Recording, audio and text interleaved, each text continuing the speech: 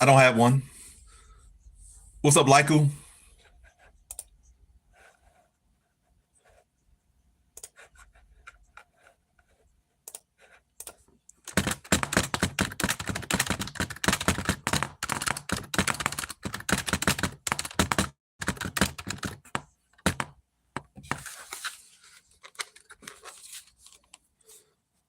Shout out to Germany.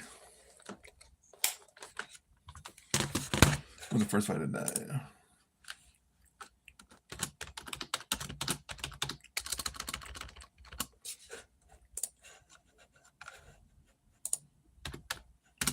Who y'all got in the first fight? Y'all got Rodriguez or y'all got Knutson?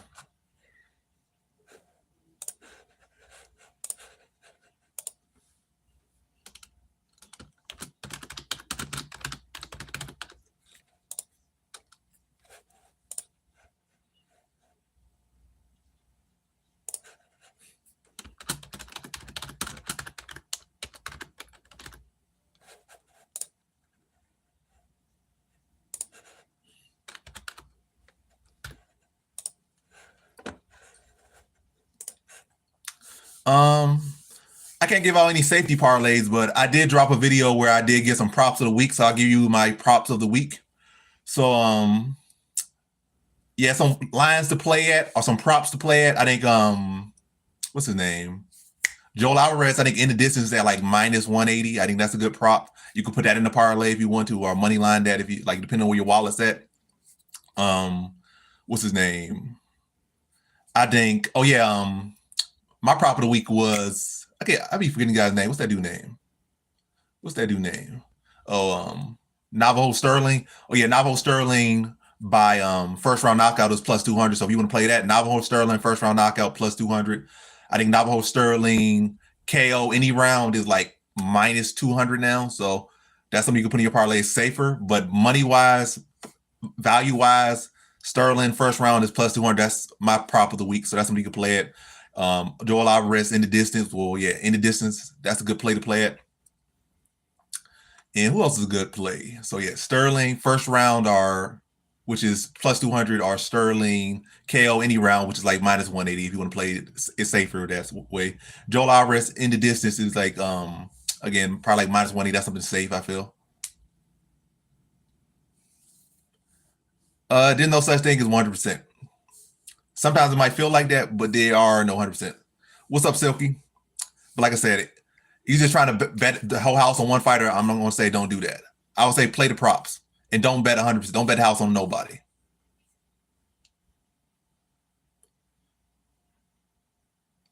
Definitely could probably you definitely could play the over in the Maverick fight. Maverick versus what's her face? Maverick versus Canadian. You could definitely play the over in that fight. But again, look for Joel Alvarez in the distance. Look for yeah, Joel Alvarez in the distance. I'm not saying parlay. If you want to parlay, you could do that. But what I'm saying, look for Navajo Sterling in the first round at plus 200, and look for Joel Alvarez in the distance. And you can do whatever you want with that. But I personally am not telling you to bet the house on that or parlay that. You can do that whatever you want with that info. And another one is Mantle Cop by KO is like plus 275. So Mantle Cop plus 275, that's good value right there. And you want to pick a round, you could probably quadruple that, but I would say plus 275 for any round KO by Mantle Cop is good value. What's up, Hydro?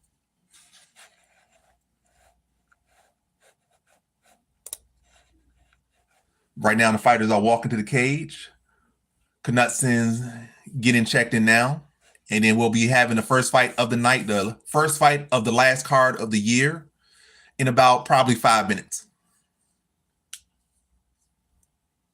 What's the alien banana candy flower? What's that? Candy flower.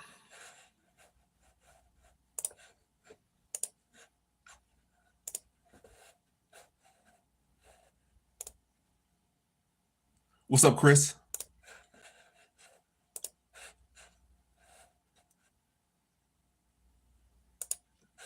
What do you mean, like flip a house or something? Oh, you talking about actual backflip? I do not.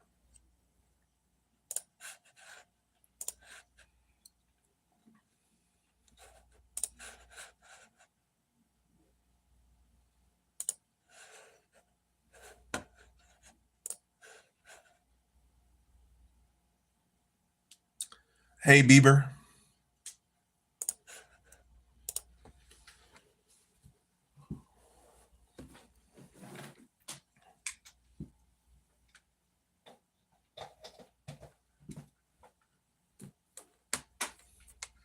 I definitely don't know how to do a front flip.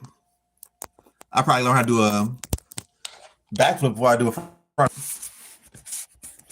What's up, Joel?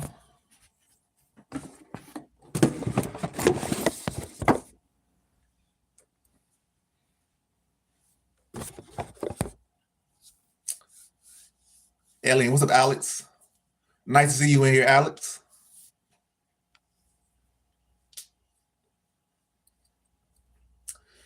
Undefeated, 8-0, 5'3". Will that old go? Let's see what y'all saying in the polls right now.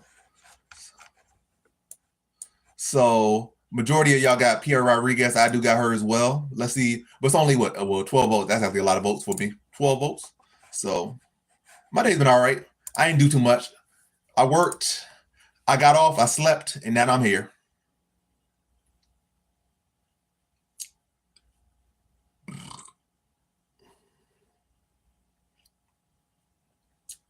I mean, Kobe got a good chance on paper.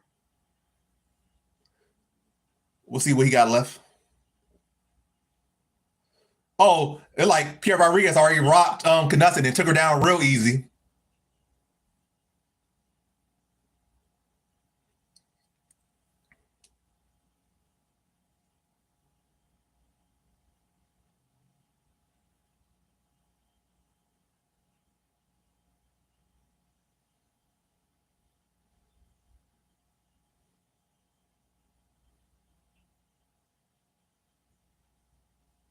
Now she got Knutson wrestling or trying to wrestle. I wouldn't say who has Kobe ever finished. I doubt at this point in career, and I doubt at 37 Kobe going to turn into a real finisher. So no, if Kobe wins, it's going to be a decision. Buckley could win by decision or knockout. What's up, Jasky?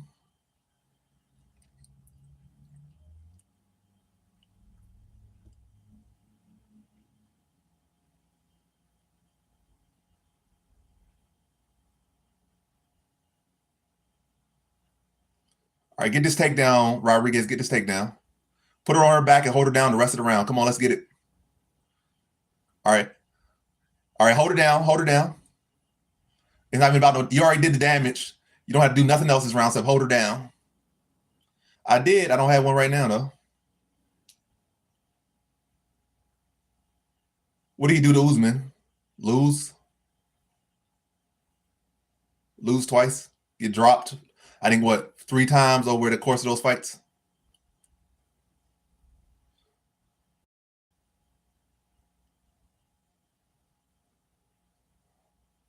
I don't know about that. I would definitely be down to hang out with some of y'all, but it's like it gotta be, a build up, build connection up. Like y'all be in the Discord chatting with me or something, or Twitter chatting with me. And I'm like, oh, I know who that is. Like we chat like several times a week now. I'm like, yeah, I'll link up with y'all, but like no face, no case type thing. Like, Knutson trying to go for an omoplata.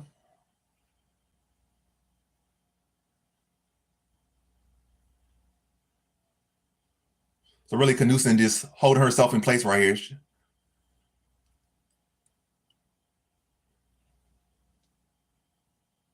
I definitely do.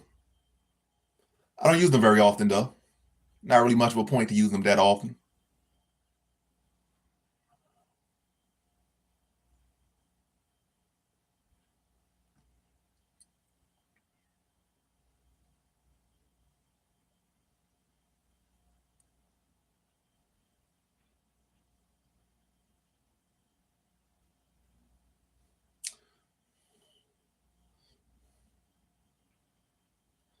How'd you get access to YouTube? And also, how'd you end up over here in the UFC section is 8-year-old?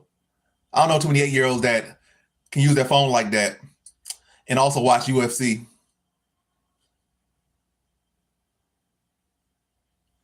It does make sense. It is. Cal is asking quick kid questions. Kid questions. Another takedown. That's don't really got no type of takedown finish. She going down for everything.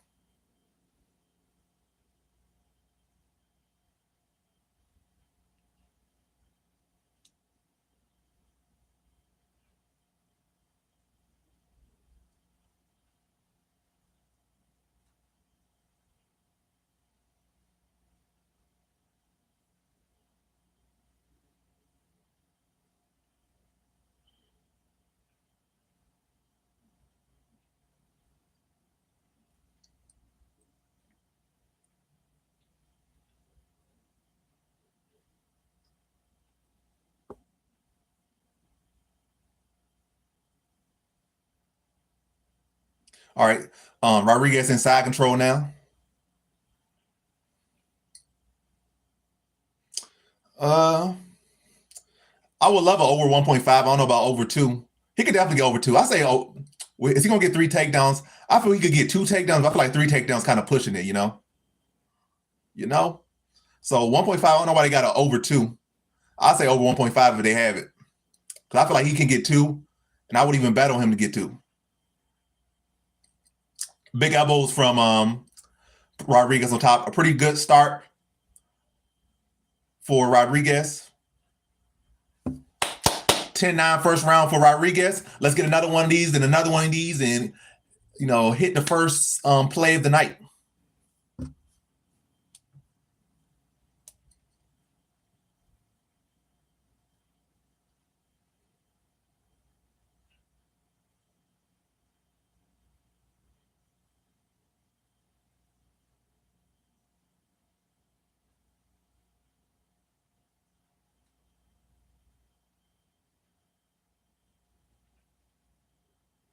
I bet on Rodriguez. I didn't put a whole lot on her. I didn't put a whole lot on her. Not a whole lot at all. Really not a whole lot at all. But I did put some money on her. Like last minute money on her. Nope. I can't do any type of if you like say if it's like a bed beside me, I can do a side flip, front flip, back flip. We talking like actually with no type of nothing to fall on. I can't do nothing. No front flip, no back flip, no side flip, no right flip, light flip. I can do a cartwheel. That's about it.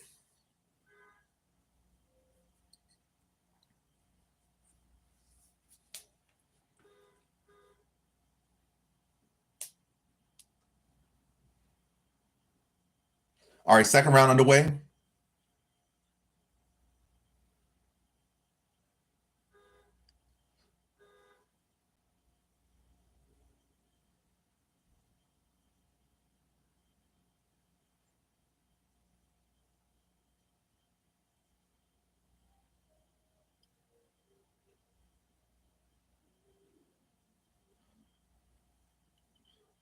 Rodriguez, I'm only bet.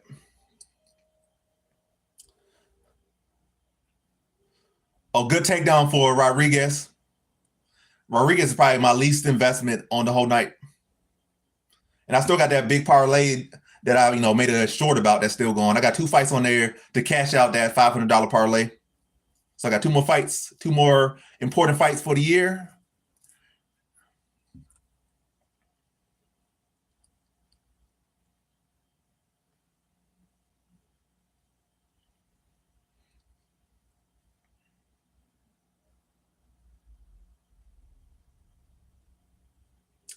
YouTube and various other things. I'm like a entrepreneur, you could say. Eating to stay out of office.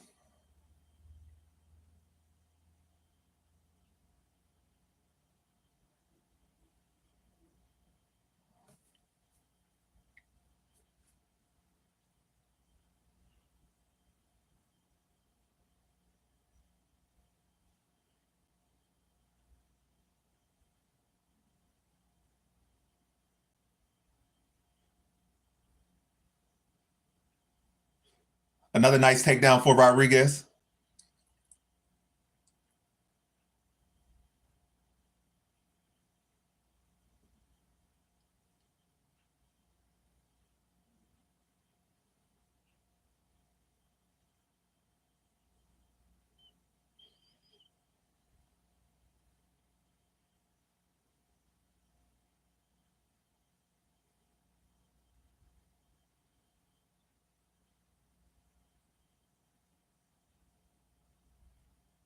I appreciate that, Kyle.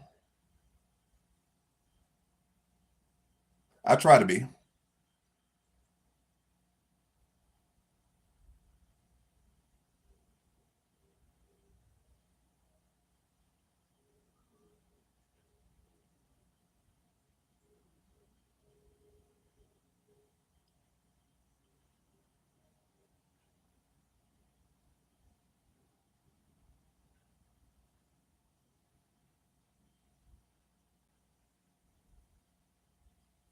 Oh, like she got a mount. Rodriguez in the mount. Huh, that's a nice little stander right there for Knutson.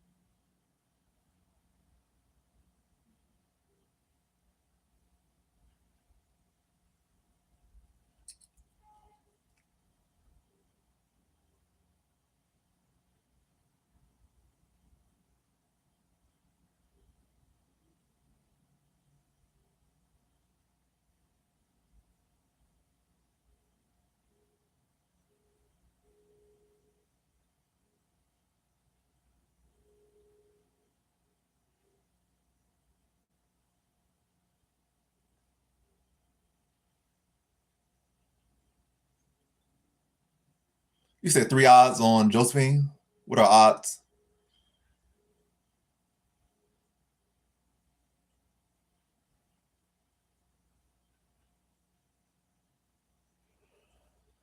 I really don't be on YouTube. I mean, as far as going live, I only go live on fights. That's probably going. Well, matter of fact, I'm not saying probably. I'm definitely looking to change that. Looking to go live on Twitch and YouTube a lot in 2025. Definitely a big plan for 2025 to go live on YouTube and Twitch and build on there. But as far as this year, I just go live like Saturdays for like UFC fights, sometimes boxing, sometimes PFL, but pretty much all UFC. Other than that, I post on YouTube, but I don't be on YouTube.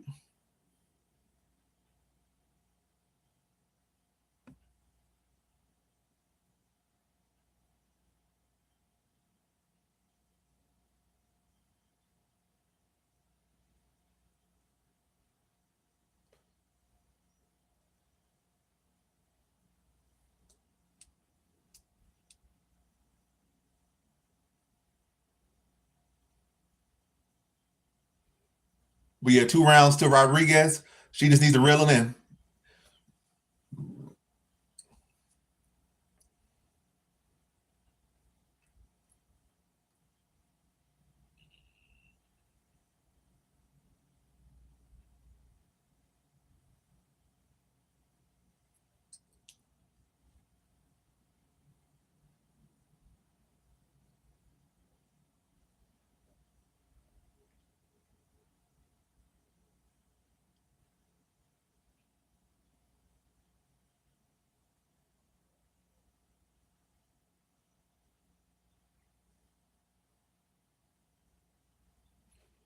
All right, round 3, there's 5 minutes left.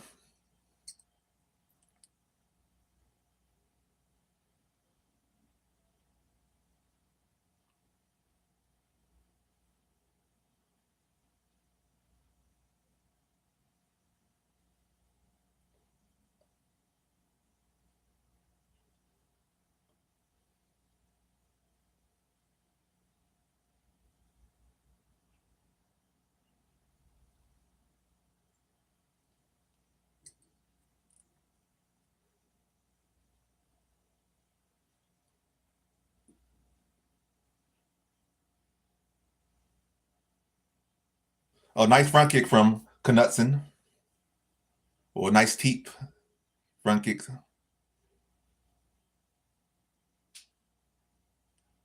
Oh, another easy takedown for Rodriguez.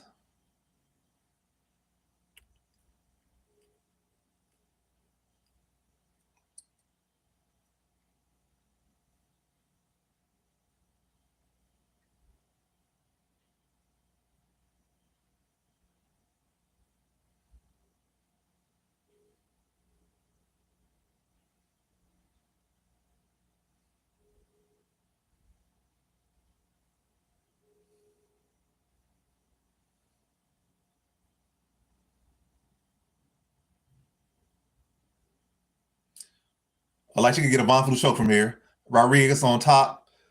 Knutson holding onto a neck. That can easily get her in a Von Flue, but she lets it go. And now Rodriguez just in half guard. So 2 rounds to zip, and Rodriguez on top in the 3rd round in half guard, dropping elbows on Knutson. So only a few minutes away from the first dog of the night cashing.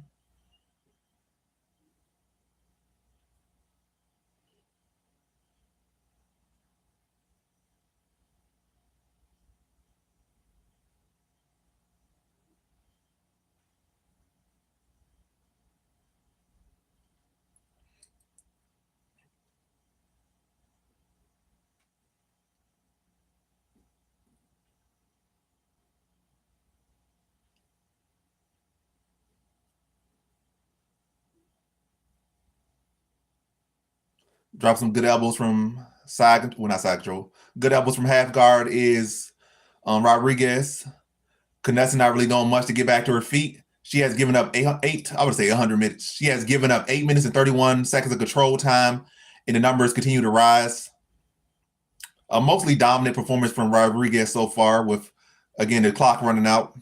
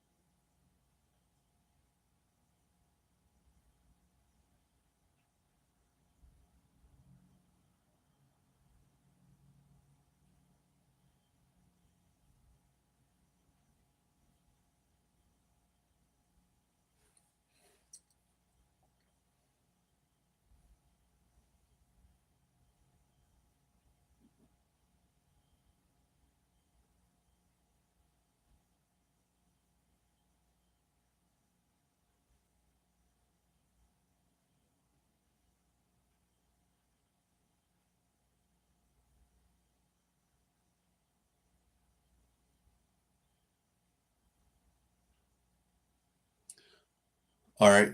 Rodriguez and mount, but Knutson's able to push her back against the cage and get out mount, but still on bottom.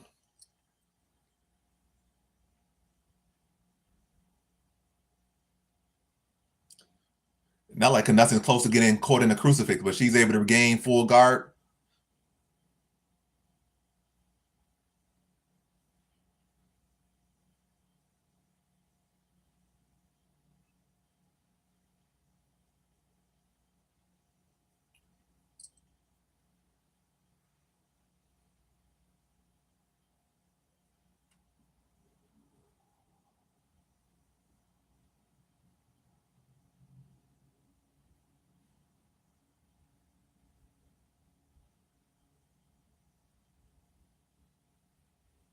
But yeah, 30-27, Rodriguez, pretty easy to score.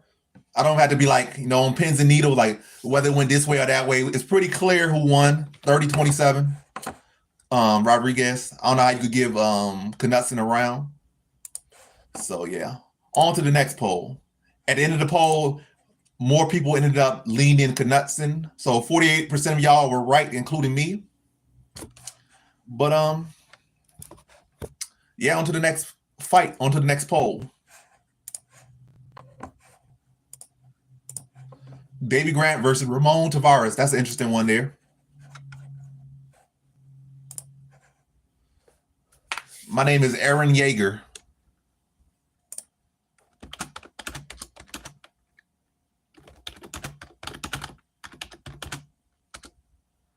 Yeah, she did. She dominated. 30-27. It hasn't came through yet, but it's going to be 30-27. Or it should be 30-27. Ain't no split decision for sure. That's for sure. Rodriguez controlled 10 minutes, 11 minutes of a 15-minute fight.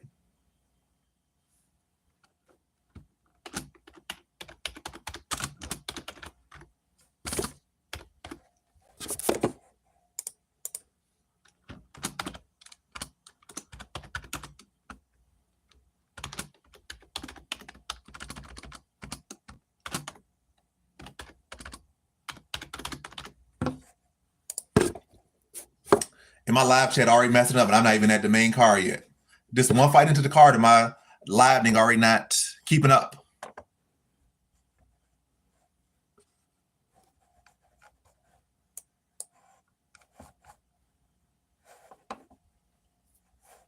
You have all judges 30-27. Pretty easy to score, like I said. Pierre Rodriguez, my first dog of the night, cashes.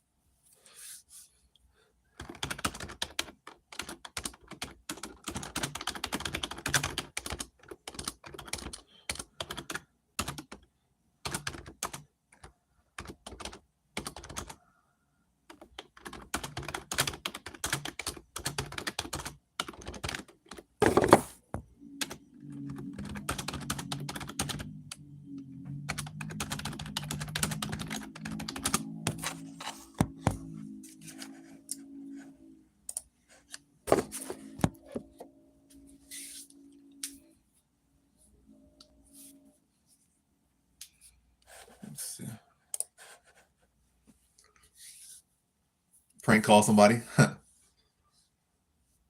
That would be crazy if Buckley got a submission. But has Buckley ever submitted anyone or been close to submitting anyone? But hey, sometimes you get a club and stuff. That's definitely on the table, but very, very, very, very rare. I think it's definitely more likely that Buckley could get a decision victory than a submission victory. No, I got Sean Woodson, but I do think Padilla has a very good chance to win, though. I didn't bet no money on Woodson. So yeah, if you want to bet money on Padilla, I will say that's a good bet. He's dog value right now, and he has a style and build that has caused Sean Woodson issues. So yeah, he's a good dog. He's a great dog, actually. And I do feel like I kind of rushed on picking Woodson there, and I just like already made the pick, so I didn't feel like going back and changing it. But if I could change another pick, I would change the Woodson pick to Padilla. So that's just telling you right there. So you think that's a good pick? You got some money on the side you want to put on it, nothing too crazy. I would say put some money on Padilla. Probably Padilla in the distance too. Because I feel like when Woodson typically loses, he loses in the distance. So you could put money on Padilla already at plus money, and then you just turn that into a prop for Padilla in the distance. You probably get at like plus 200, plus 300 range. So Padilla is definitely a great dog on the card.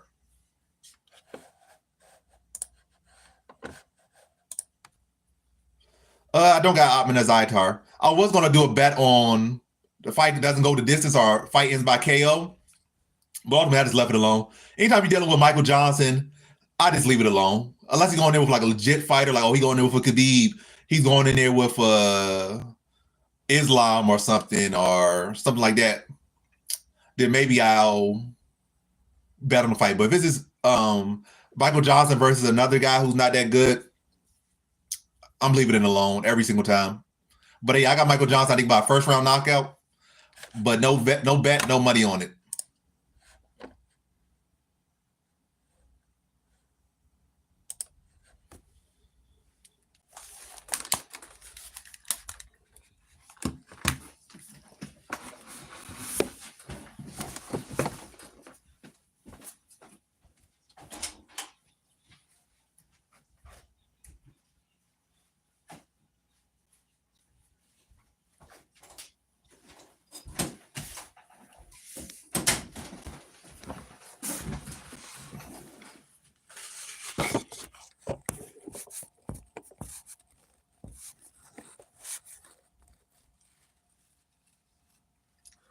There's no way this video gonna get 15,000 likes.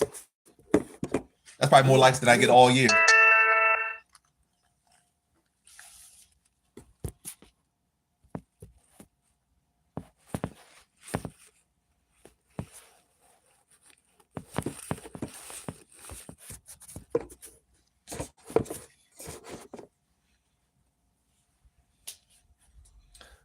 Still going Grant. Age, height, weight. What are you trying to clone me? Sell my organs? I mean, it's not like Zitar has lost to particularly phenomenal competition. He lost to like debuting guys who are like entry level UFC talent. So it's not like Zitar is some phenomenal fighter. Ramon T.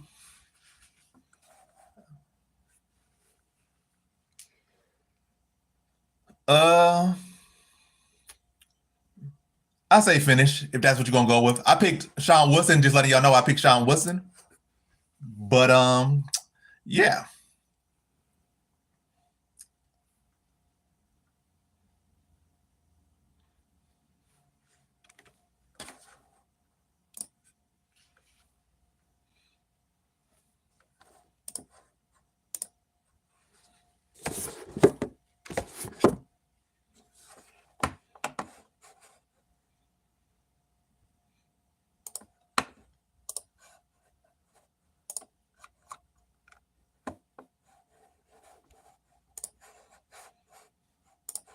But yeah, the polls up.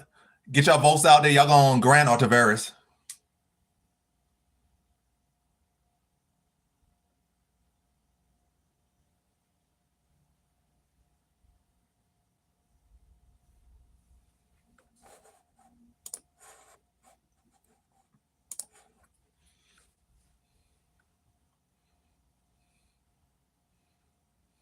Let's see if Davy's still dangerous. He's still dangerous. Let's see.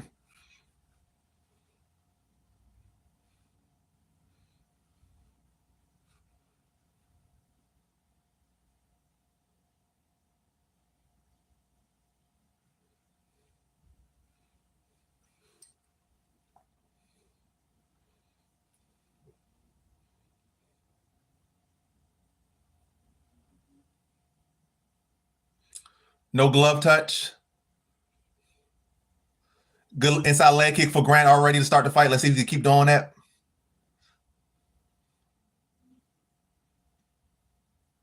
Another good leg kick for Davy Grant. Attack the inside, then the outside. Another good inside leg kick for Grant. Try to go for a oblique kick. That missed.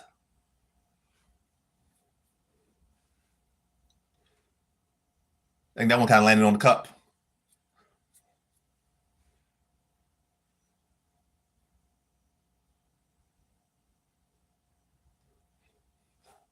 Good counter left for Tavares. Good high kick attempt for Grant. Good oblique kick lands for Grant.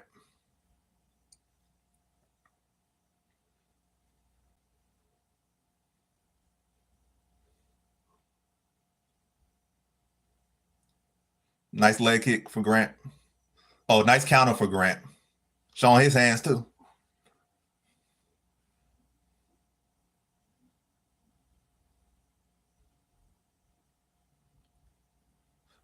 Good counter by Tavares, but it lands on the arms. Good reflexes. Good ability.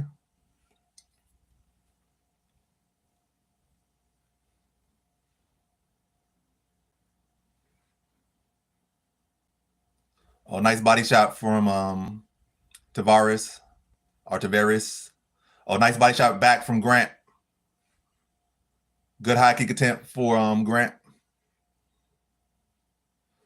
Grant definitely the much busier fighter. It like Tavares is looking for a big shot. Oh, nice body shot from Grant. Well, yeah, nice body kick to the body. I said body kick to the body.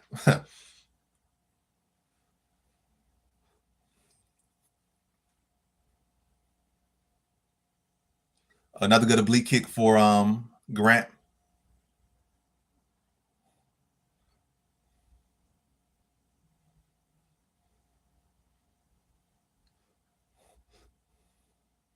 Nice inside leg kick for Grant. Good combination for Tavares before that.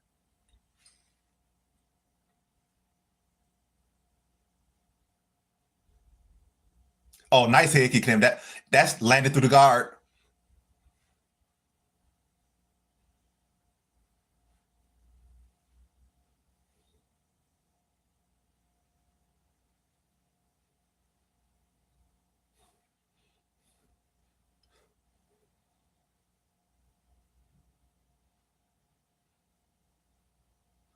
Oh, David Grant got to chill out. Nothing really landed there against him, but spending too much time in the pocket right there. The kicking game is doing very well for him. I think he already landed like 10 or 12, 13 kicks just in what, like the first 3 minutes and change in the first round. And I think Tavares only landed about 4 strikes in total. So yeah, all you gotta do is avoid the boxing. He's a much better kicker, much more experienced fighter. You don't really have to enter the pocket too much.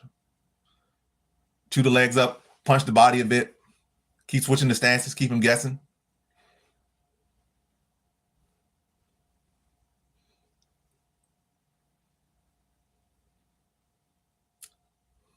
All right, fights it back on.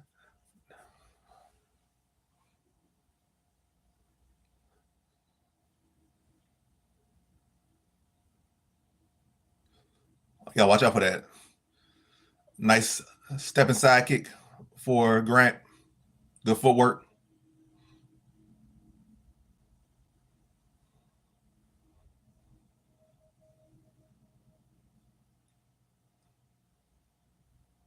A good body kick from Grant. Oh, you gotta watch out, Grant. Stop doing that stuff. You get away with it now, but stop doing that. Save the bolo punches. Save the unorthodox punches.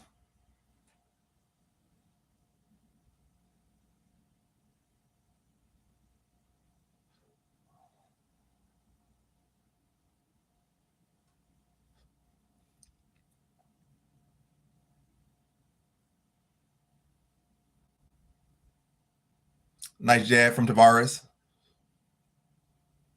Oh, nice body shot back from Grant. Another leg kick lands.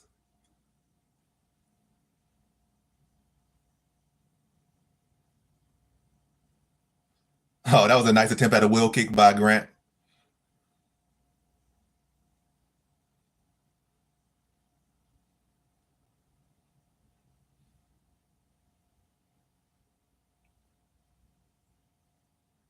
That's one of Grant's favorite combinations. That little switch hook to the body. Sometimes you bring that up top.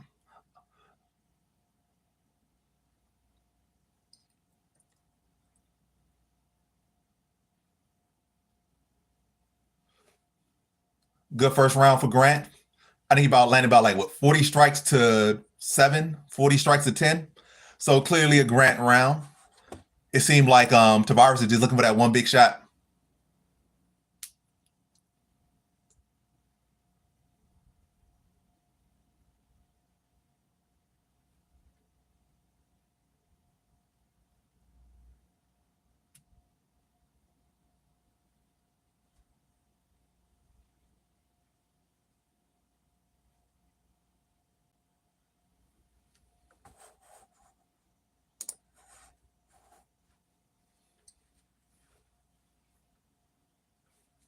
I don't know what you're talking about.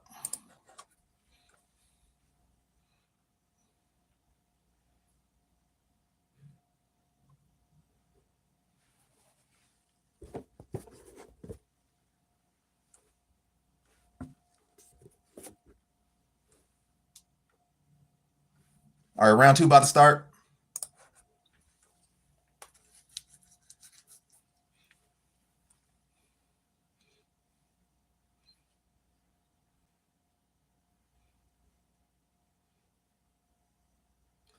Leg kick to start round 2 for Grant, then followed by the oblique kick, both to the lead leg of Tavares.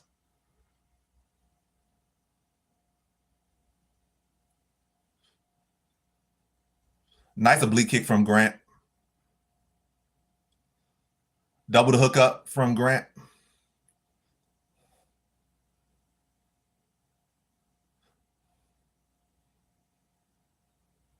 Oh, Grant just got dropped.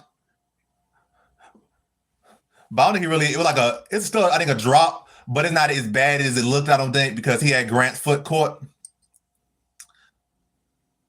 Oh, but Grant back up throwing combinations.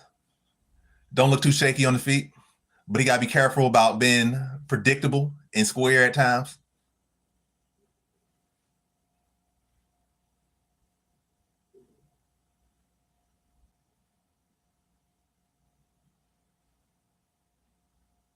Good body kick from Grant. Oh, another good oblique kick from Grant.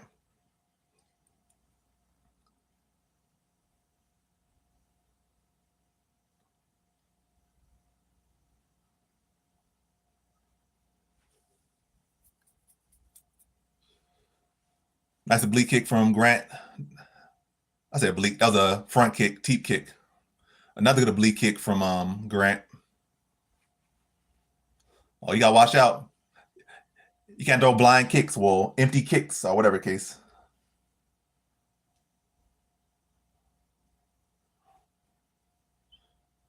Can't throw kicks without no setup. Squared that close. Another good body kick. Oh, good body shots from Grant. Good high kick attempt.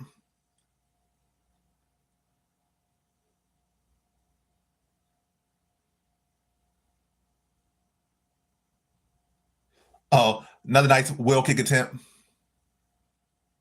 That one landed a bit.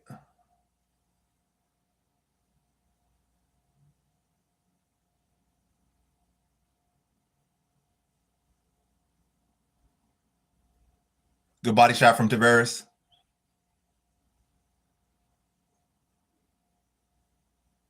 A real good body shot from Grant.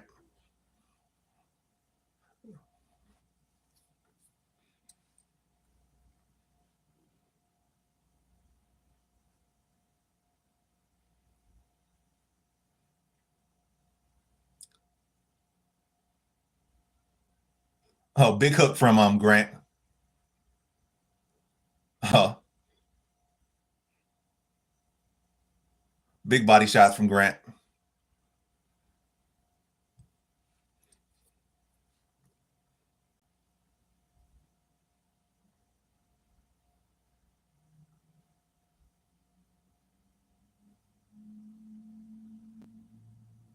Good inside leg kick from Grant. I don't know why the crowd booing. I don't know what the crowd booing about. This is a fun fight. Good combination from Grant there.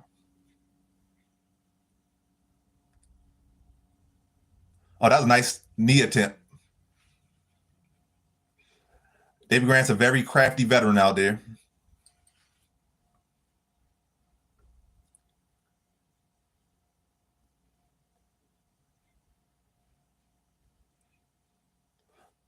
Nice spinning back fist attempt from Grant there. Kind of grazes a bit.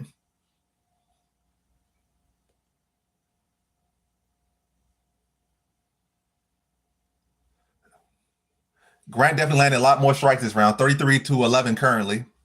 He did get dropped, but he's been outworking Tavares this whole fight by a lot.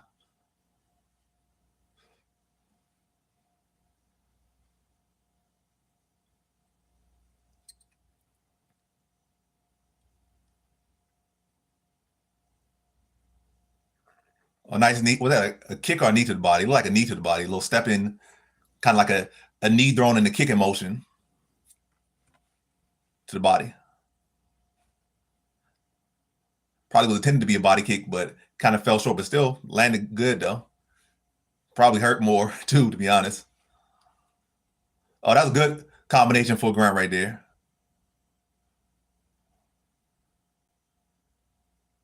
All right. I would say that round goes to Grant and two, in my opinion. I think that drop was okay, but I don't think it was enough to. This is not boxing, so in boxing you get dropped. That's a already a point taken off. So you go from like the best you can do was like a 9-9. The best you can do once you get dropped in a boxing round.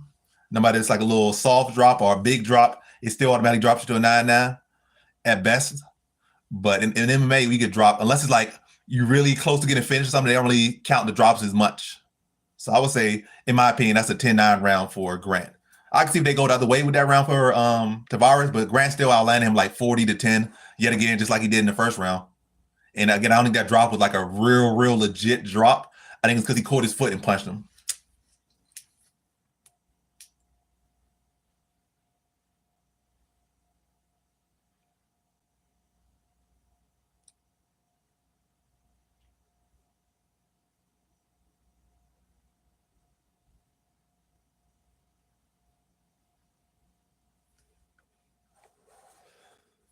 Yeah, I should kick Cal. He acting up over there, especially with that whole address thing. I haven't seen Vivek do nothing bad. So yeah, stop leaking your fake addresses and stuff like that and all that crazy stuff. Maybe chat with other people in here or whatnot. Chat with me and other people, but don't be doing all that crazy stuff you're doing.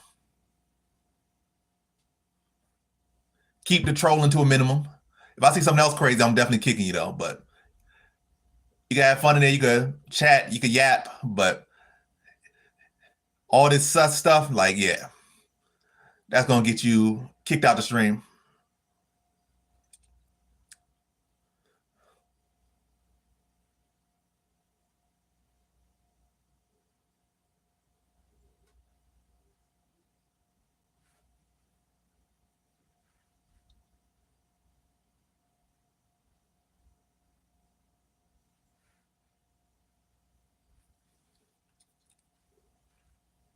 Yeah, round 3 underway. Nice jab from Tavares.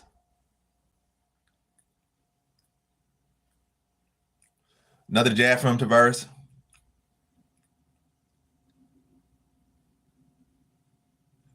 Oh, Debbie pressure now.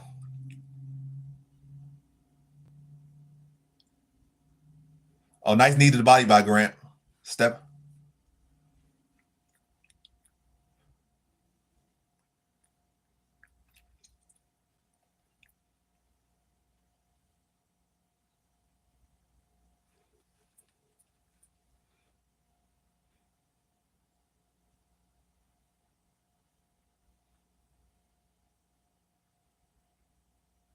Oh, nice.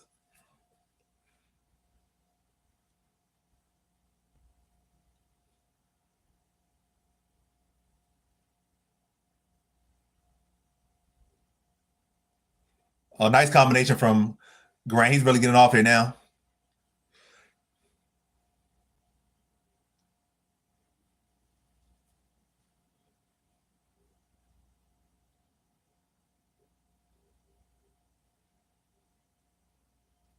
Yeah, Grant's real crafty on the feet over here.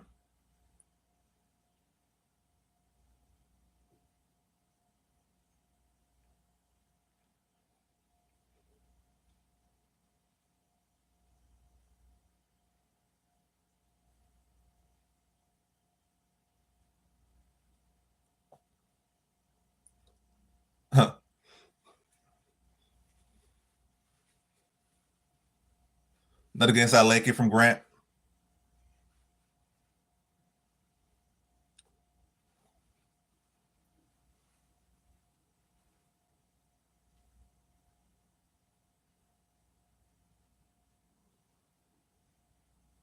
Oh, like Grant finally hurt him with that one.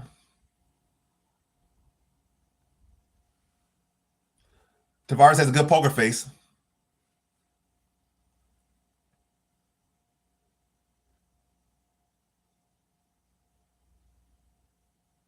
Good leg kicks from Grant.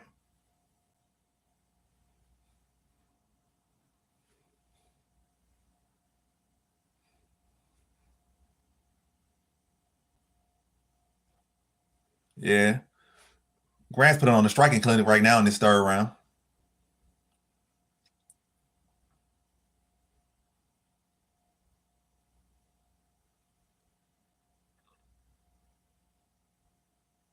Another good oblique kick from Grant.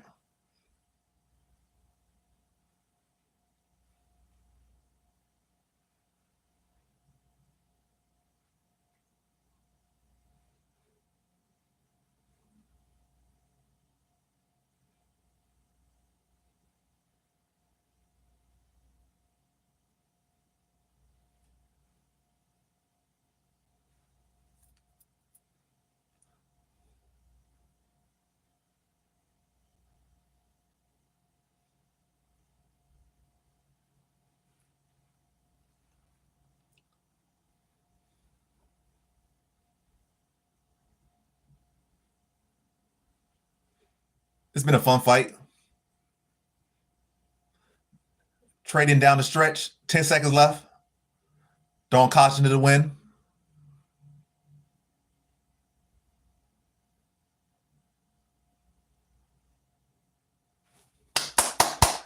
Yeah, I would say 3 rounds to none for Grant. But at the very least, I would say 29-28 Grant. He outlanded him, what, 3-1, they said? 3-1 strikes? 3 times as many strikes landed by Grant. Pushed the pace the whole fight. Yeah. Maverick is definitely one of my high confident picks. So if you want to bet on her decision, however you want to do it. I think she's a good bet. But the value on her is not great. So if you want to put her in a parlay, yeah, I think that's good. You know, put her in a parlay, maybe the over.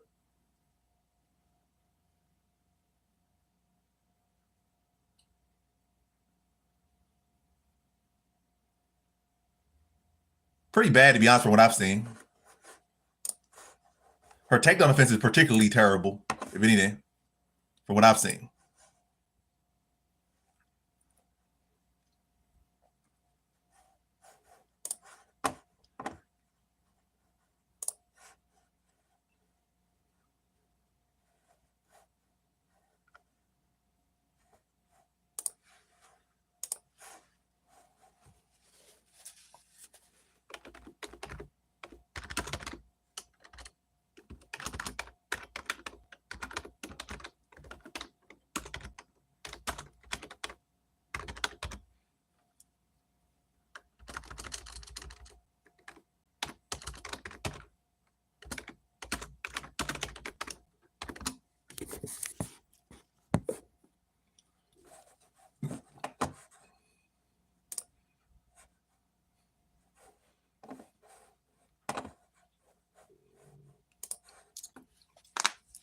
Unanimous decision, Davy Grant.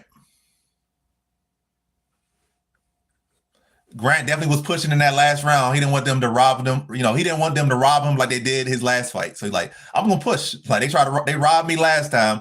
I'm not allowing them to rob me again.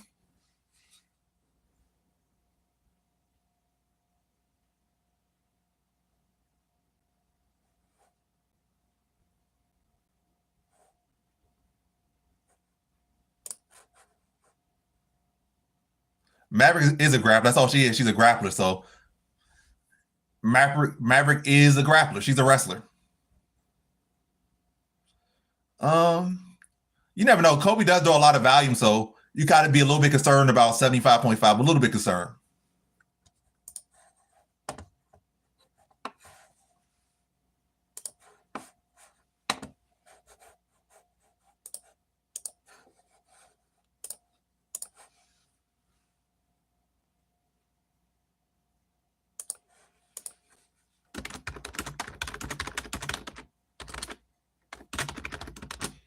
Who's the next fight?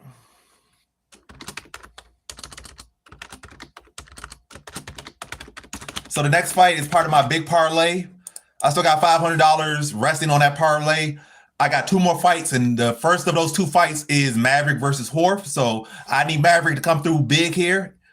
So, you know, I could get to cash in this parlay, you know.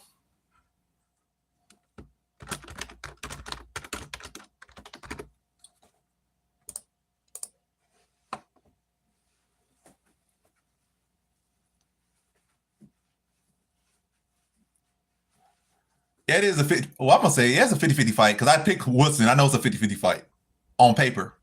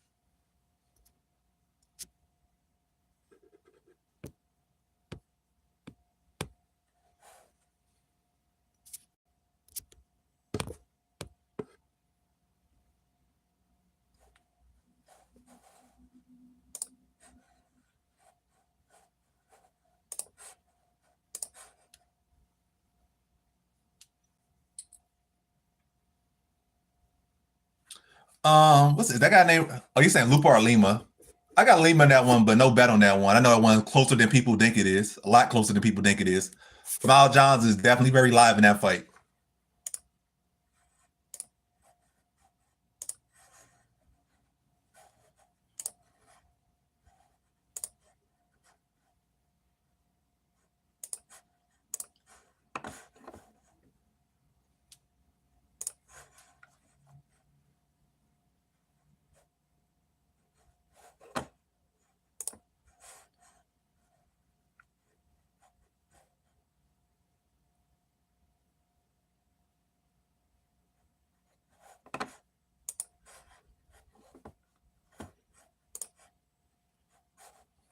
And now my whole comment section just disappeared.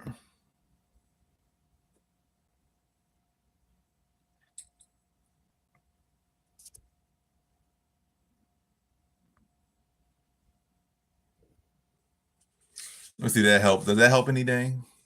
I still have no comment section on my phone. I had to look at my computer to see my comment section. That's crazy.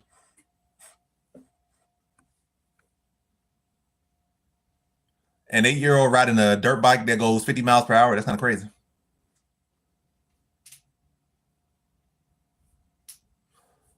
But yeah, like the live stream up, y'all. Like the live stream up.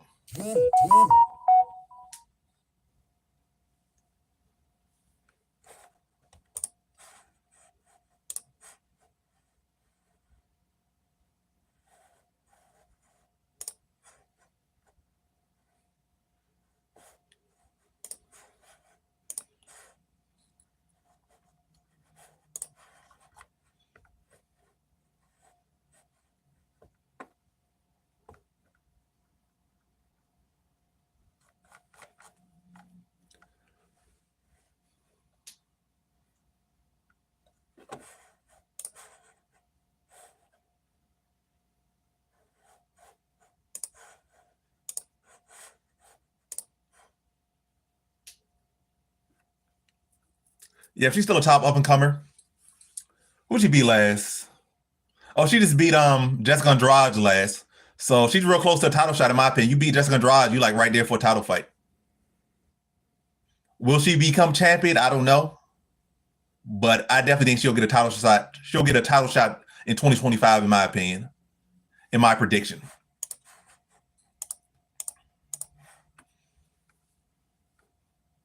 27 versus 34, big height advantage. But the reach.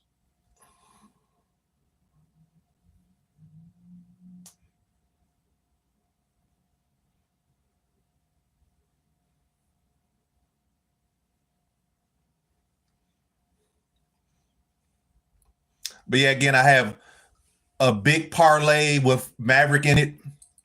I have 2 legs left on that parlay, and Maverick is in it. So I need Maverick to come through here, do what she does.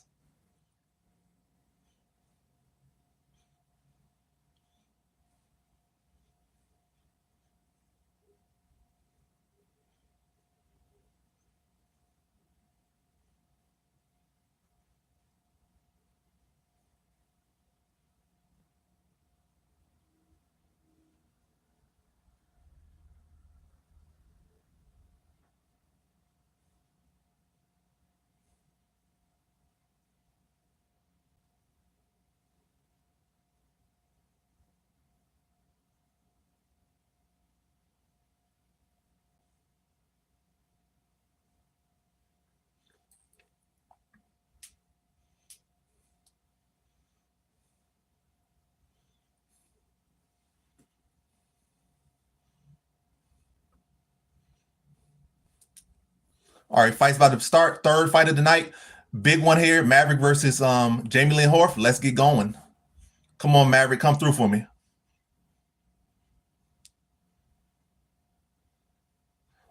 All right.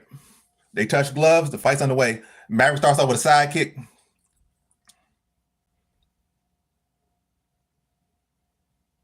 Good inside leg kick from Maverick.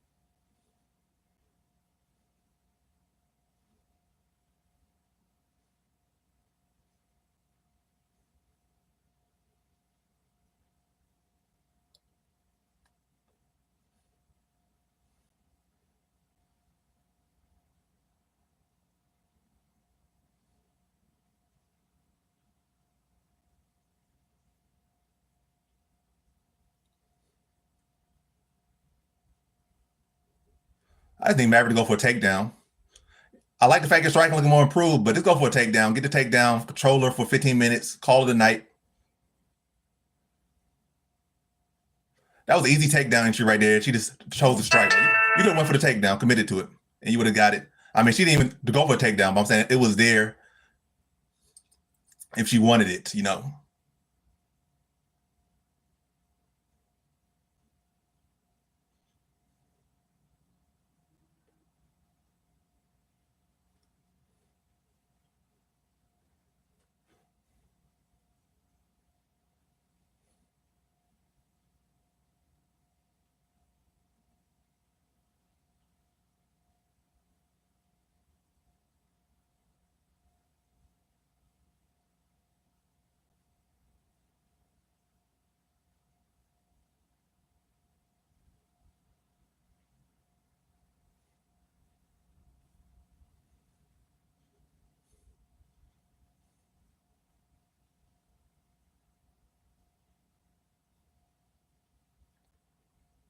Come on, Maverick, keep going for this takedown.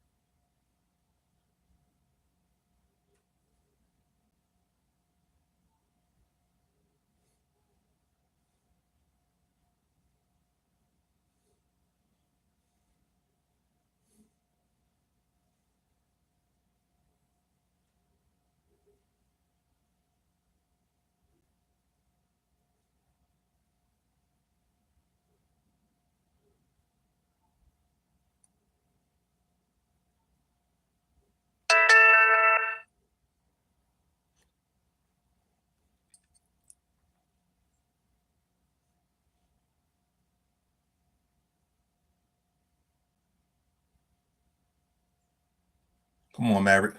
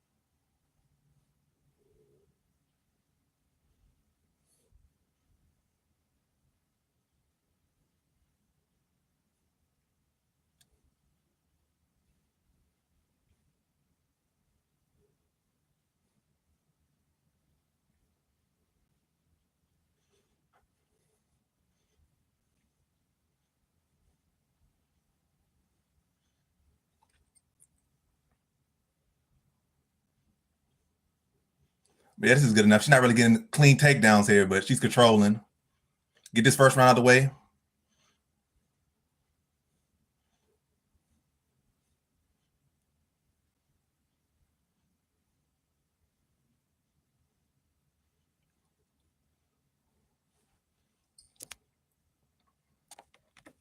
Yeah, first round goal to Maverick, a lackluster round. Not as much success as she should have had in that round, but she controlled it the whole round.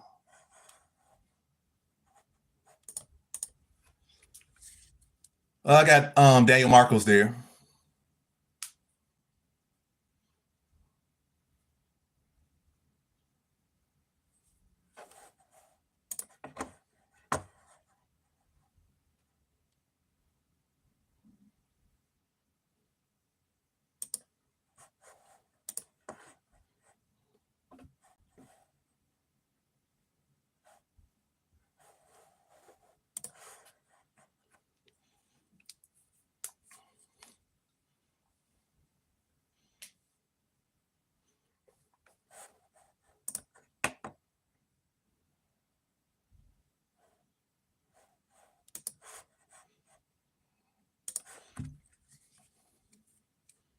All right, second round about to start.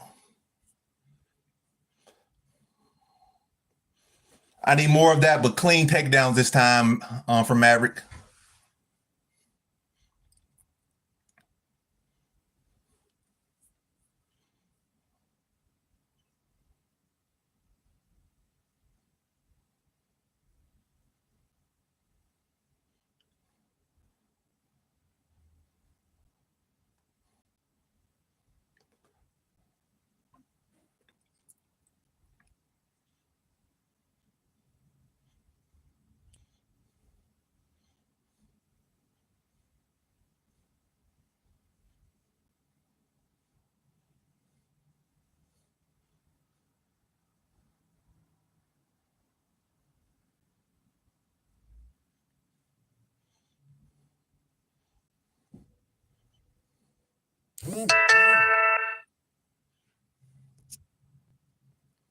Let's see.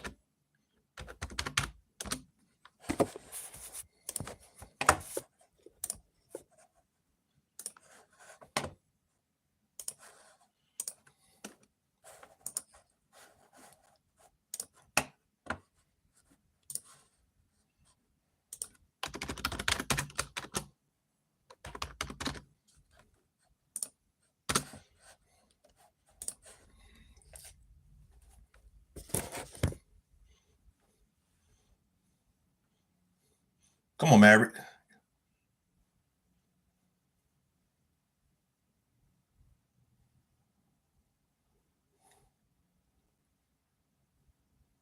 Now Horf is on the back. That's not a good look. Come on, shake this lurch off your back.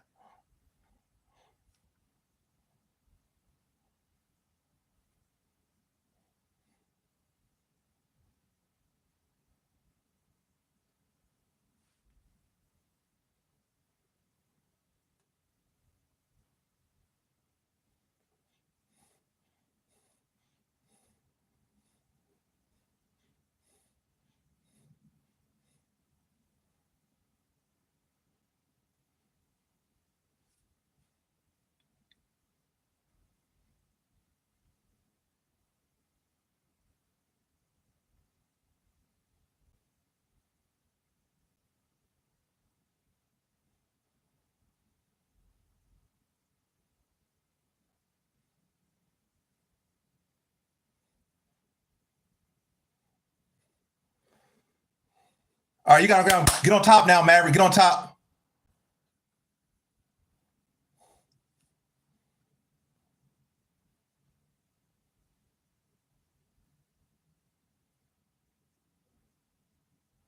All right.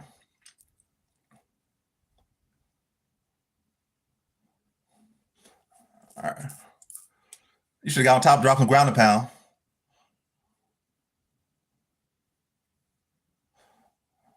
Some weird grappling for Maverick in the second round.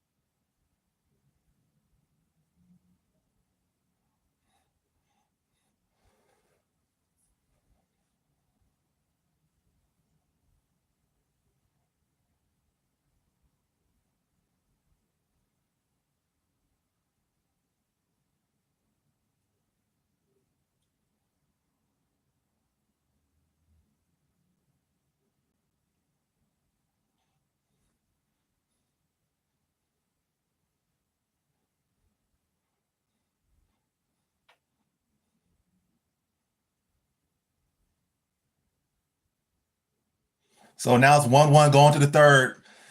Don't choke here, Maverick. You got 1 round left. Don't choke here.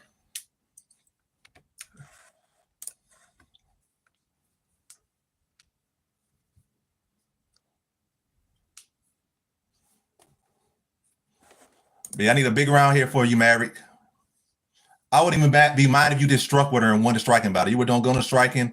You look kind of weird in the grappling department. Wall and stall, anything.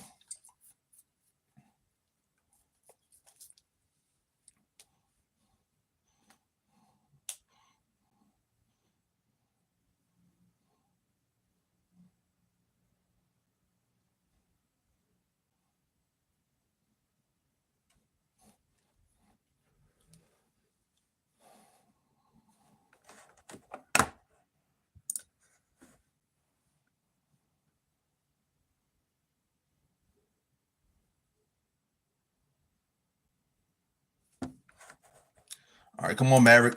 I need you to get it going here in this third round. 1-1 going to the third. Need you big here. All right, round 3 underway. Glove touch.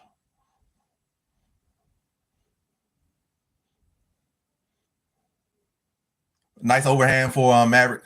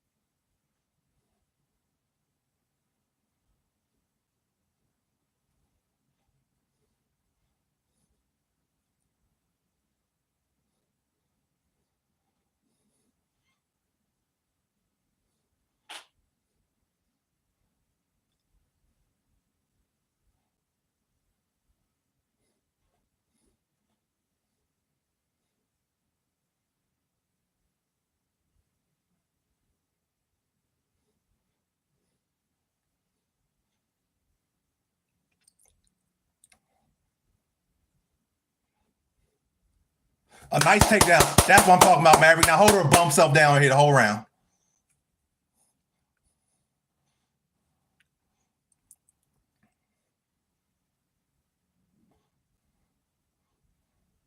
All right, good body shot. Keep doing that.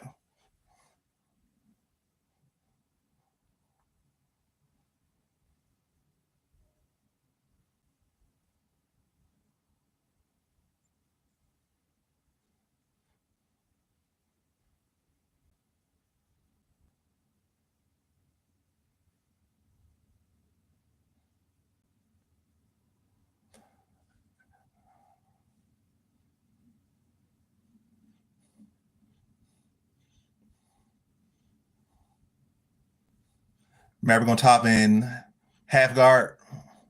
Well, Lynn Horf's half guard. But yeah, Maverick on top, doing good through this first half of the third round.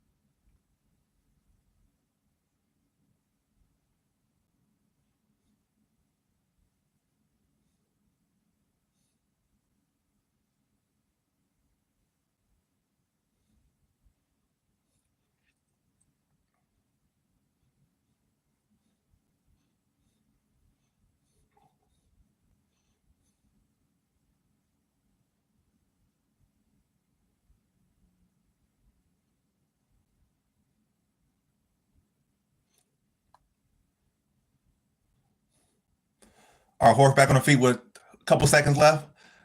A good combination by Maverick.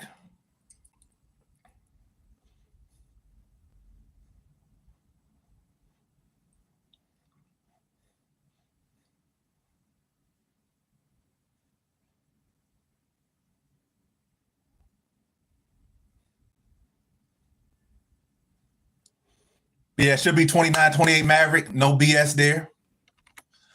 Pretty easy rounds to score. Yeah, I'm worried. I got my most money, not of the year, but there's only one card left, and most of my money is on this parlay as far as what's left. So hey, I definitely don't want to see no case of no BS. Horf get another decision victory she don't deserve. Yeah.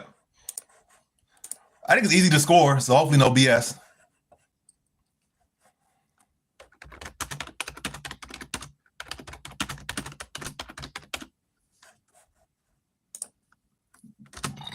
Excuse me.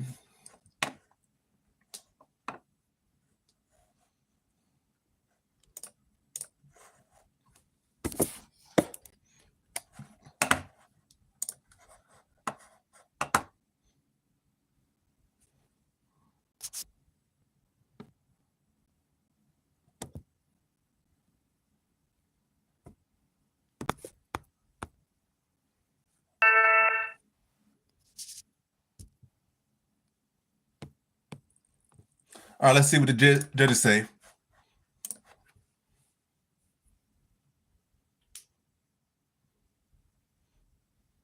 $29-28 Maverick.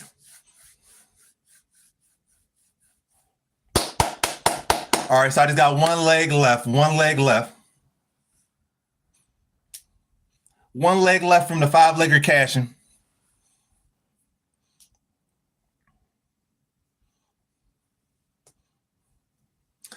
But definitely a weak performance from Maverick. That performance says that she has not really evolved all that much. What's up, Chase? Maverick won 29-28 unanimous decision. Yeah, Navo should be a lock.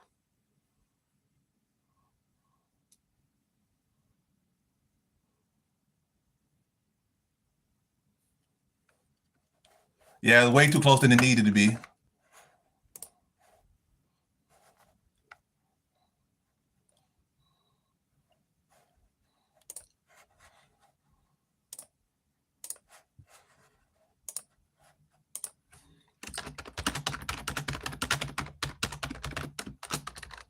Got no bets on this one, but I do got Lima to win.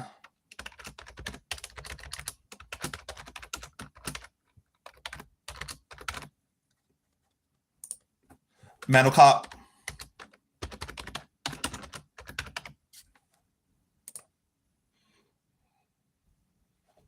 All right, the polls up. Who y'all got, Miles Johns or Felipe Lima?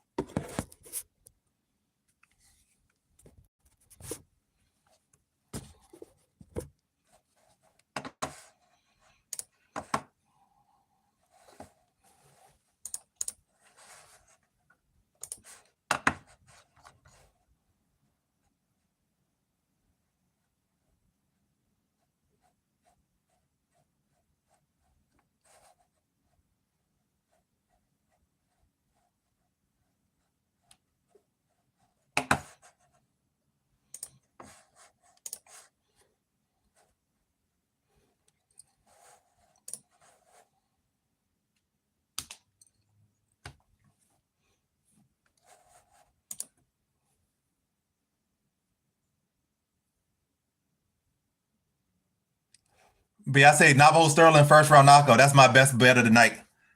Not as far as I'm gonna put a whole house on it, or I am putting the whole house on it. It's not that case, but I'm saying as far as a prop with a high likelihood of happening, at plus 200, I think Navajo Sterling first round knockout at plus 200 is a very good bet. Also, Mantle Cop by knockout in any round is like plus 275, so that's another good bet. But the best one to me is Navajo Sterling first round knockout as far as props. Yeah, I didn't go. It goes the distance. I don't think it's gonna be a stoppage on either side.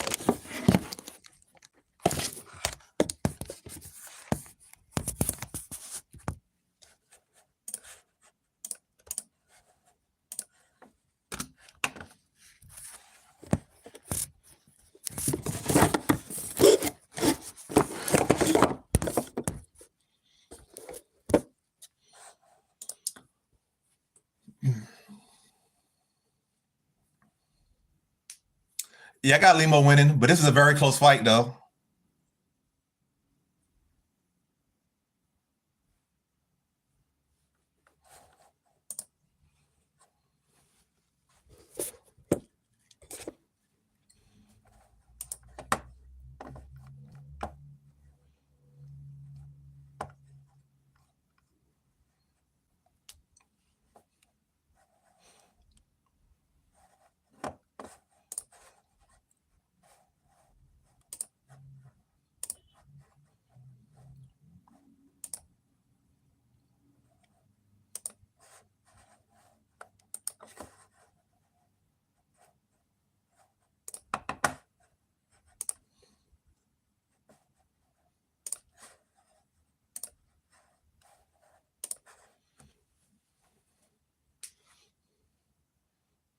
Let's see what the poll says. 83% of people have Lima, but only 6 people have voted.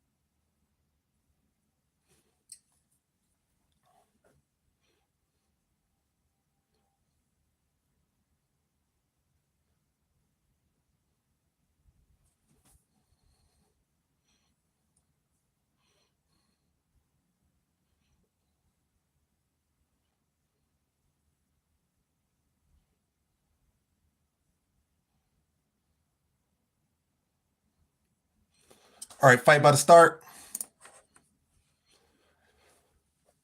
Another reason why I'm talking a little bit weird tonight, it's cold in here too. No heater. The heat's in the other room. This room does not have any heat. All right, Lima versus John. Let's see. Filling each other out right now. Jumping front kick to the body for Lima. Mal John's throwing those big bolos, misses both of them.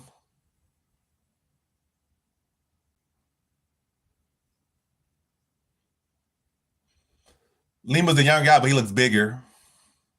He looks notably bigger than John's.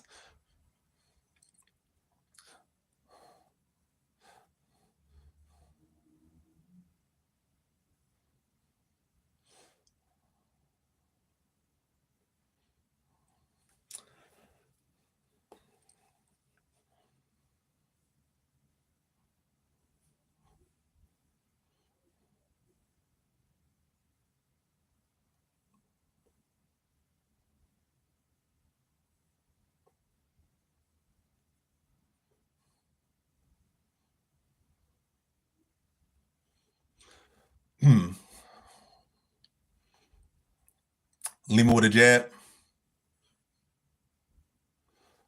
Nice inside leg kick from Lima.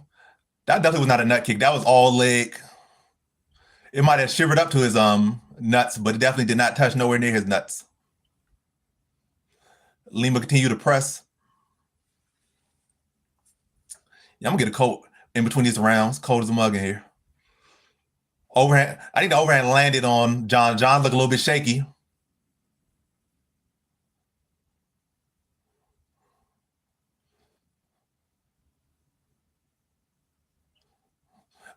Lima getting very creative out there.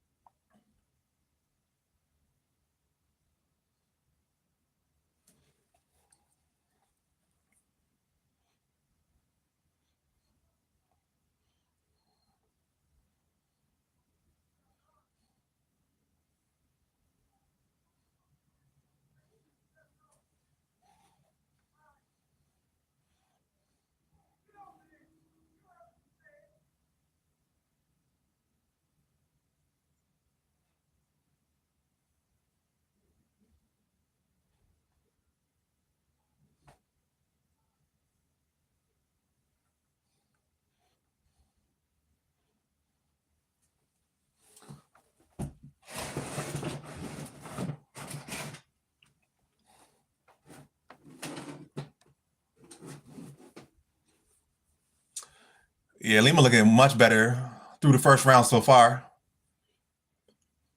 He's longer, he's bigger, younger, faster, more technical.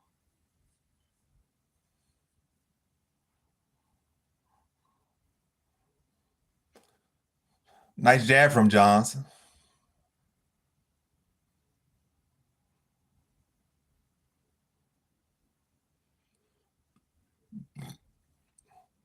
Oh, nice right hand for Lima. Jab right hand.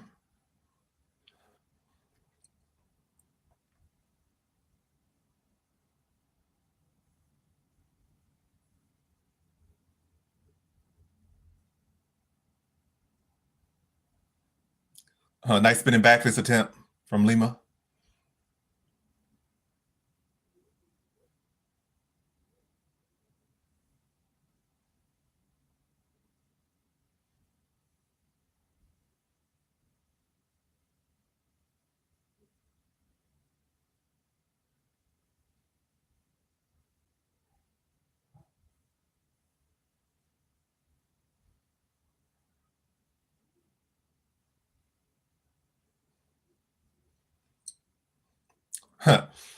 Come on, come on.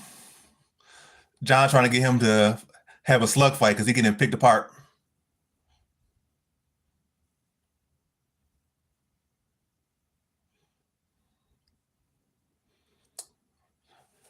but a very easy round one to score for Lima. And he's clearly not fazed by John trying to get him into a slugfest.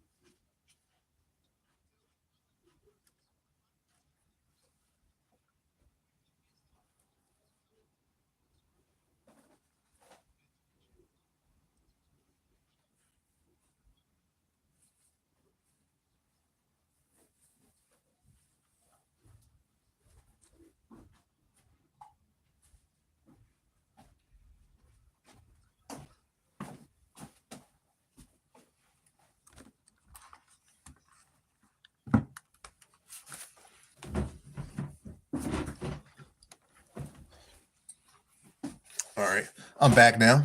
Round two on the way. We're like 30 seconds to the round two. Nice overhand lands for Lima.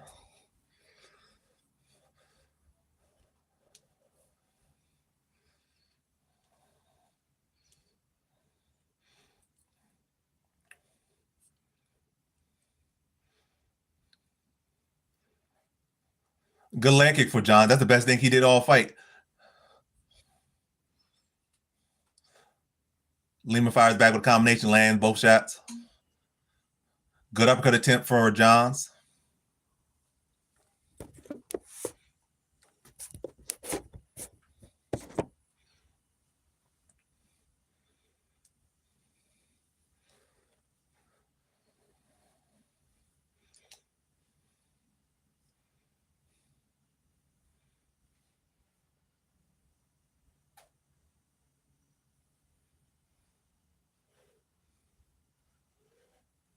Oh, that was a real good flying knee by Lima. It didn't seem to do much damage, but it was like well timed. Seemed to land pretty flush.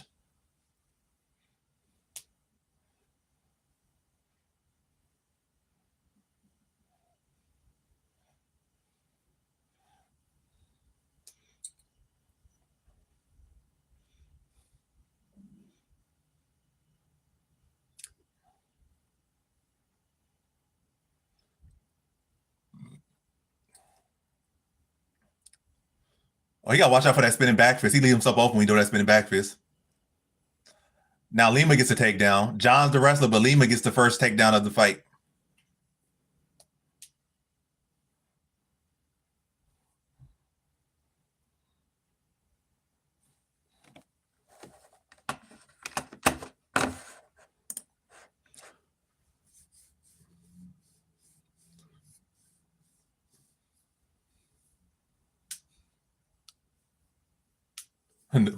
Sweden has Felipe's.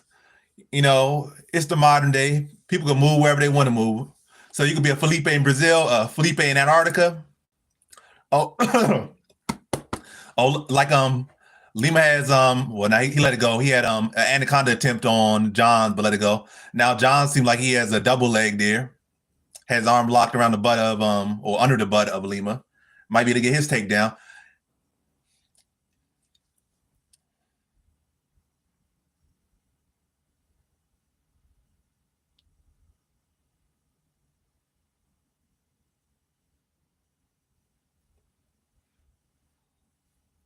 But yep, it's modern era though. People can live whatever. You can have a Daquan in Japan, born in Japan too. At that, not even just a person who moved there. Second generation Japanese guy named Daquan.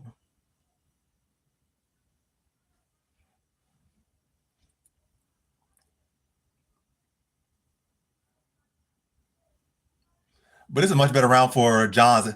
I don't think he went in the round, but he definitely did much better than he did in the first. Nice uppercut for Lima. He tried to go back to it, didn't land it that time. Good uppercut back from Johns.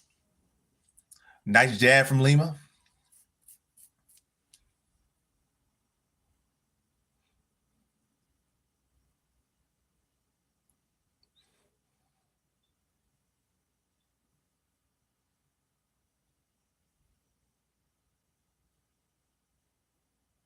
Good leg kick from Johns.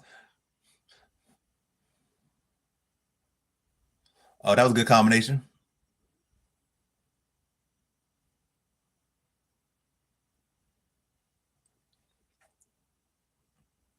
Oh, nice overhand lands for Johns. Like it hurt Lima just a little bit.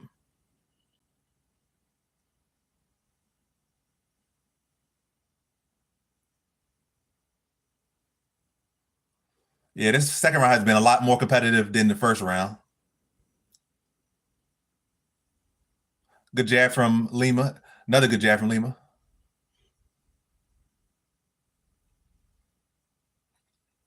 Yeah, I would say 2 rounds to one. I mean, 2 rounds to none for Lima. They bumped heads a little bit after the round. A lot of bravado going on, but I would say Lima is up 2-zip. I could see a judge giving that round to Miles Johns. I could see a judge. Some judges be like that. I could see that a judge giving that to Johns, but I would say 2-0 Lima on most scorecards, if not all scorecards, going into the third. So if you're betting on Johns or your Johns friends, family, it's seeming like he needs a knockout in the third, for sure, in my opinion, on my scorecard.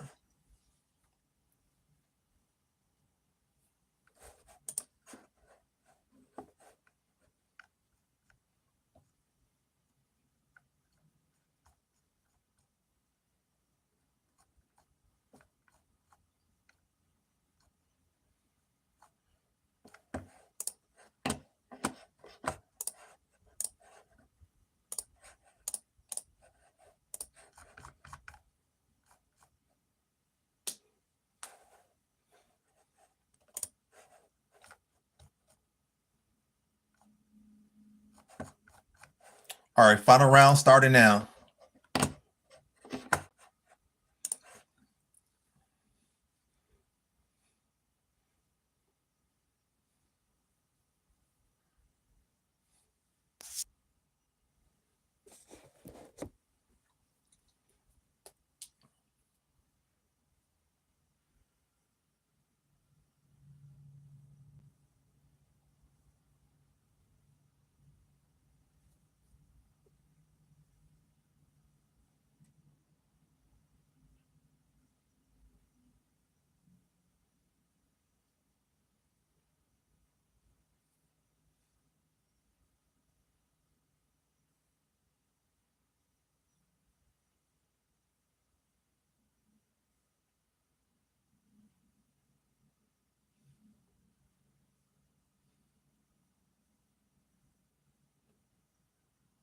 Miles Johns definitely looking to set up another overhand. Good uppercut from Lima.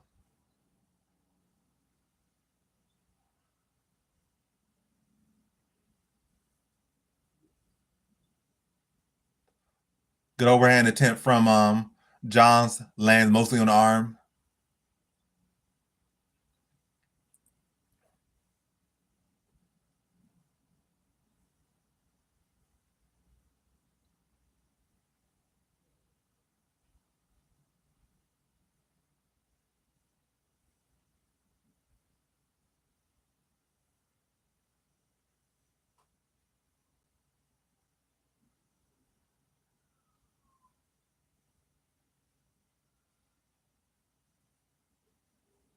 Nice attempt there, but nice check hook from Lima.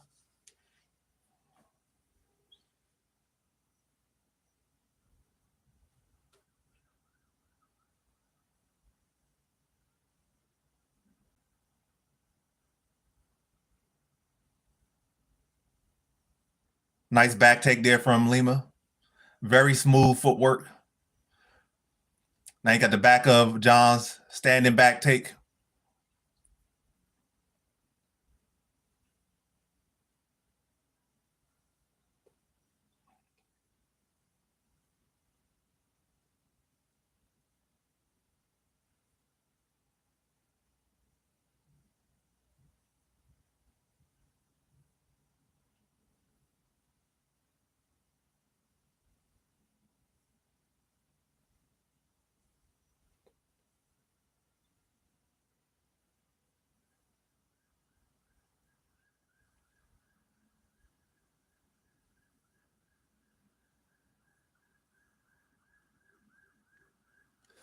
Oh, Lima might get another third round rear naked choke.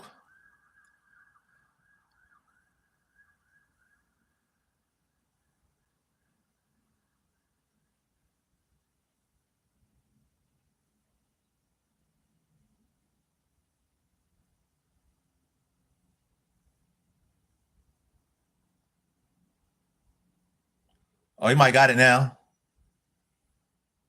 Oh, now he don't got it. Oh, does it?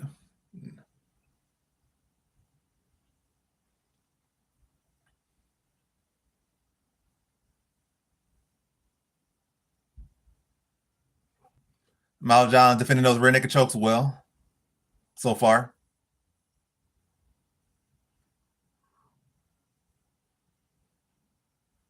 All right, Miles John's able to reverse position.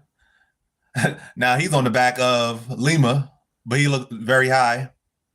Lima probably gonna be able to shake him off top.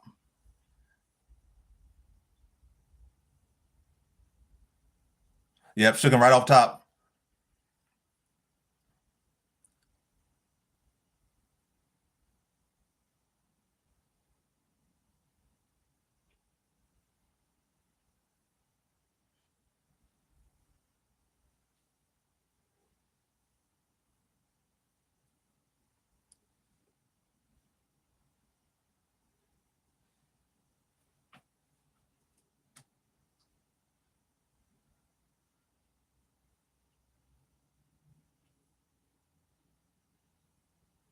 Miles John's on top now with 15 seconds left.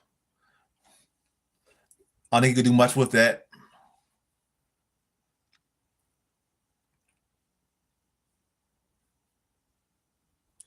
Lima back to his feet with 4 seconds left. John trying to throw for the fences, misses all those punches. I think is on my scorecard 30-27 Lima, but at the very, very worst, 29-28 Lima. Good performance from the youngster. He goes in there with a bantamweight veteran who's on the streak, and he ends the streak. So we already know who won this one, so time to start the next poll. What's up, Cal? Yeah, it should not be that easy.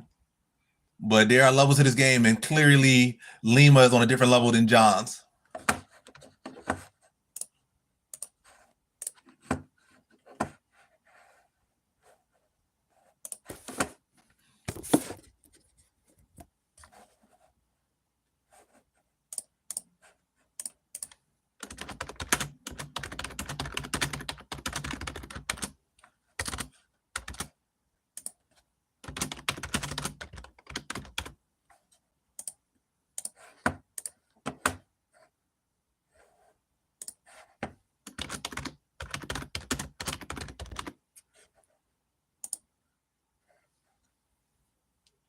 All right, next poll is up. Sean Woodson versus Padilla.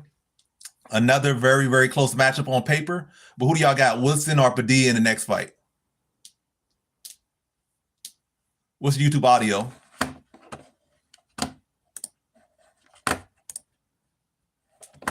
I've been good. In my mood, as far as it continues this way, it's going to improve with every single fight. So if my wins keep winning, I'm only going to be in a better mood with every fight.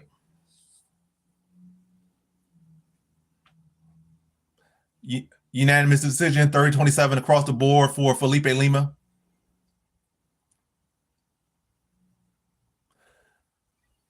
We got another bright Brazilian prospect.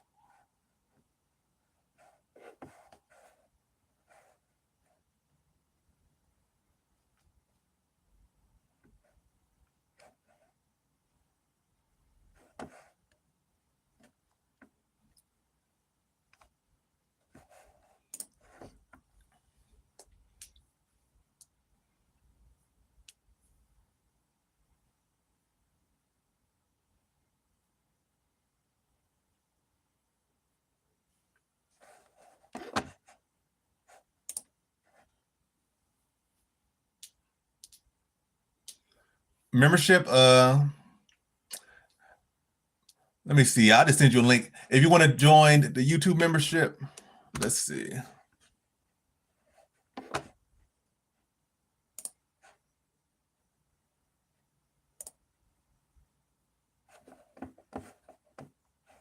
Let's see.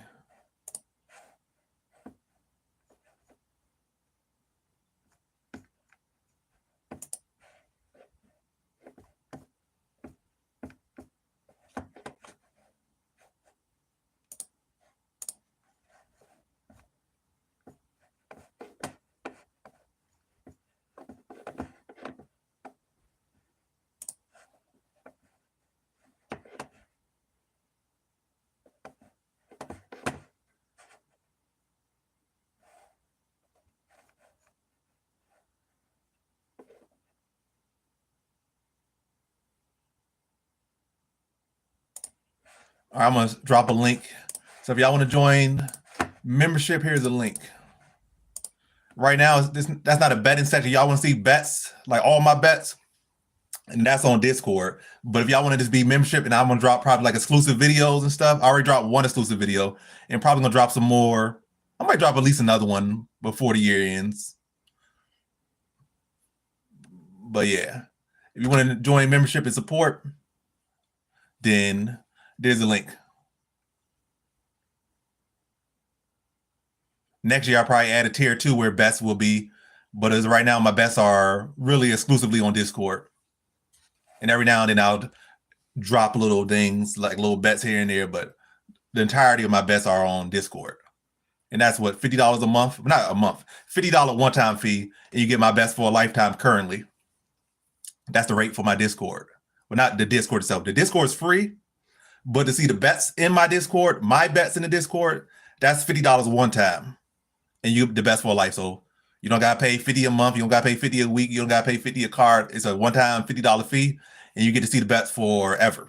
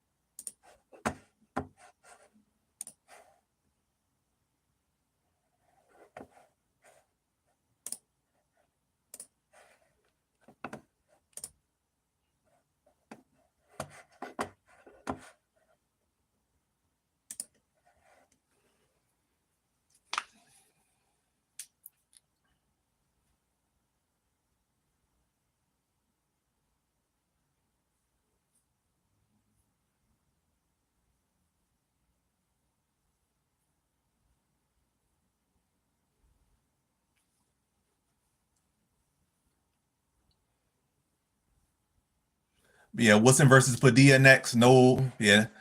I did make a bet with Padilla in it. And I have a 3-legger. I got Patrino, Padilla, and a PFL guy, Adora Gimov. Adora Gimov already hit. I didn't pick Padilla, but this is one of the picks I wanted to change, so I did bet on Padilla. A very small investment, very, very small investment on Padilla, and I put him in a parlay. So pretty much if it just hits or don't hit, don't really do much to me at all. Matter of fact, it don't do nothing to me if this don't hit. But I did put Padilla, a person I didn't pick, in a 3-legger. And that's the only person I didn't pick that I put a bet on.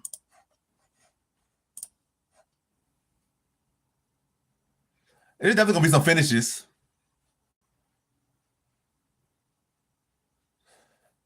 No, it's not Pierre. It's what's his face? What's that? Oh, I was what was I saying? It's Sterling. Navo Sterling is the final leg.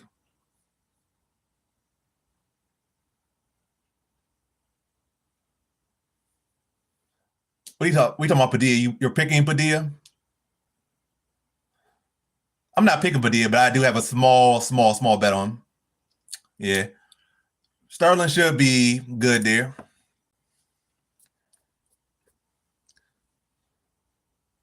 All right, I'll be right back. I'm gonna heat some food up.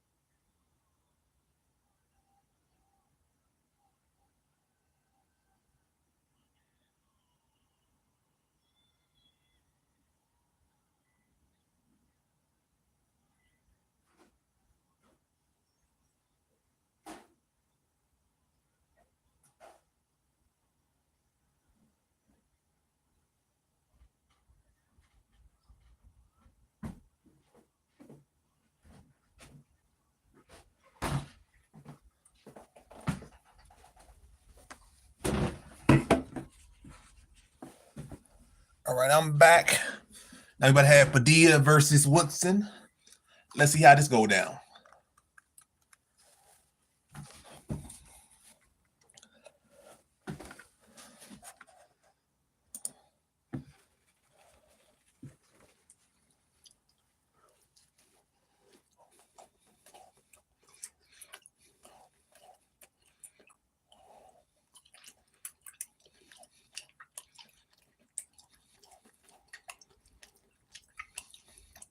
Nice jab from Woodson.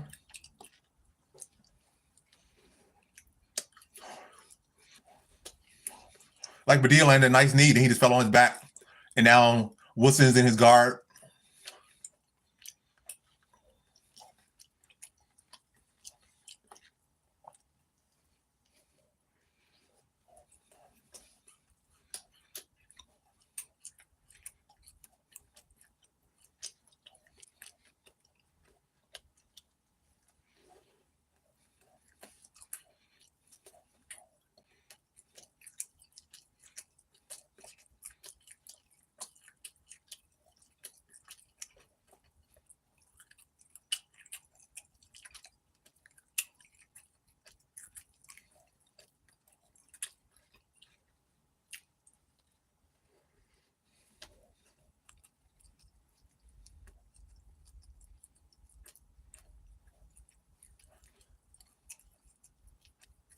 They back to their feet.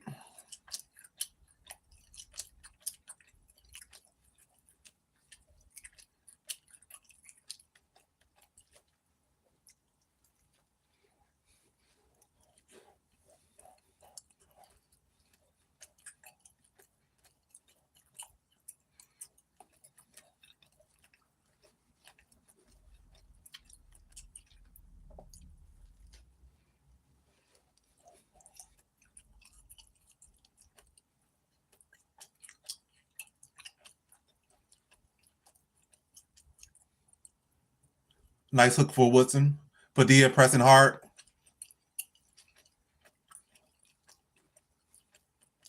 Oh, nice punch land for Woodson.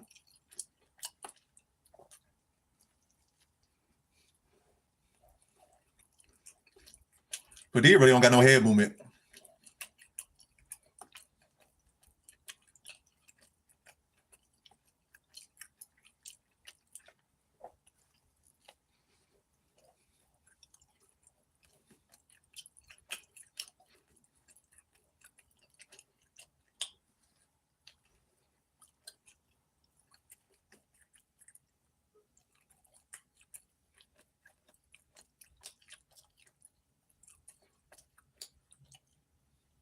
Padilla got a weird shaped head, but he got a chin. Don't look like he got a chin, but he got a chin.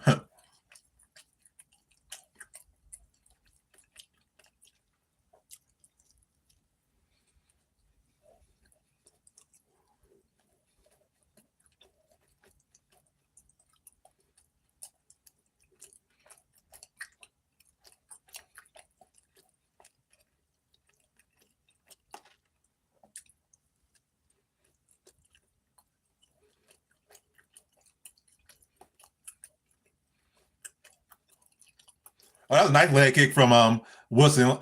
Kicked him completely off his base.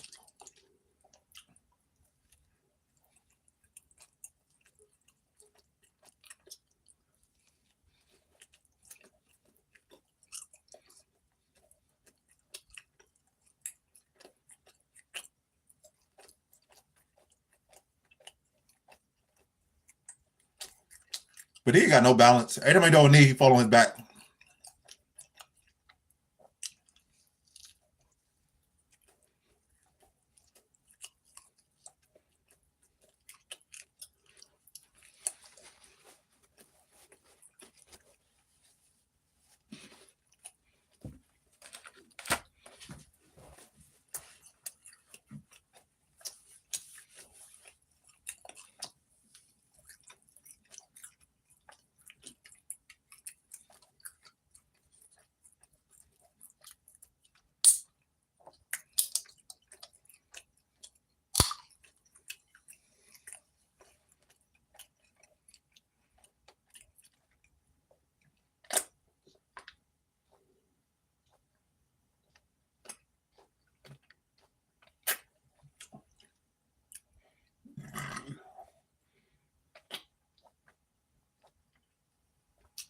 Oh, nice uppercut.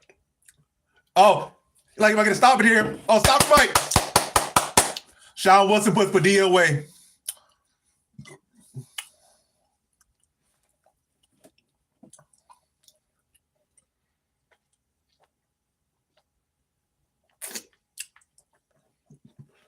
Padilla was Not defending at all.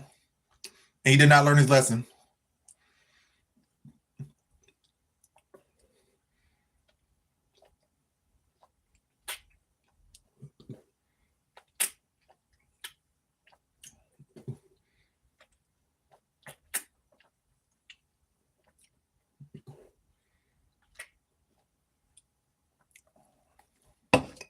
Nice uppercut. Nice lead hook. Good performance from Woodson.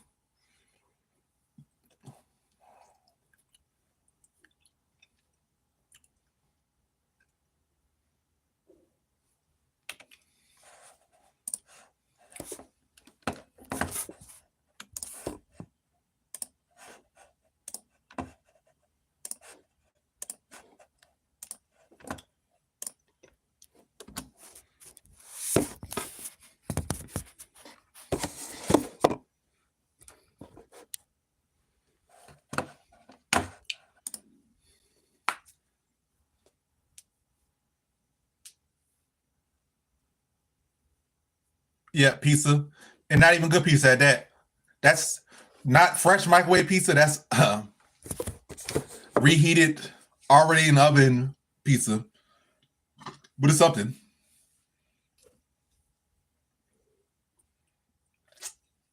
Alvarez not a lock, but what I went average confidence in him. And I'm confident he's gonna win. But I'm not gonna say lock. I have never played Fortnite a day in my life.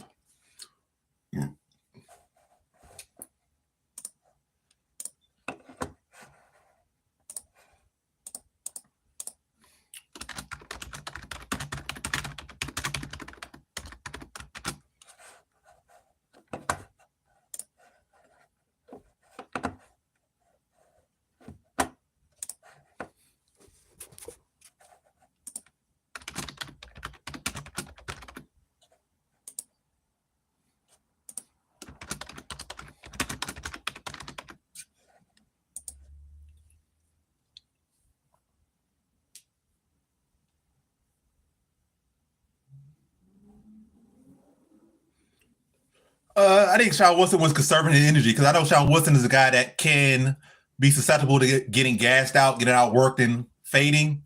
So I think he was just picking his shots, and then it worked out for him. Michael Johnson, first round knockout.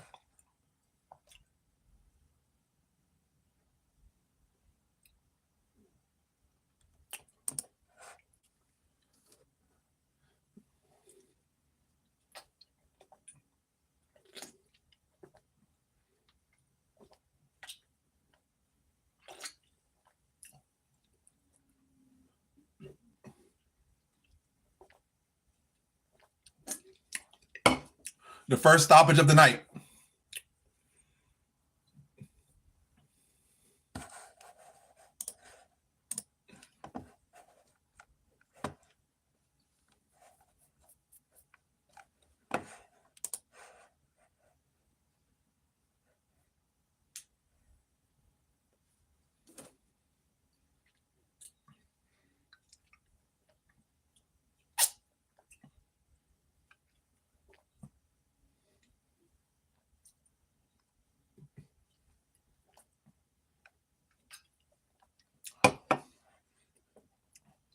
So Joel Alvarez is up next.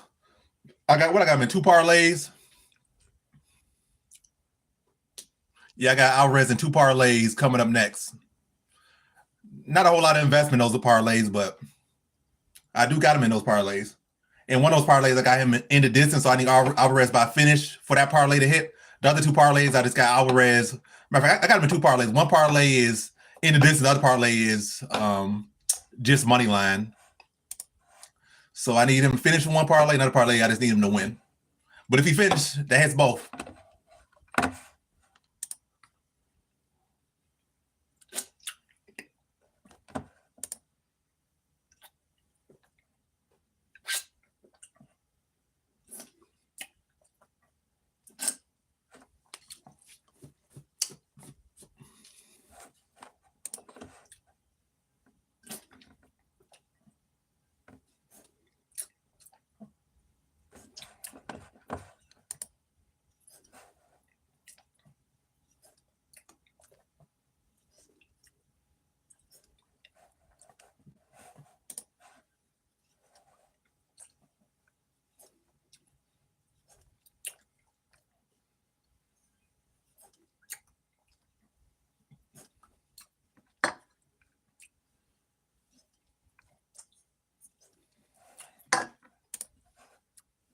I'm doing William Sub. What's up, Tyler?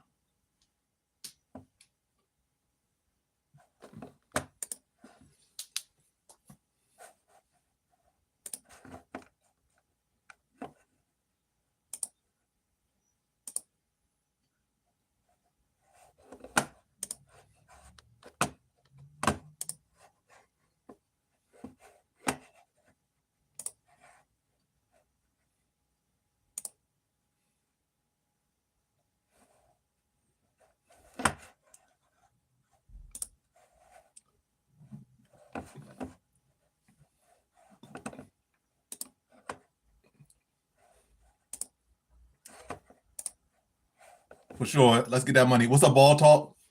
How are you?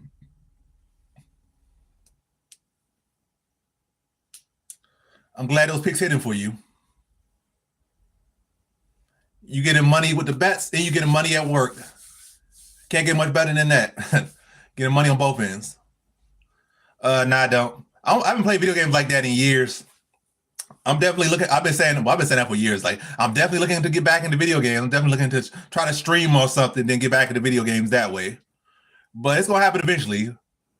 It might not be at the time I think it's gonna happen, but I might be 40 at the time, might be 50, might be 60, might be 70, might be 80, but it's gonna happen eventually as long as I'm alive. I'm gonna get back into gaming through streaming.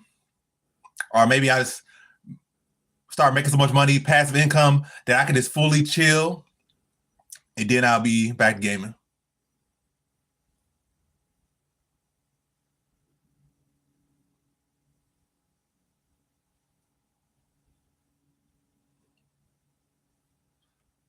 General, what fight was that you have it on? In this fight right here, Alvarez versus Alvarez versus Alvarez versus Clos.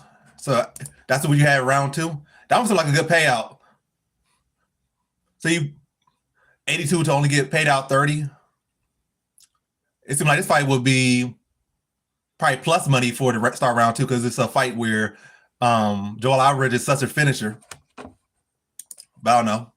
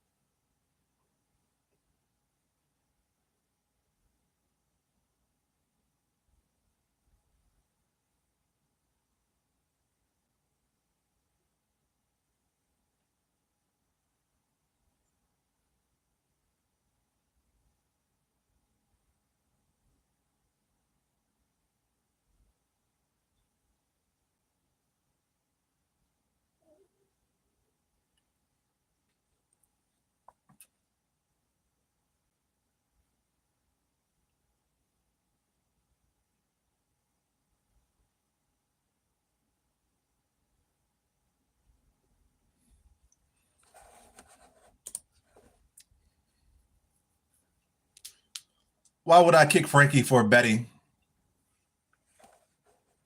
That's exactly what we do on this channel: bet and make picks.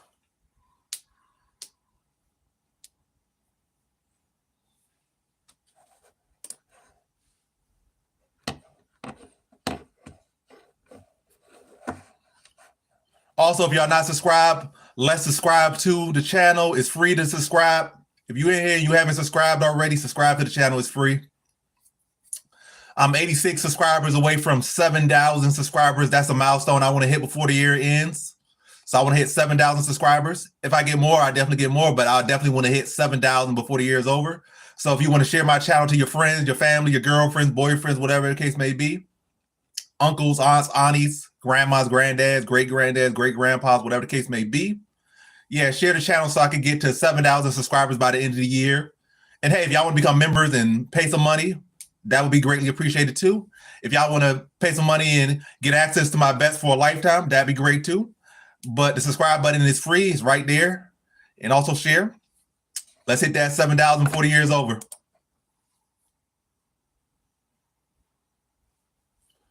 And I probably said that super fast. Aren't you the one who's 7?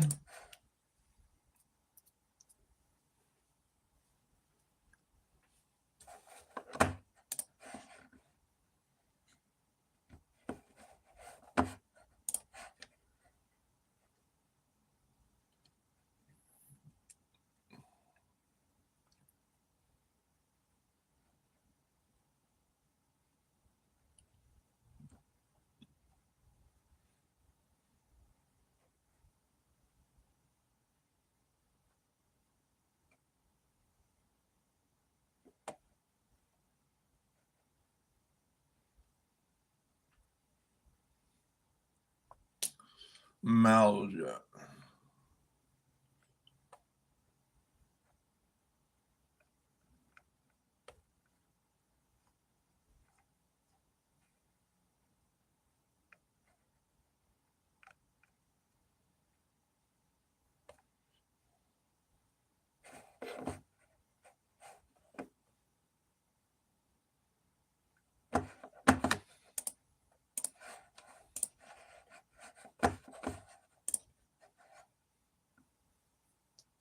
How you know how old he is? Frankie sound like a grown man over there.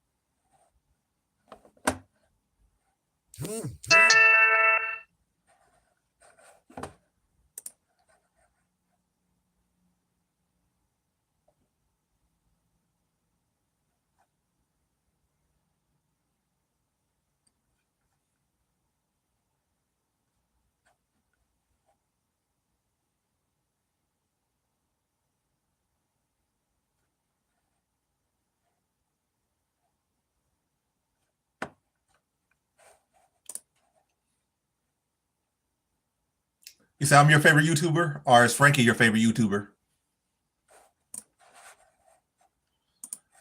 All right, next fight about to start. Alvarez versus Jacobe Clos. I got Alvarez in two parlays. One parlay he's money line. The other parlay he needs to get it done inside the distance.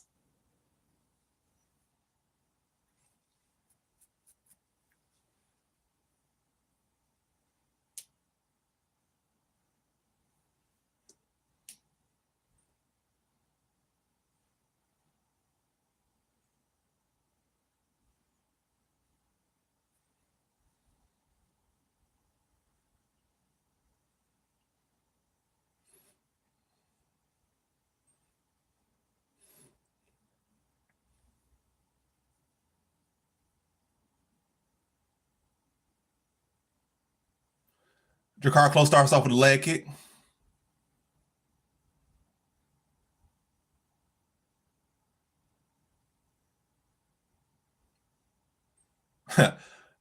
Alvarez leg looks so skinny, and he's so upright.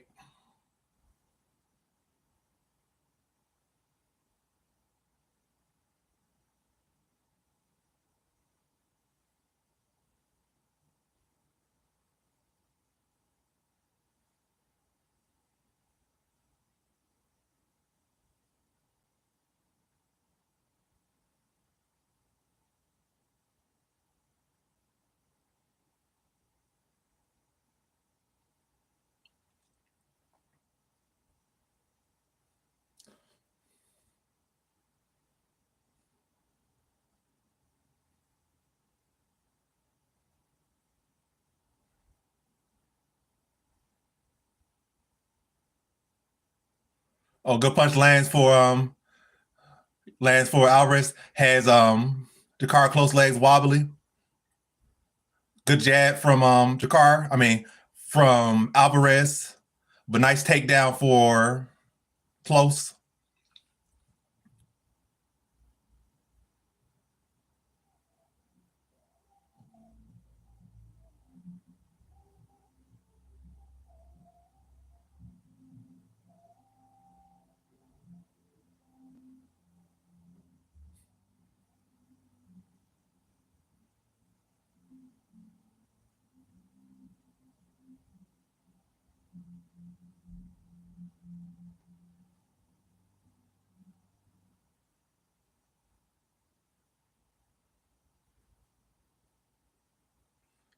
Joel Alvarez back to his feet. He had Jakar Close hurt prior to that takedown. Now he's trying to get back to his distance so he can continue to hurt Jakar Close.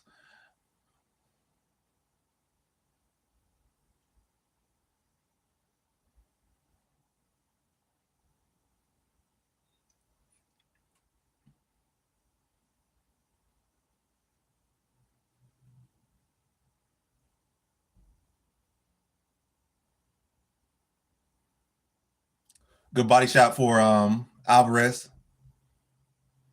Oh, big combination. Hurts. Jakar Close sends him flying to the cage. Nice flying knee. He's on his guillotine. Dang, that was a weird sequence. Hit him like a flying knee, had him in a choke, hit him with some punches, and Jakar Close went to sleep in his arms. That was a nice, crazy sequence to a finish. But Jakar Close hits two of my legs for me.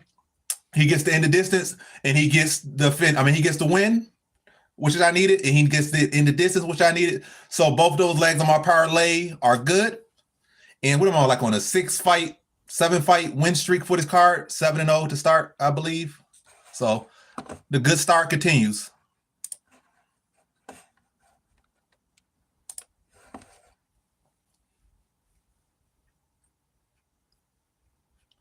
Look at that flying knee. Nice little flying knee.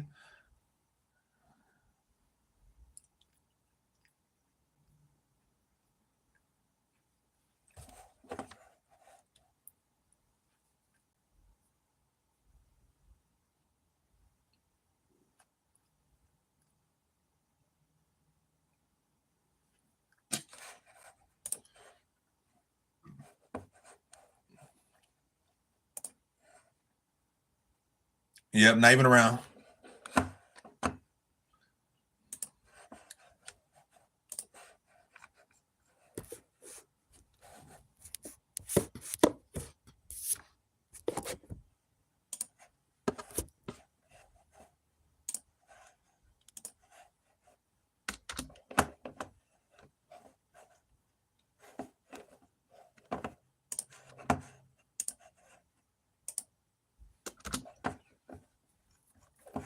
What fight we got next? I had Alvarez by second round knockout as far as my pick. But my best, I just had him in the distance. So what did I start? 1, 2, 3, 4, 5, 6-fight win streak. All right, let's see what I'm doing. Oh, but yeah, next fight is Michael Johnson versus Ottman of Zitar.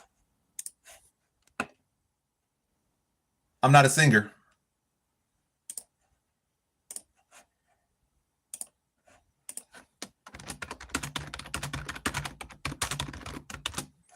Let's see who's the next fight.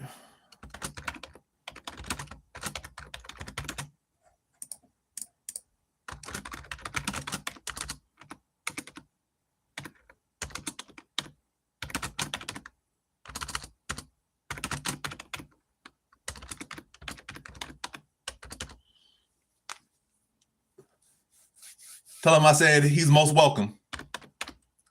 And if he's not subscribed already, tell him to subscribe. That would be much appreciated. Zitar.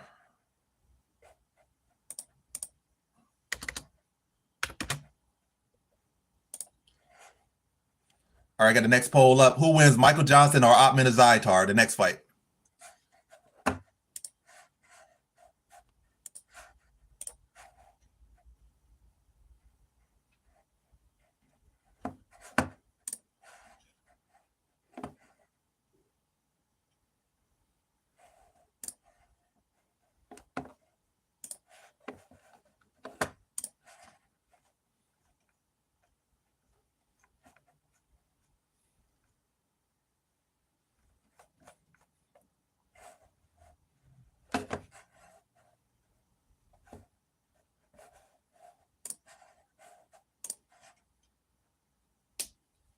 I appreciate that, Tyler.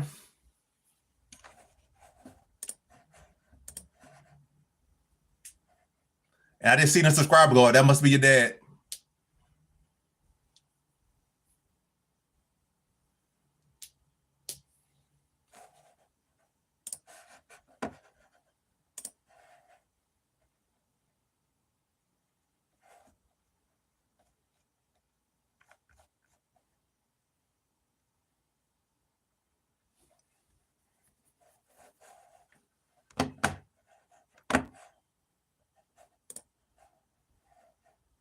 Yeah, for sure. Let's cash these tickets.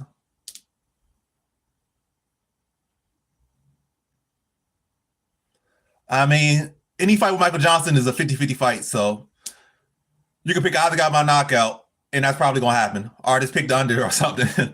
Or pick the KO prop. I think the KO prop actually plus money, crazily enough. So regardless of who knock who out, I think last time I checked it was plus money. I left it alone because Michael Johnson type of guy, you think he gonna do something, or you think he gonna win this way, or think he gonna lose the way. Then he go out there get subbed or something, or he go out there get a submission, or he go out there and wrestle to a decision. But I do think the most likely outcome is somebody getting knocked out. Would it be Michael Johnson or the other guy? I can't trust either guy. I can't trust either guy at all to do what they're supposed to do.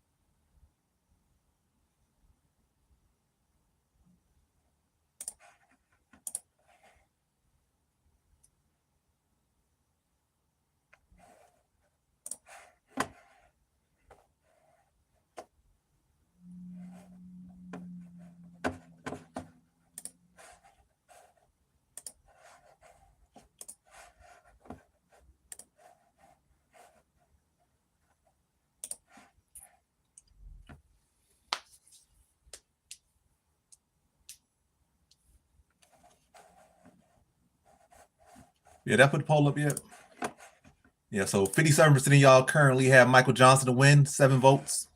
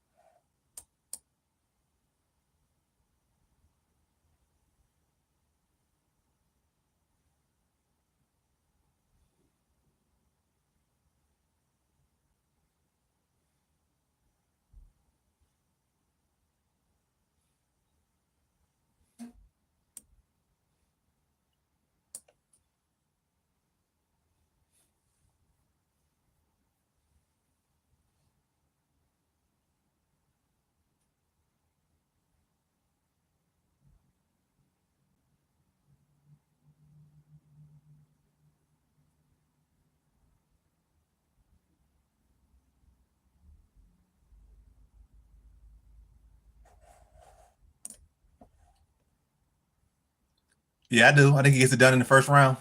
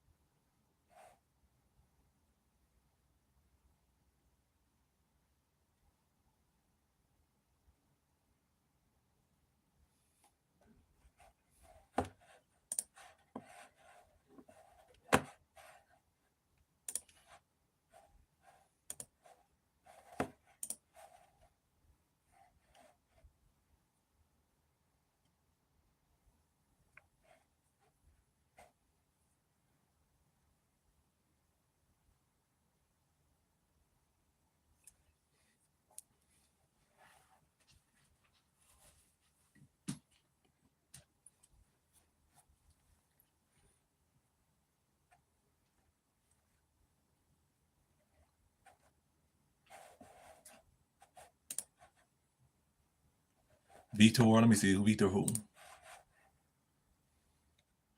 Average confidence. Vitor should win.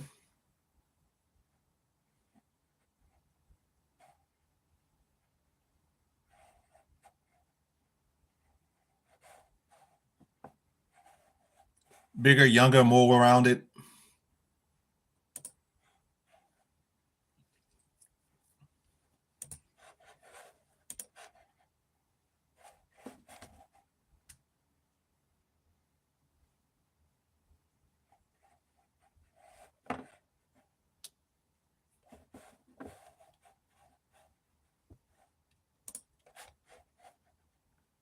Oh yeah, we got the biggest one right after this fight: Sterling versus Tokos. So I need Sterling to come through big, and I could call it a year.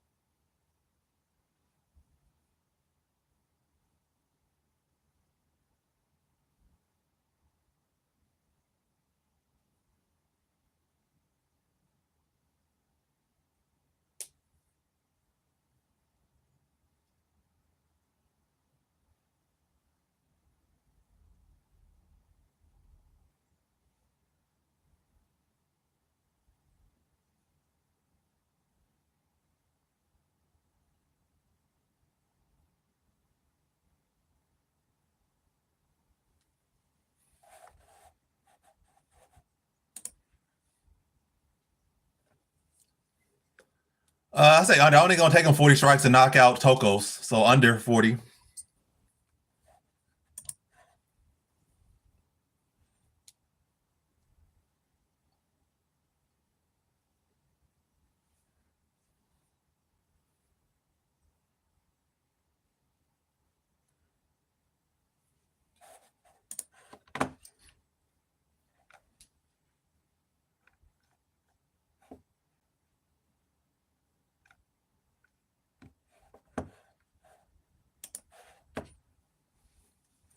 All right, Johnson versus Zitar about to start finally. Get to the polls if you haven't already got to the polls.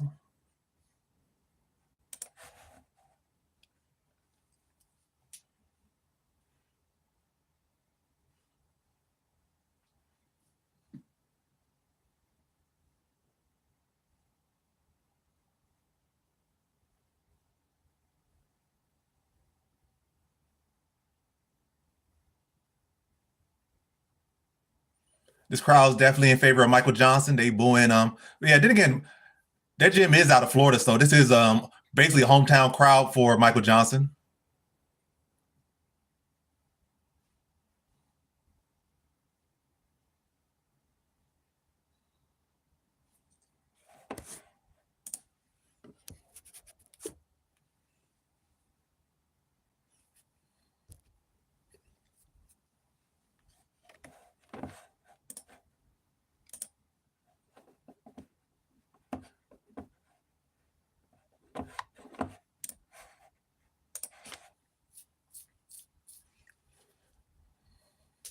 All right, first round about to start. Johnson versus Zitar.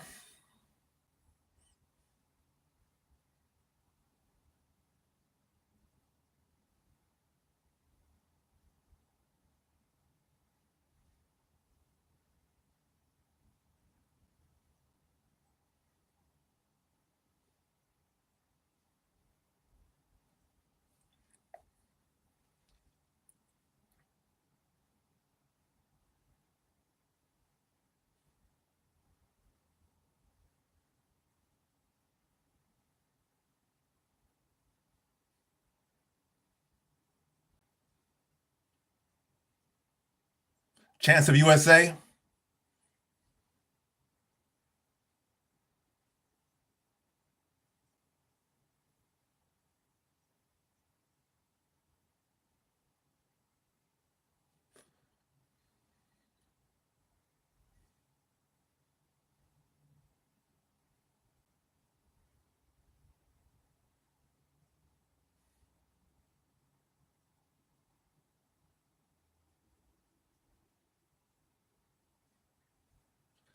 A lot more patient approach for a Zitar.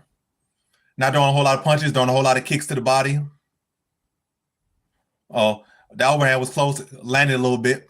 Johnson got to watch out for that. Good straight to the body for a Zitar. Johnson responds with a straight to the body. Inside leg kick for Johnson.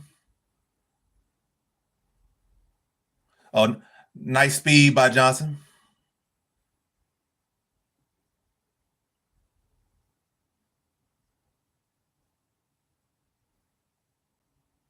Oh, nice straight to the body from a Zitar trying to come up with the hook, but that fell short.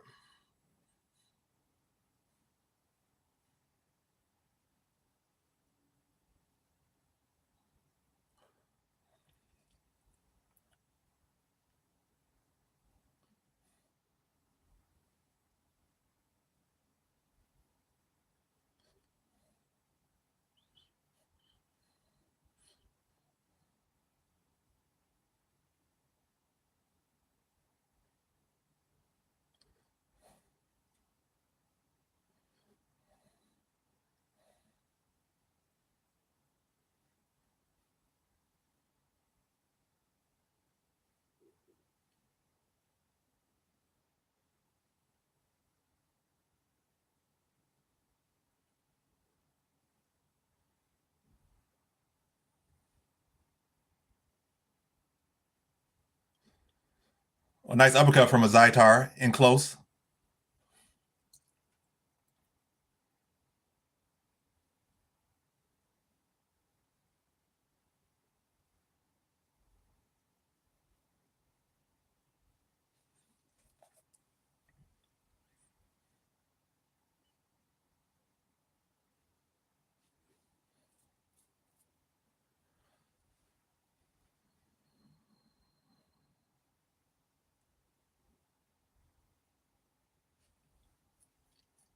Nice counter for Michael Johnson.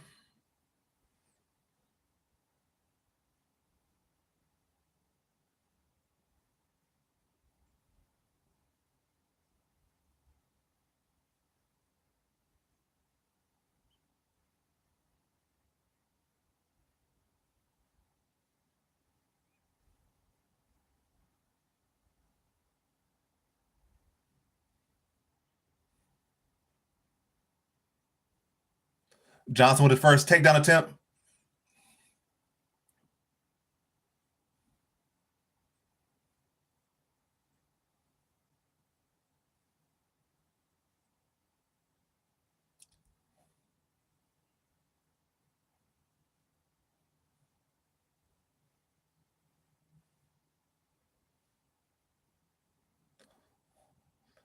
A nice overhand for Johnson. I think it buckled a Zitar a bit.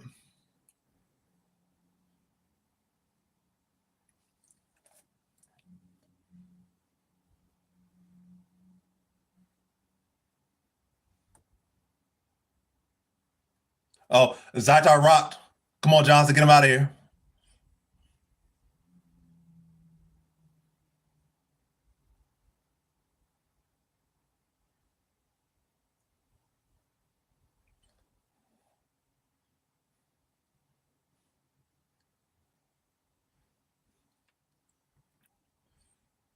First round goes to Johnson. He had a Zitar rocked a couple times at the end of the first.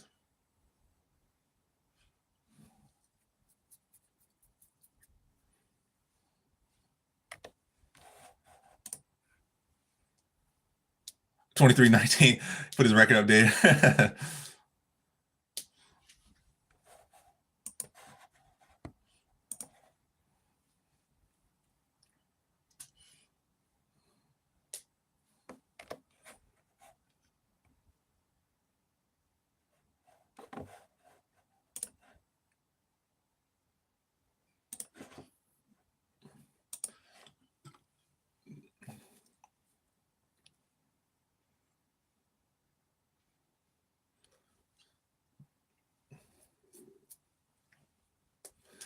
Aiden Ross in the building.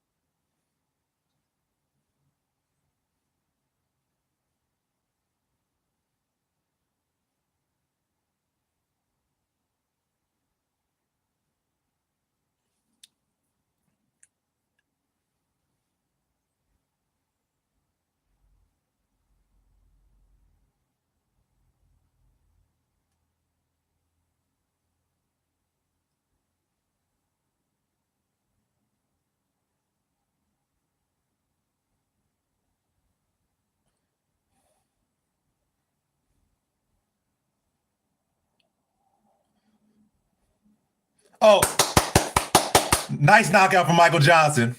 Cool him coming in. Was this close to a faceplant KO? Hit him, rolled onto his back. Wasn't the first round knockout, but it was a second round knockout.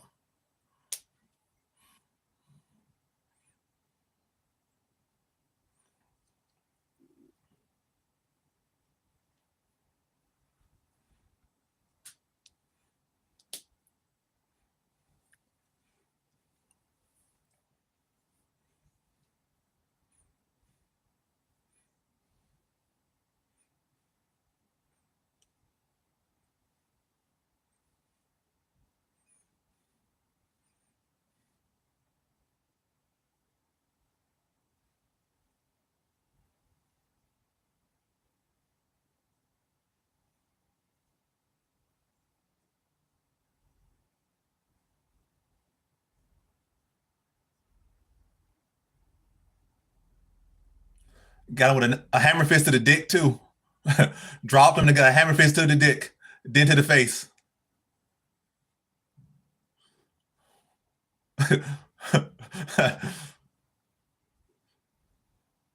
That dropped him, then immediately went for the dick.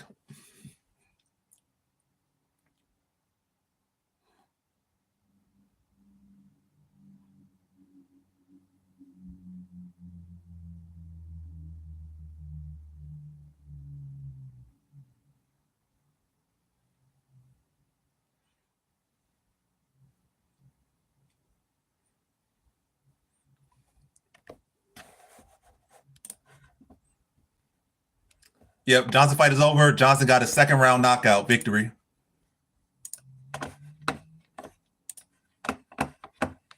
All right, big one next. This is the final leg of my big parlays. Need Sterling to come through and knock Tokos. Well, I don't need him to knock Tokos out, but that would help my other parlay with him in. But my big parlay, the one that matters, I just need Sterling to win.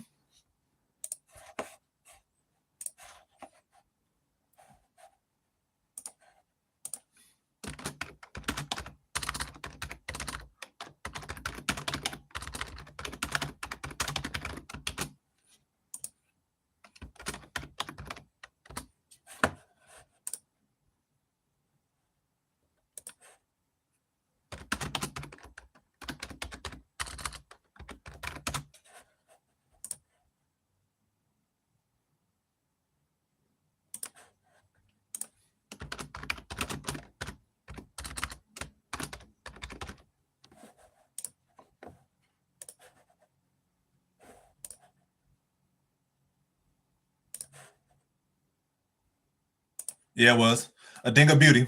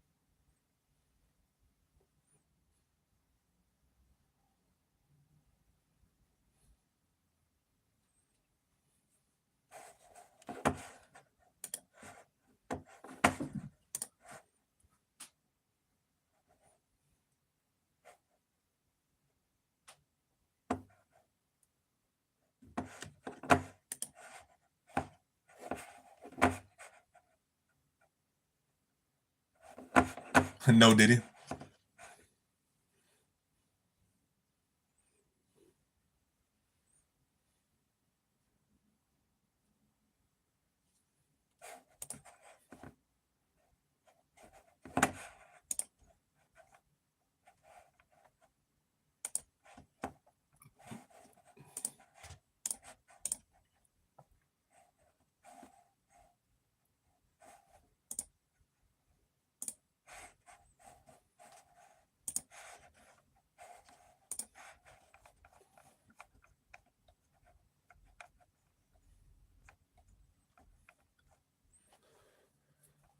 7.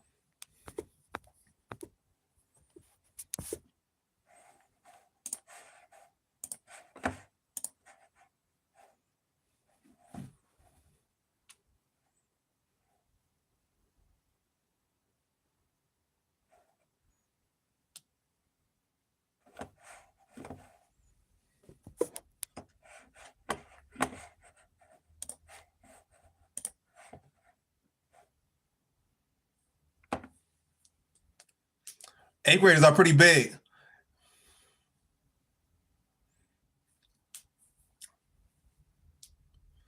I have Marcos. But yeah, eighth graders are pretty big. I thought you were going to say something like first graders, second graders, but eighth graders are pretty big. But I say about 6, 8 graders I think I could take at once.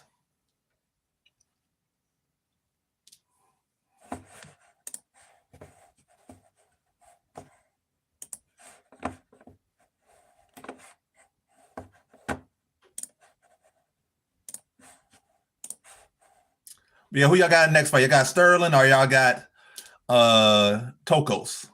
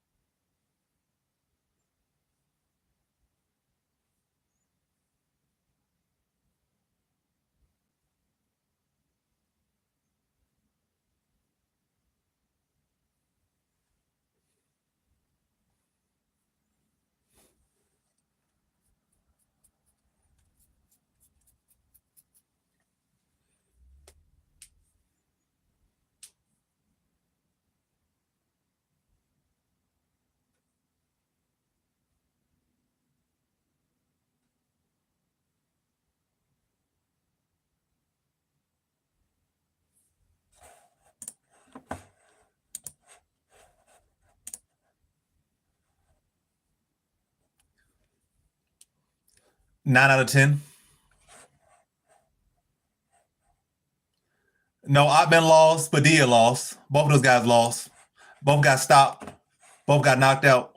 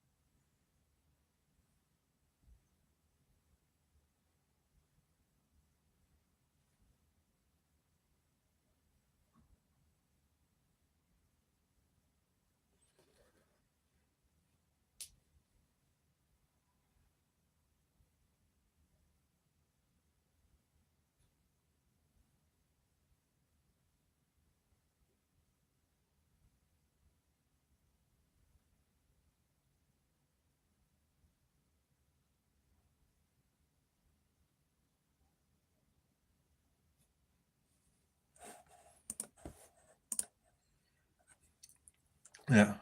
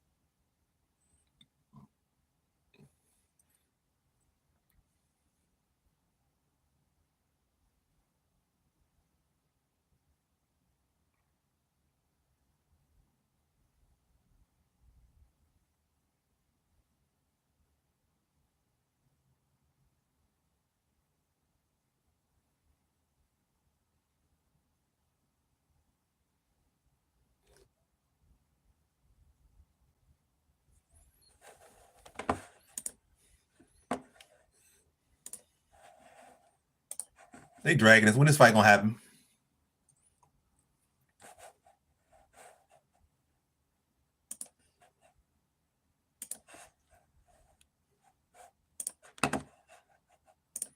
So 10 votes in, everybody on Sterling. Smart.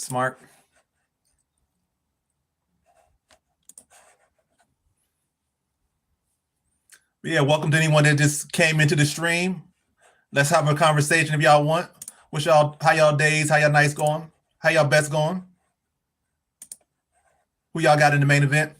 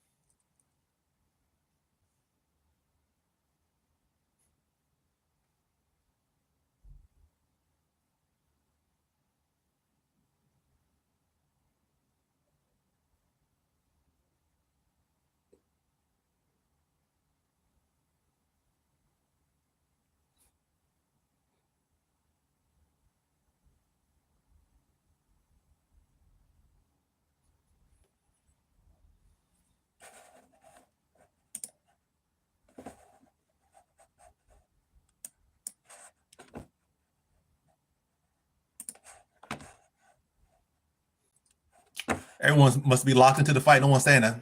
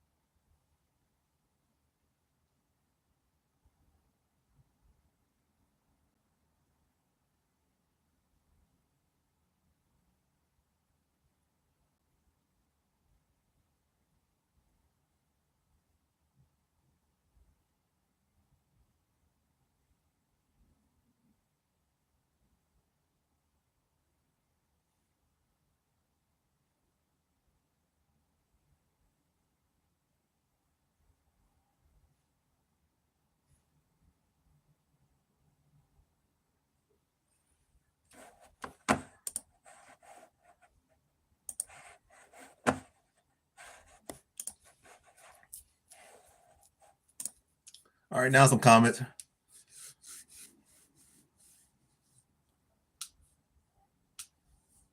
I mean, he only got like 4 fights too. But the thing is, Tokos has been KO. I mean, stopped in the first round in both his last fights around the 3-minute mark.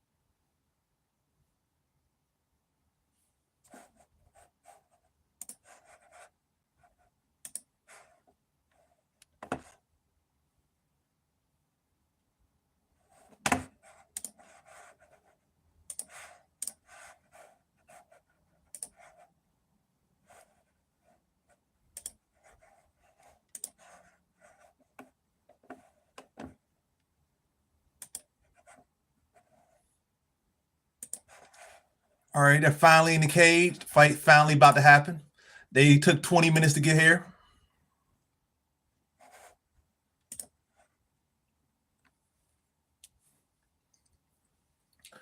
You got some risky ones in there, but I think you should be able to cash.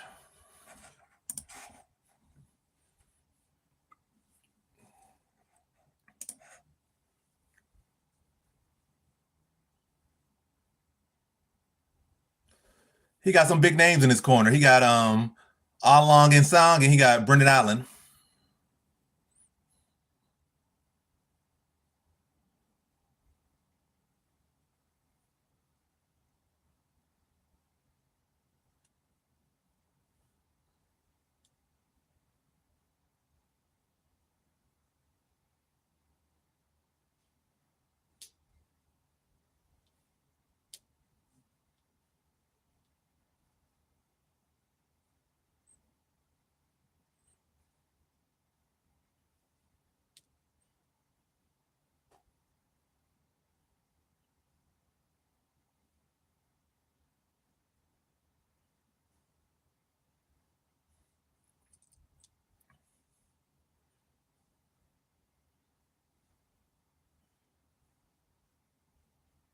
All right, fight by the start. Big one right here. Last leg of the parlay. Come on, Sterling. Let's get it done.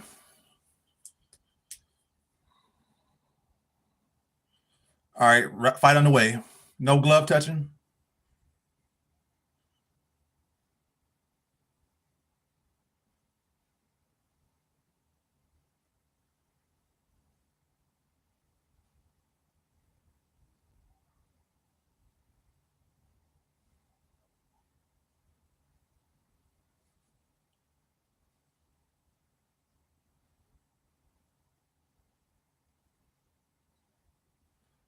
Teep from Sterling.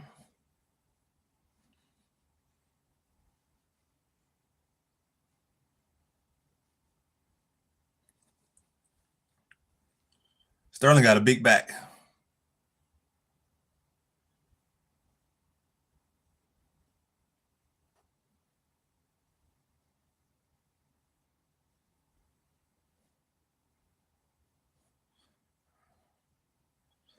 Tokos responds with a leg kick of his own.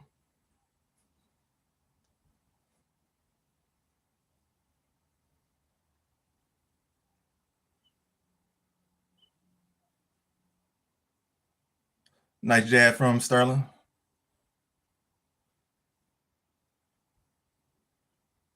Good body kick from Tokos. Good front kick from Sterling.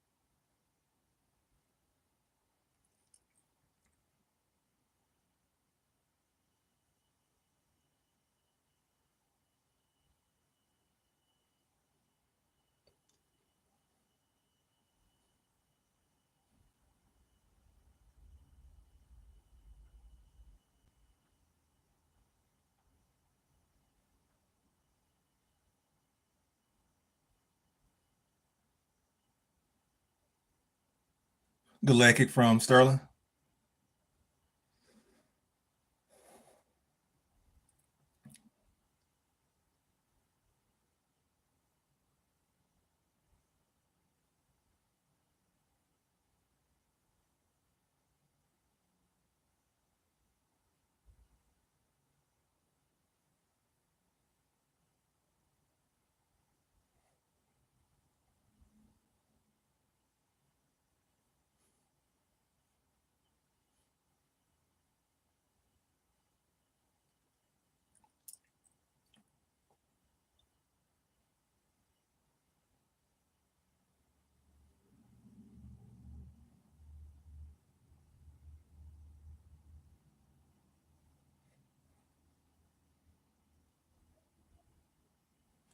Just stand him up and knock him out.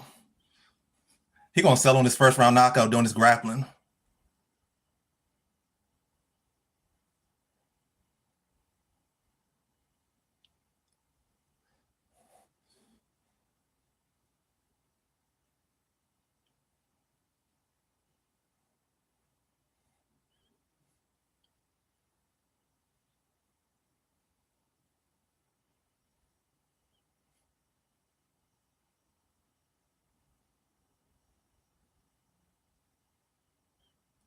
Yeah, like Tokos gonna make it out of the first round.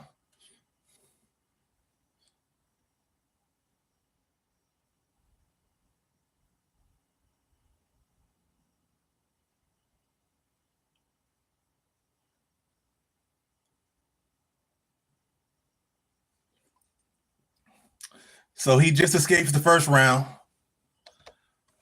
Was this close? But that first round parlay crashes. I had no much money on that one, but a crash is a crash, regardless.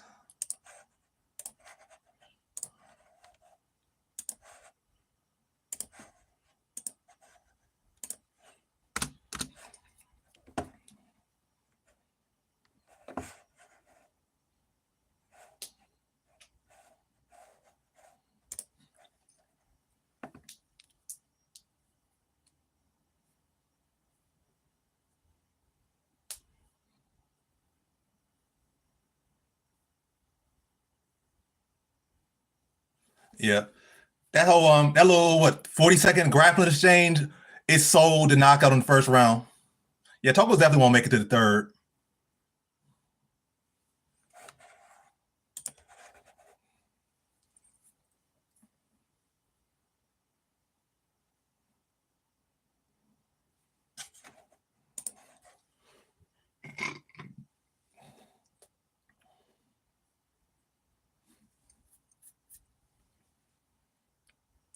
All right, round two underway.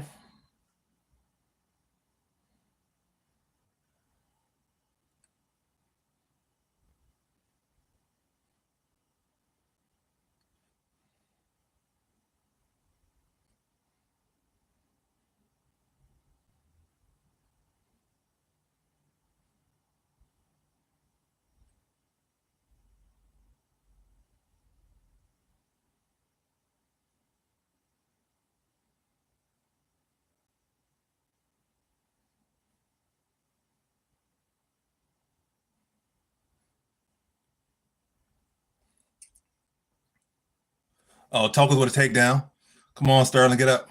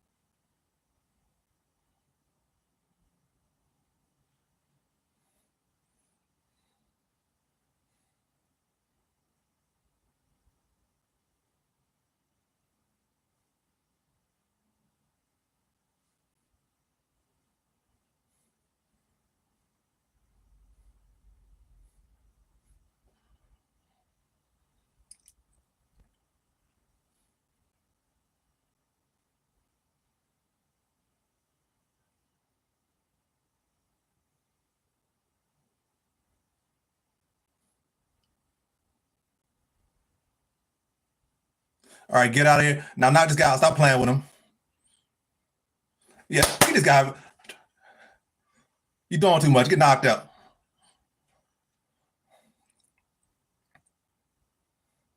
Go to that weak body. Yeah, keep going to that weak body.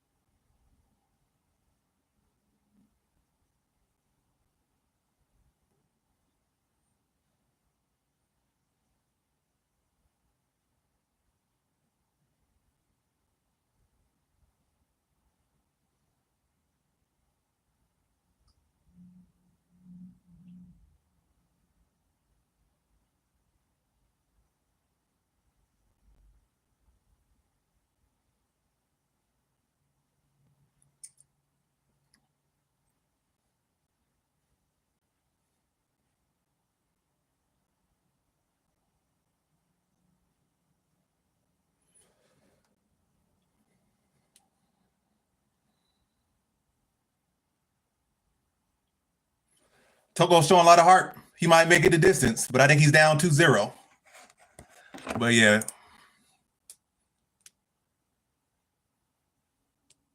Yeah, all I need is a win for Sterling. That's all I need.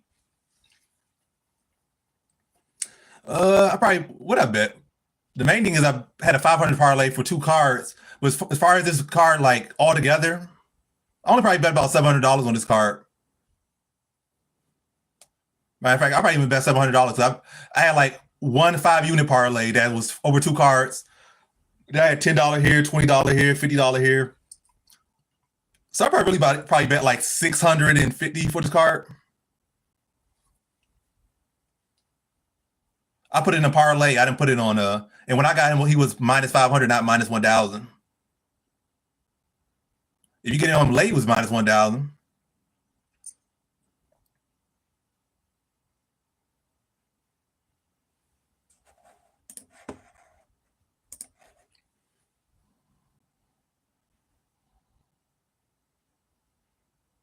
All right, final round.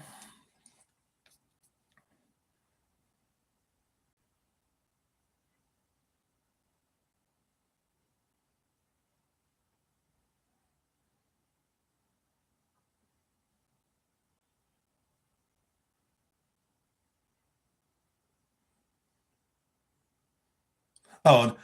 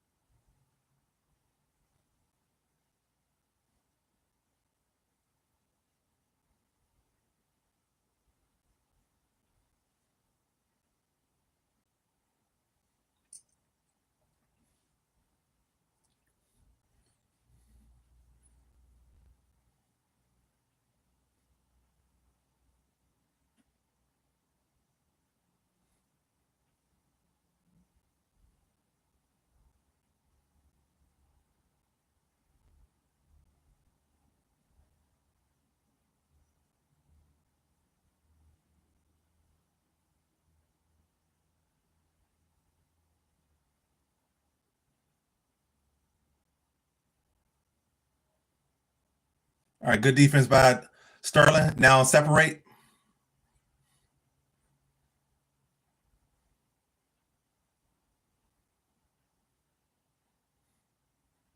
Tuchel definitely look more tired.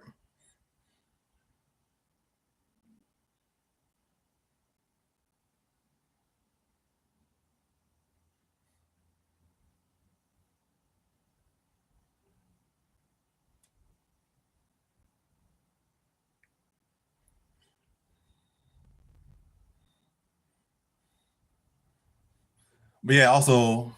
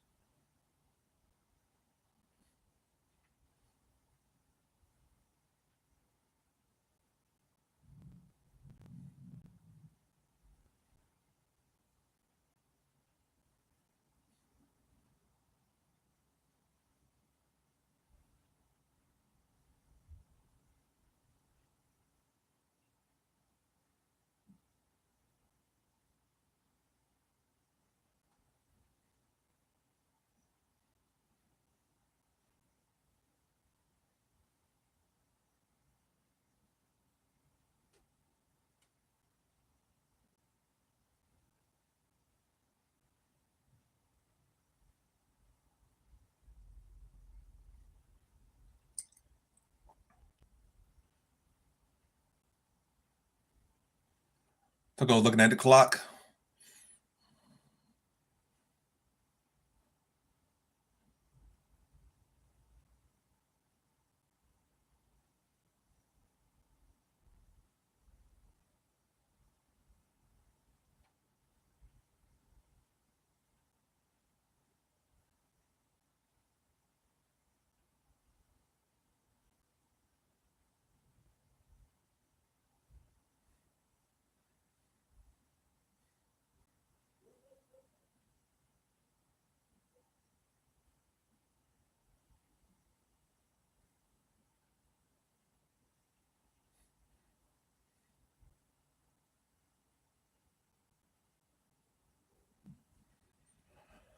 But yeah, Sterling definitely gonna win. My five unit, 5-leg parlay cashes. That little additional parlay didn't hit, but the main one, the only one I really cared about hits. The other thing just had like what $10 on it, $20 here. But the 5-unit, 5-leg hits, and that's all that matters. Call it a year.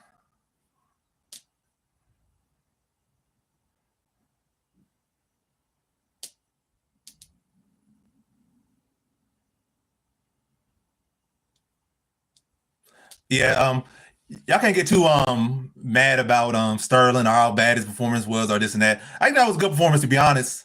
Tokos gave it his best effort. I don't know. I might do that next year, but if you ever want to see without having to wait, I post bets every single week in the Discord, and it's just $50, one-time payment of $50, and you get to see my bets whenever you want. But yeah, Sterling's he only got like 5 fights in his MMA career. He's definitely gonna get better. He only had 5 fights. I'm not saying he's gonna be no champion or nothing like that, but one thing for sure, he's gonna get a lot better.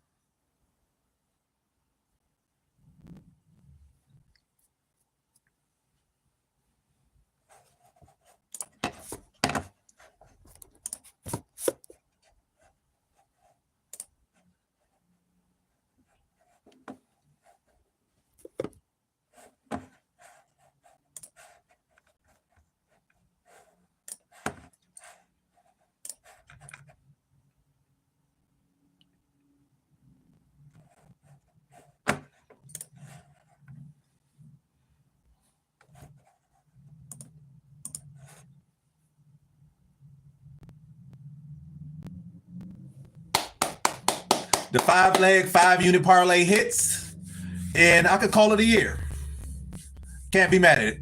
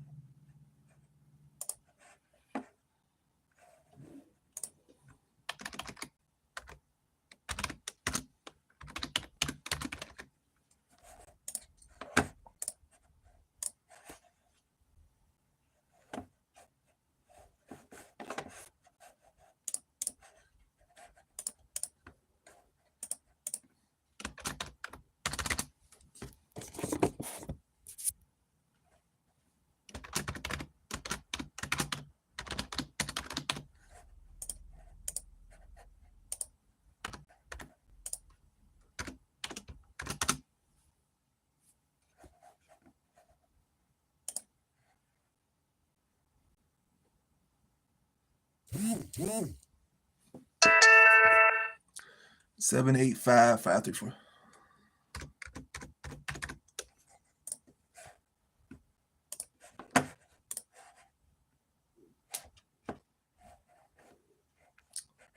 I can drop the Discord link, but just by joining the Discord don't mean you're going to see the batch.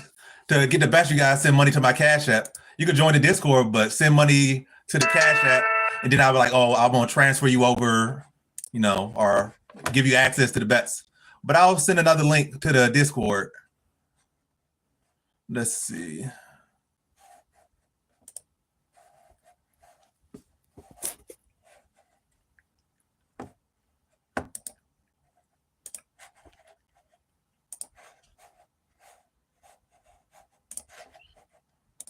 I appreciate it, Silky.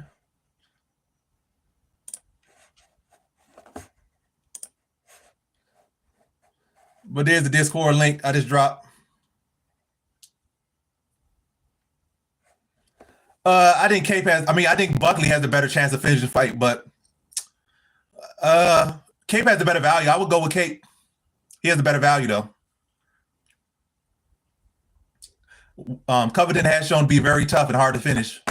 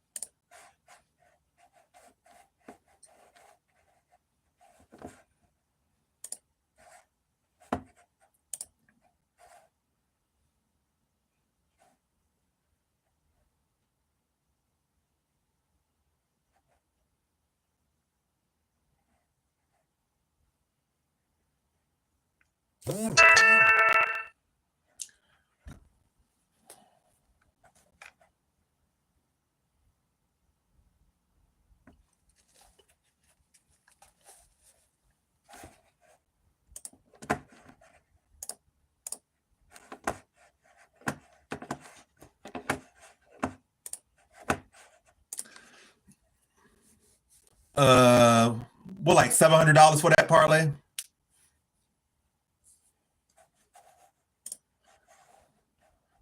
Let me see, 500, 1,000. Yeah, it was 724.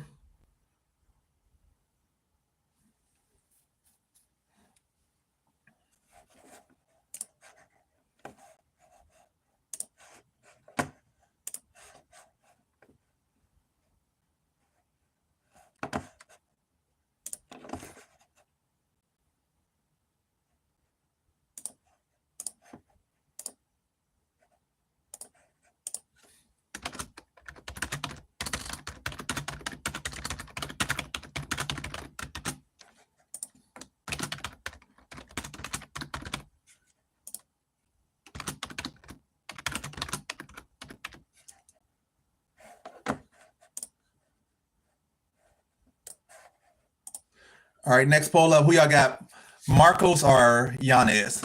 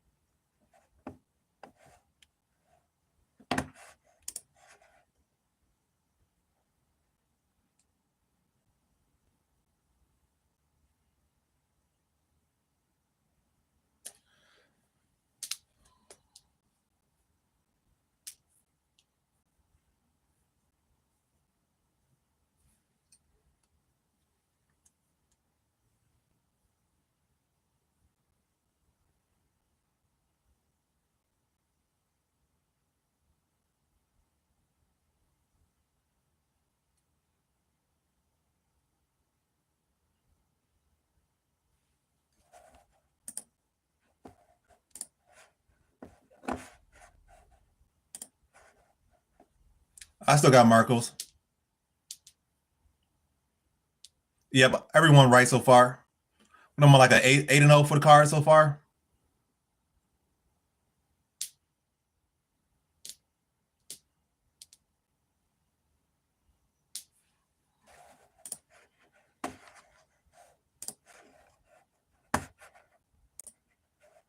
What, two pickles join?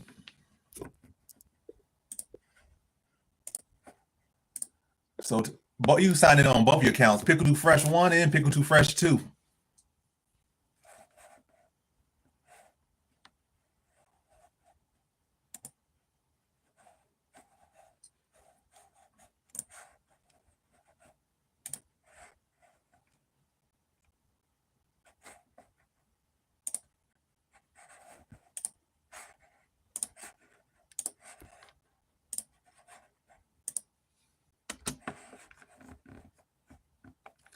So I just need Marcos, Cape, and Buckley to win.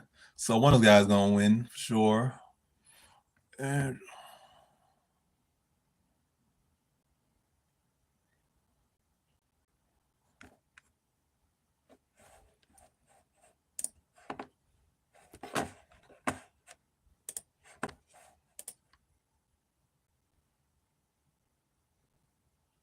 yeah, I got Marcos by decision.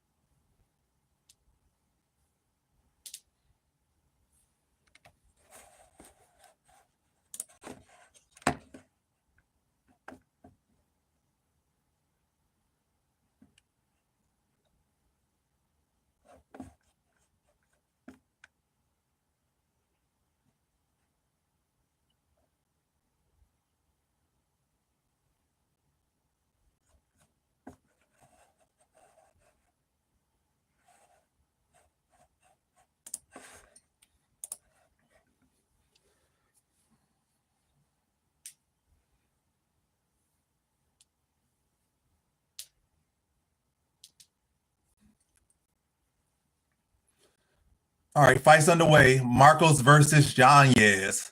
Yanez the one starting with leg kick. Nice front kick attempt for yeah. Yanez looking sharp to start. First leg kick for Marcos lands.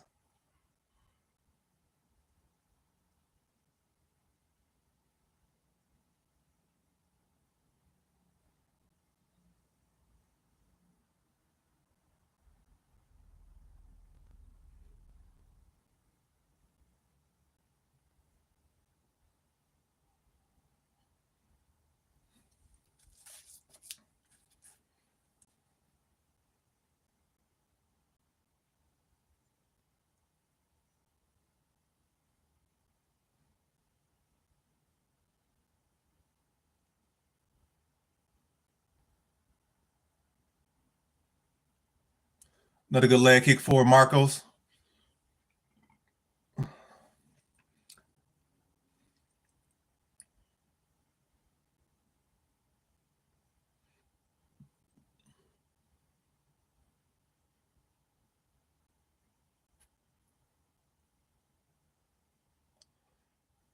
Yanez looking sharp. Oh, big shot lands for Marcos. Oh, Yanez is on wobbly legs.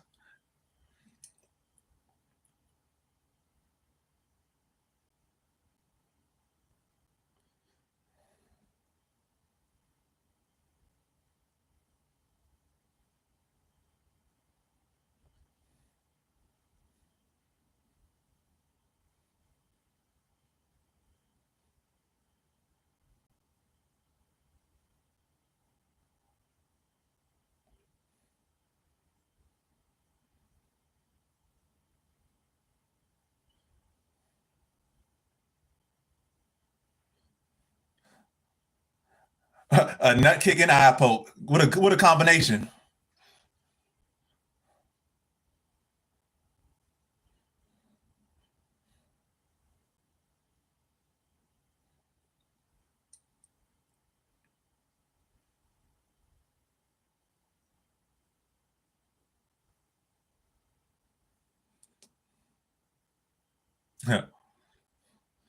That's an amazing combination.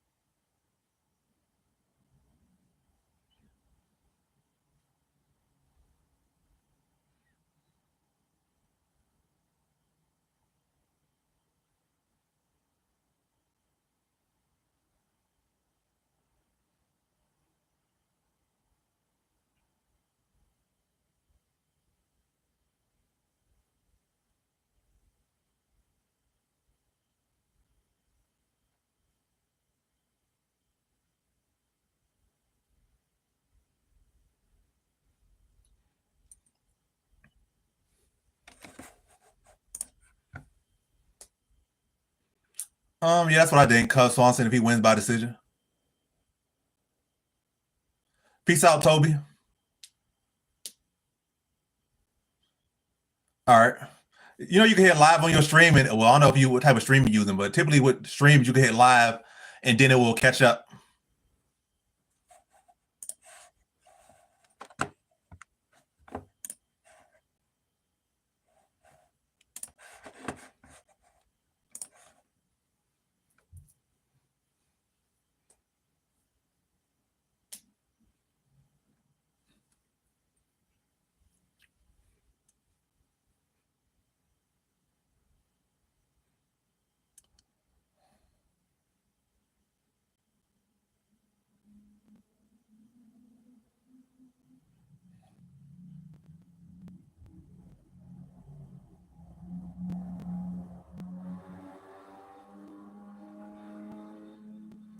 Good leg kick, Marcos.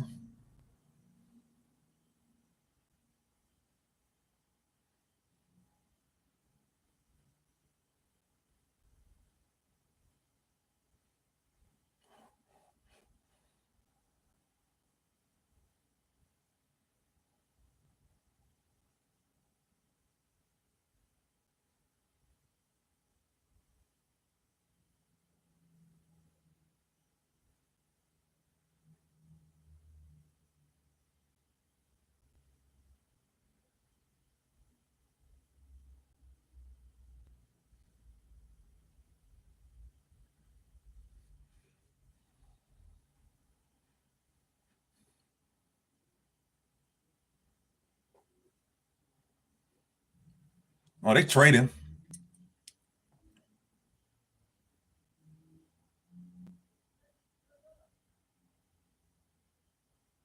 Nice leg kick from Marcos.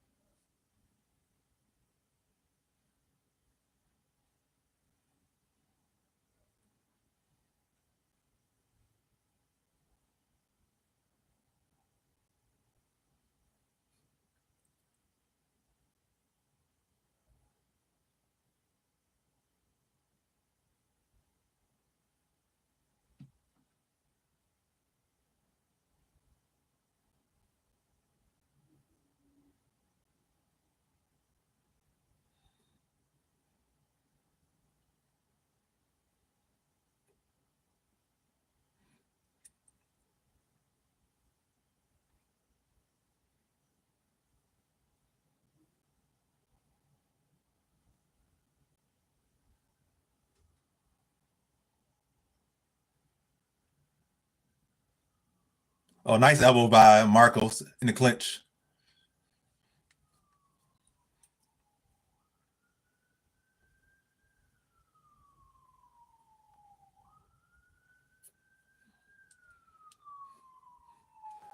couple fouls in that round, but I would say Marco's first round 10-9. Would y'all agree?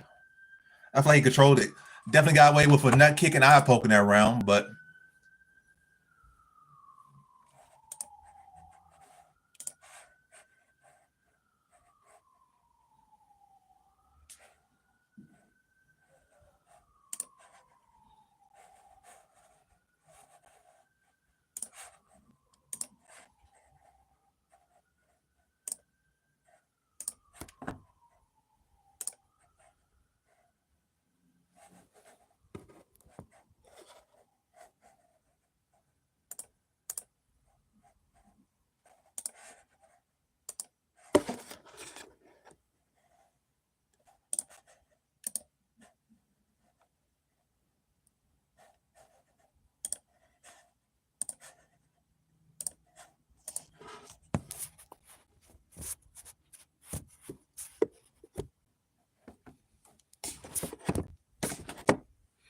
all right, second round about to start between Marcos and Yanez.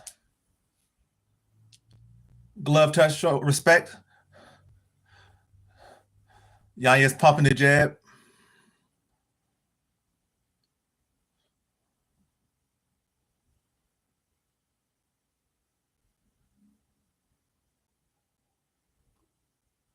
Oh, Marcos just got rocked there.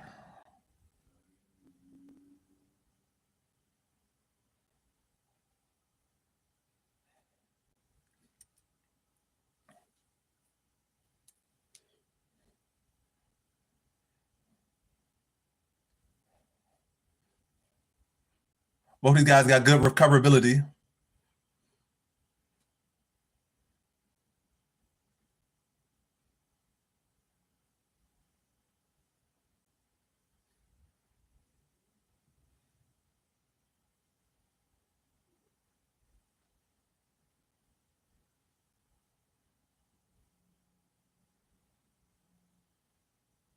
Nice body shot from Yanez. Nice fire back from Marcos.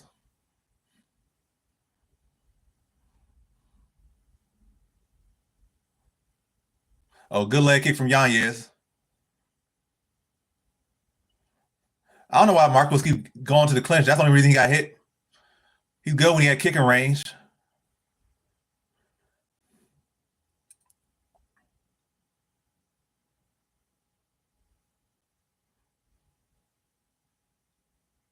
Good leg kick from Yanez.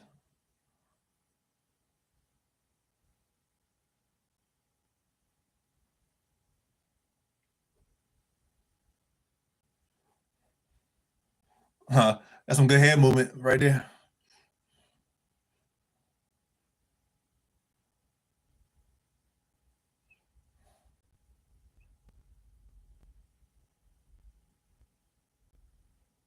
Another good leg kick. I said leg kick. Good leg kick from Marcos. Good double jab from Yanez. Good 1-2 from Marcos. Good leg kick from Yanez. Another good leg kick from Marcos. I mean, from Yanez there. They're both having a lot of they're both having a lot of success with the leg kicks.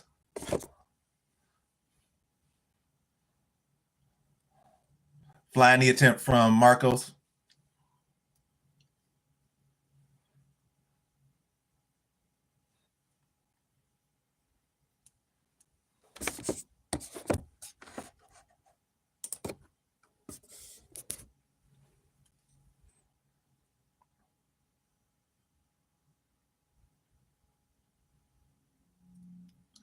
A nice little overhand from Marcos.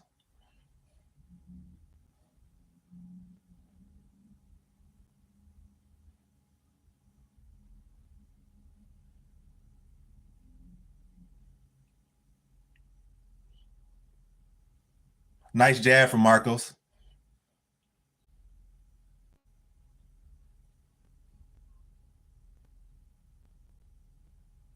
Trade jabs.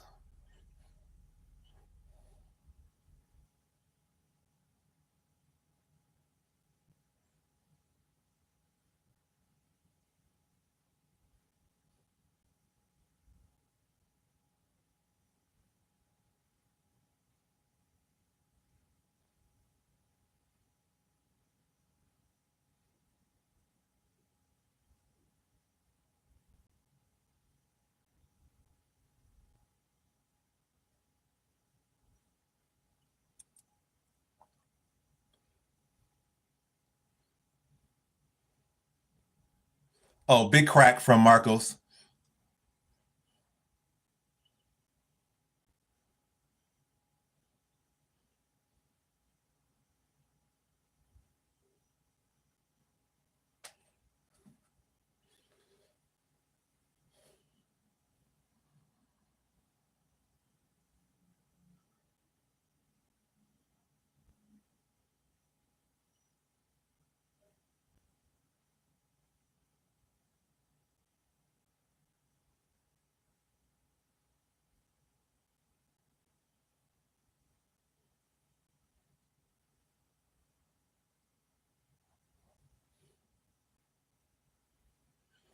All right, two very good rounds. This fight could be going either way. This is definitely one of those fights where you could see the results. Like, I thought that other guy won. What were the judges looking at? Because I feel like definitely the first round, I feel like Marcos controlled the first round throughout. Landed the bigger shots. I feel like he landed more. But the stats say that Yanez outlanded Marcos in both rounds. Like Yanez landed 21-17 in the first round, but I feel like Marcos landed more. He landed harder in the first round, so I feel like that should be his round. Second round, I feel like Yanez did land more, and the stats say he landed more. But Marcos did crack on some big shots, but it was a very close round that you could go either way. I feel like Marcos landed the bigger shots in the second round as well, but Yanez did have the most effective punch in that round, which was that left hook, or which was that hook that did wobble Marcos for a bit. But overall, the person who was landing the heavier shots more consistently was Marcos. But I can say that round probably will go to Yanez. But you never know how these judges are scoring it.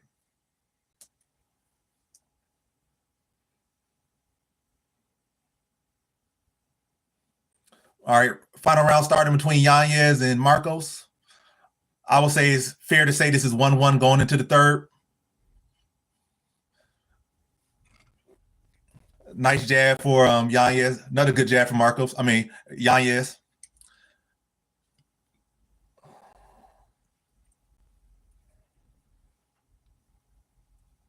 Oh, he can.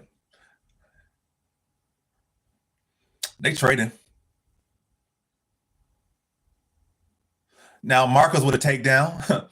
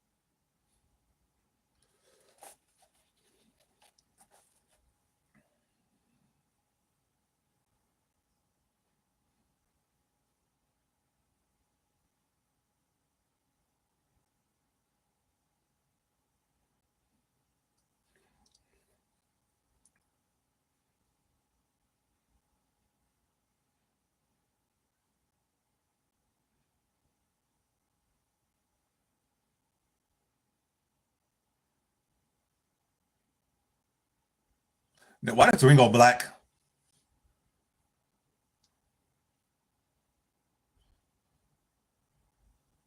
Now Yanez trying to go for a takedown.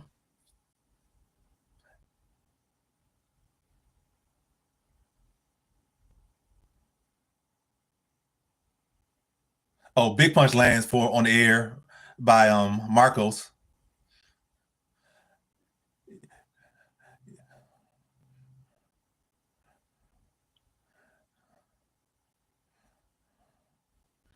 Marcos with another takedown.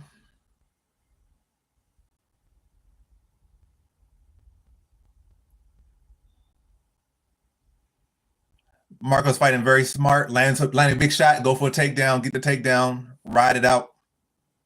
So he got two takedowns. Probably got like a minute 30, minute 40 of control time. It just goes the distance. That could be a very big determining factor in who wins by him getting these takedowns and control time. On top of landing these big shots every now and then.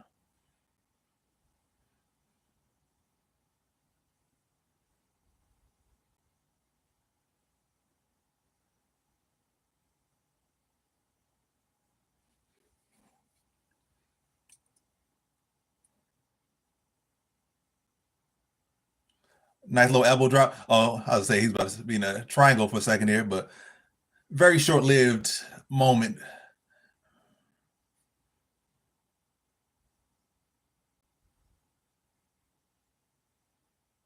All right, Yanez back up to his feet with a minute 36 seconds left in the third.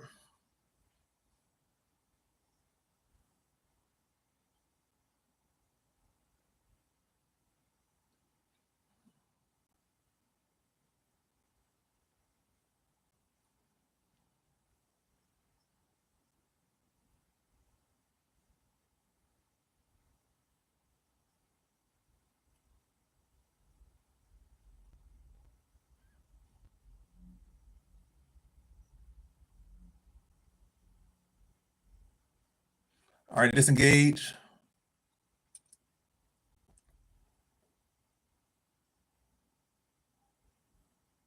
Nice jab from Marcos. Yanez pressuring down the stretch.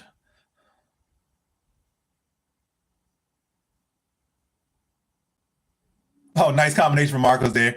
Playing a little bit of possum there. He, walking aside, breathing, and come in with a combination.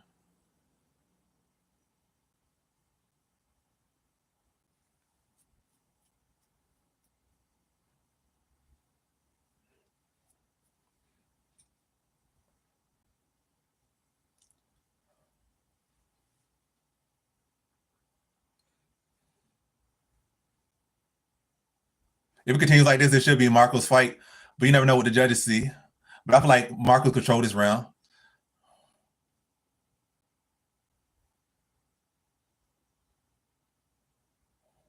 But yeah, I would say 2-1 Marcos. I say he won the third, he won the first, but let's see what the judges say.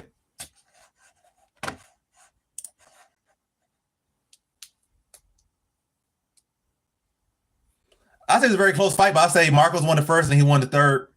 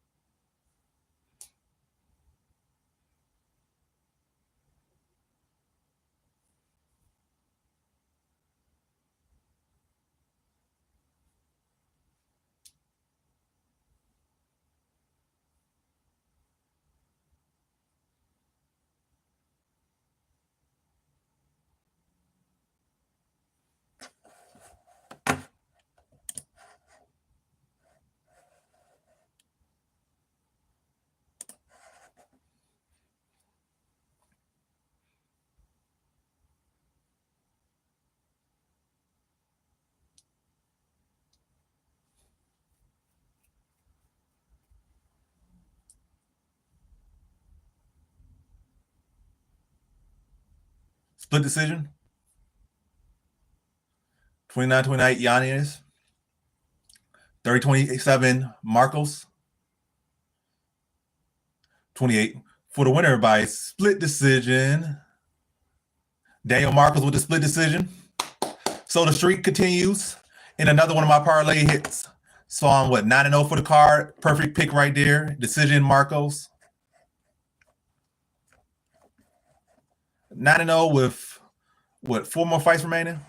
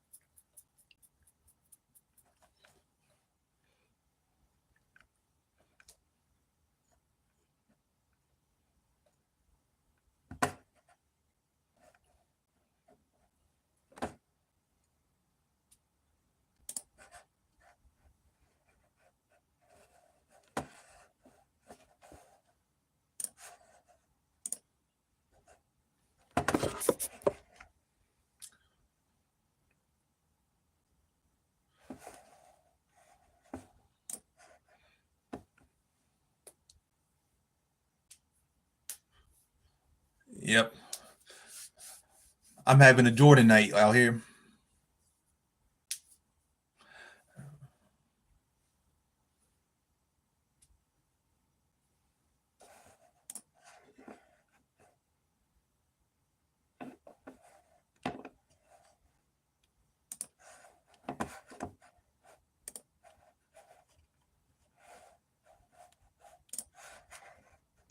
So what's the next fight? Jacobe versus Patrino.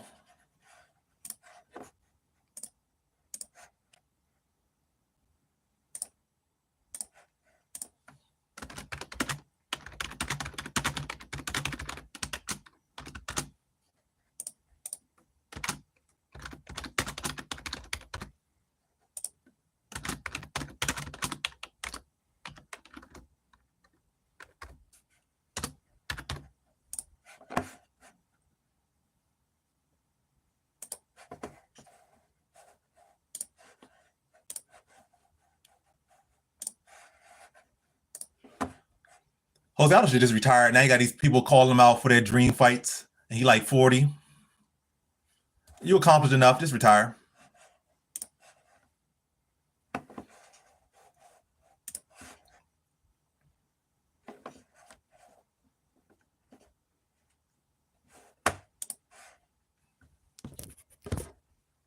But y'all got the next poll up. Y'all got Patrino or y'all got Jacobe. Yep, I wouldn't mind it. If I could get it, I'll get it.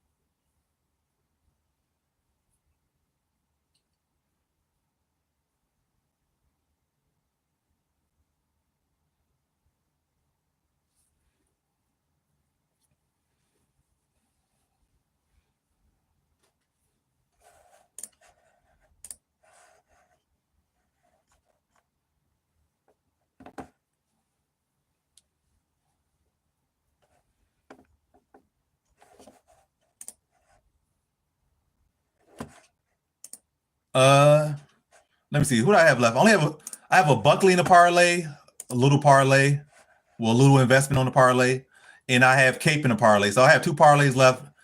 Not a whole lot of investment in them, but it'd be nice for them to cash too. So I got Mano Cop in a parlay, and I got Buckley in a parlay. Both of them are the last legs of that parlay.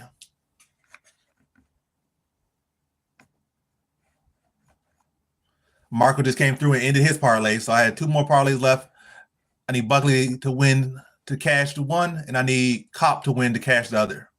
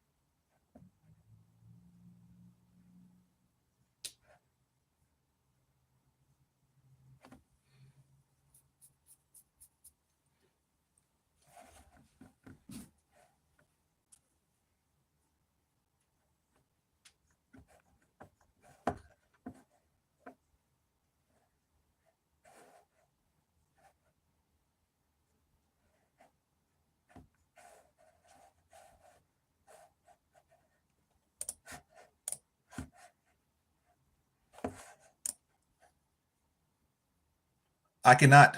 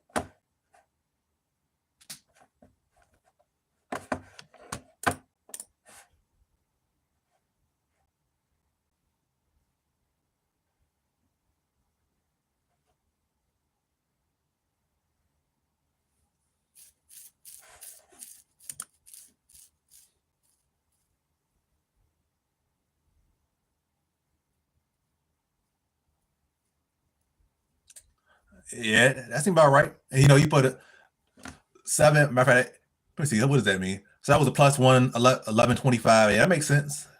Congrats on that, John Ruffin.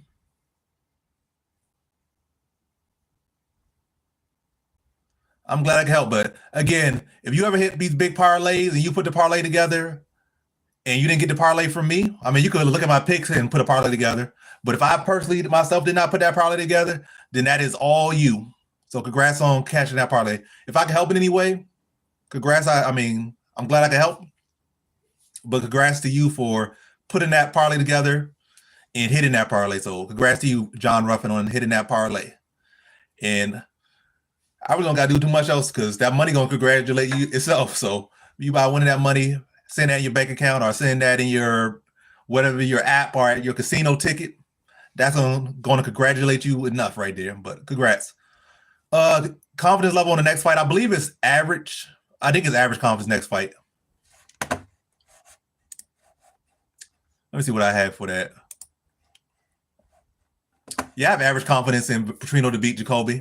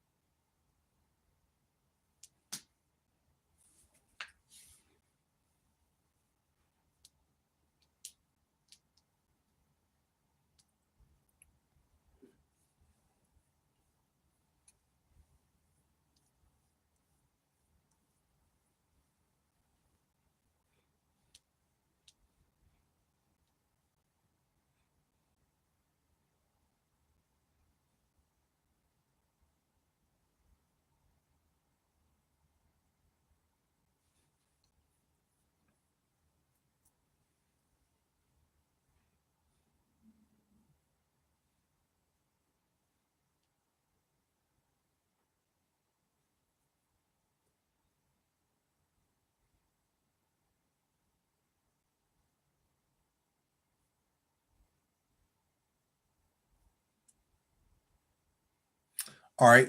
Fight's about to start. Patrino versus Jacobe. Let's see what happens.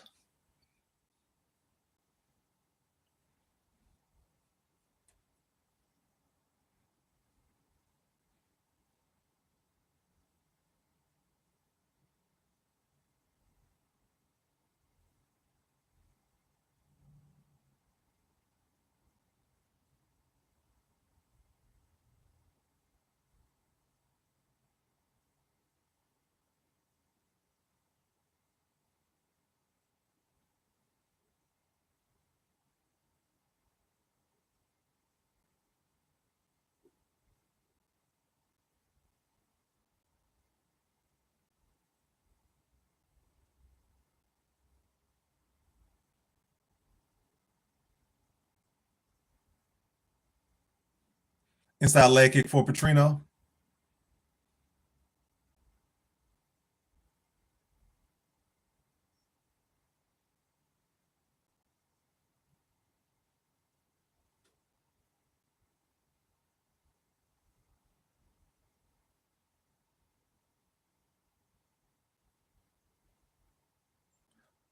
Leg kick from Jacobe.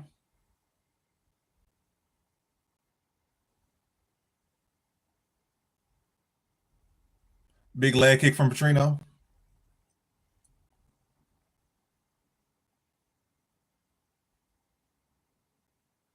Jab from Patrino.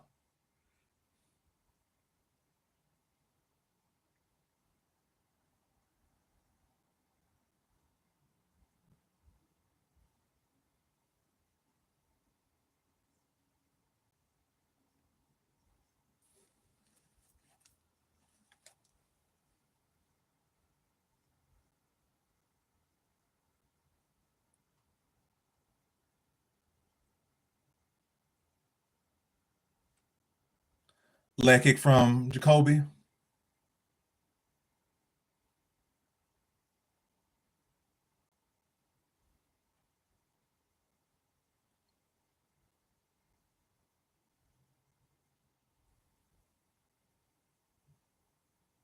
Big jab from Patrino.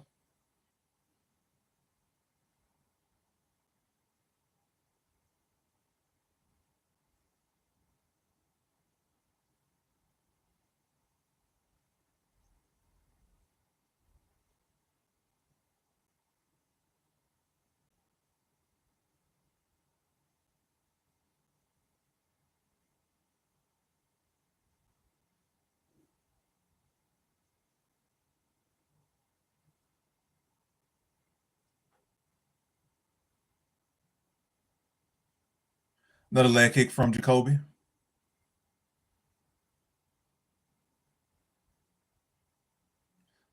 Leg kick from Patrino.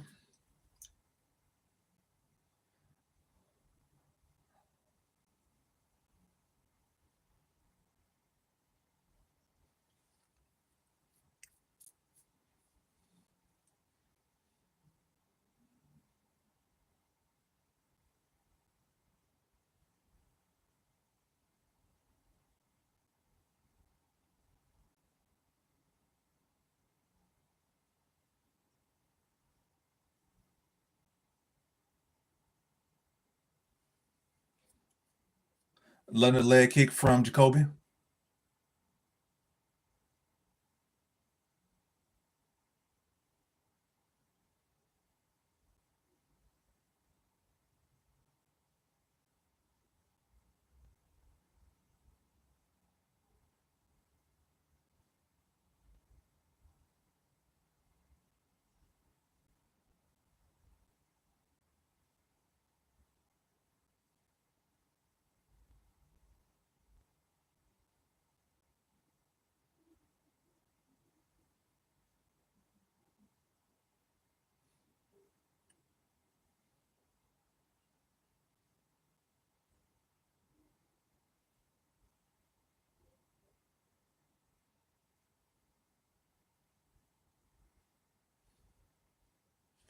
Another leg kick from Jacobe.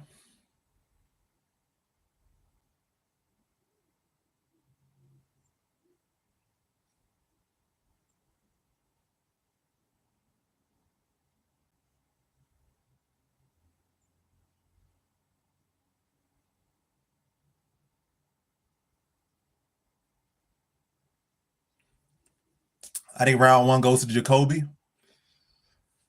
Patrino not able to get the takedown. Jacobe's piling up the leg kicks.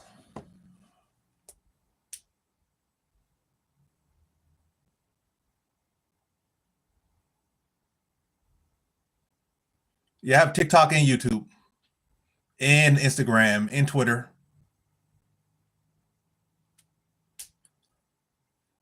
Well, yeah, I got a little bit of money on Cape as well, so I think Cape should get it done.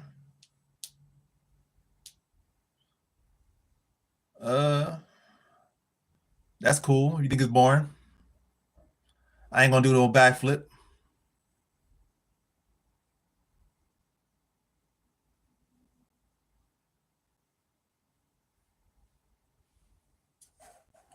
Exactly.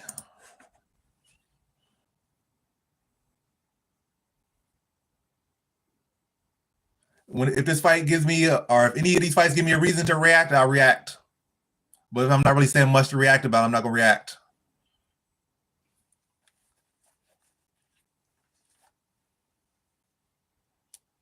All right, round two underway. Let's see if Patrino can make any adjustments. He definitely needs to make some.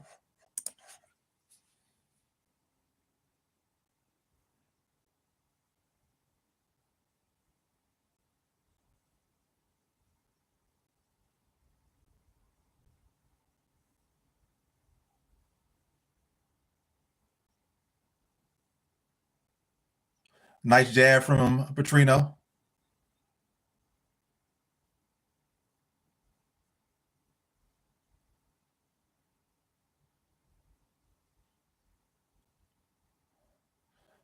Jacobe Patrino don't caution the wind, just unloading, but Jacobe's able to get back to space.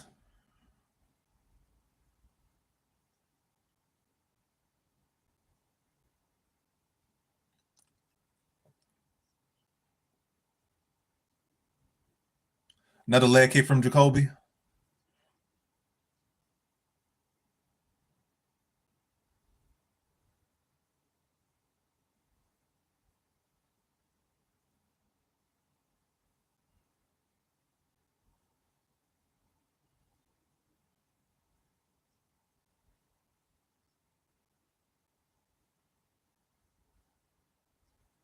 Another leg kick from Jacobe.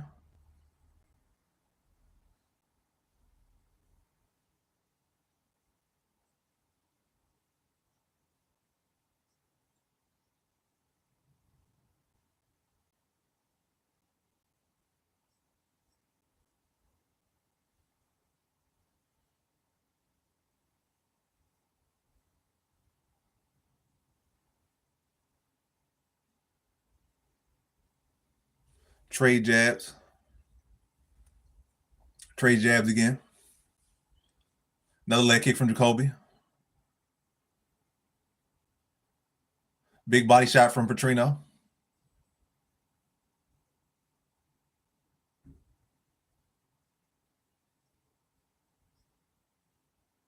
Another big leg kick from Jacobe.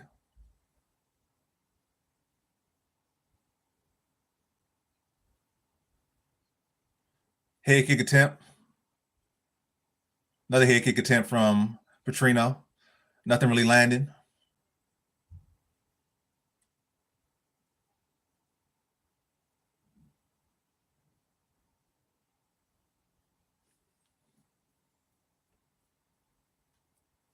Oh, big punch from Patrino. Rocks Jacobe. Nice jab from Patrino.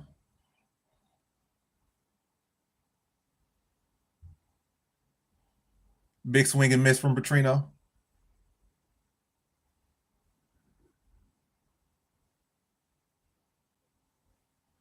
Patrino with his own leg kick.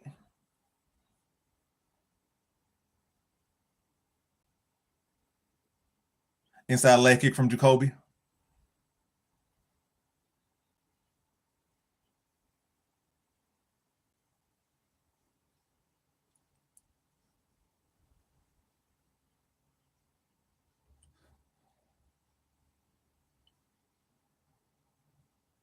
Good jab from Jacobe.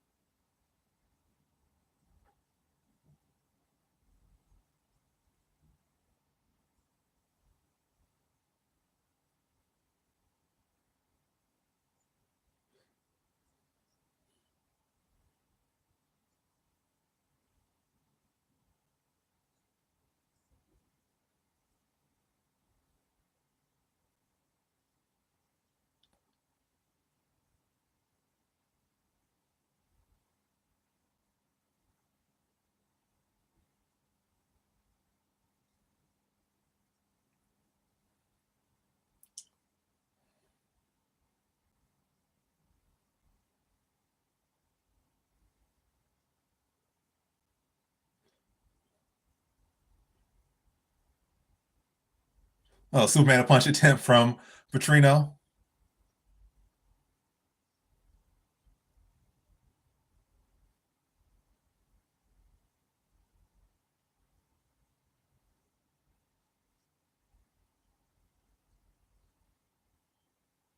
Good jab from Patrino. So yeah, round the piece on my scorecard. Patrino took that round, landed some big shots, but first round went to Jacobe.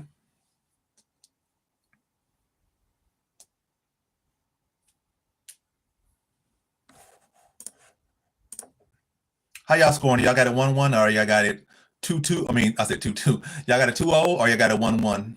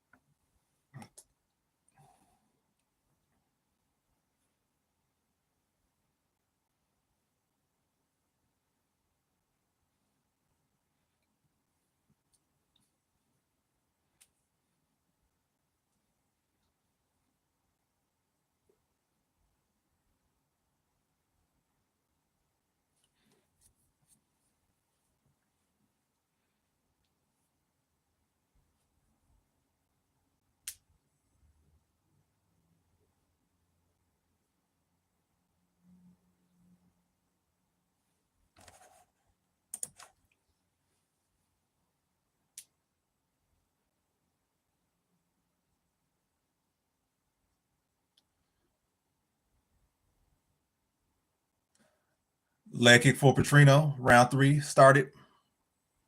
Inside leg kick for Jacobe.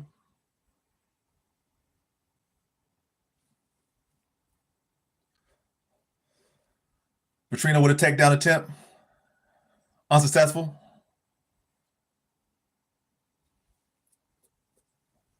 He all that body and can't get on takedown.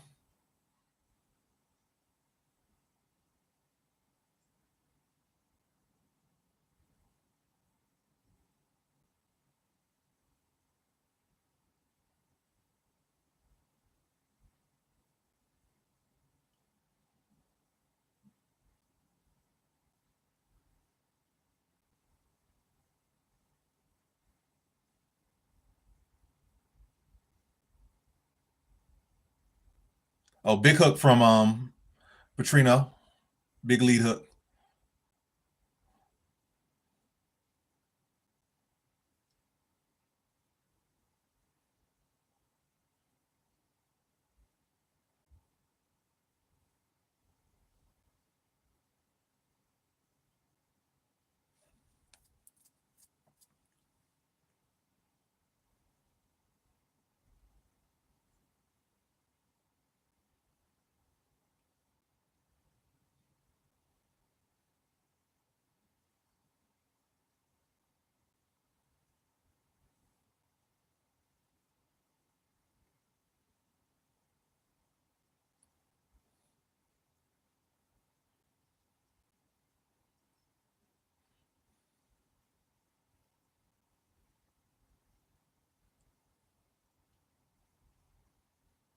Patrino finally gets a takedown.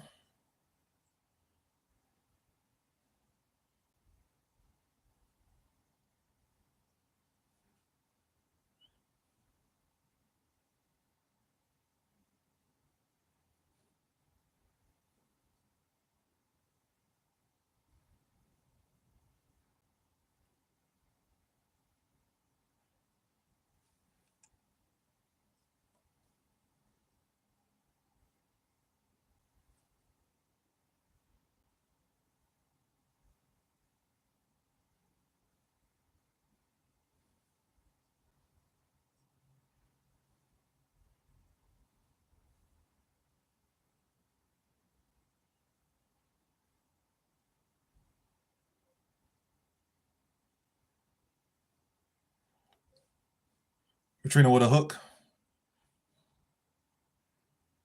Oh, nice right hand from Patrino. Very close fight. Somebody need to do something to win this fight.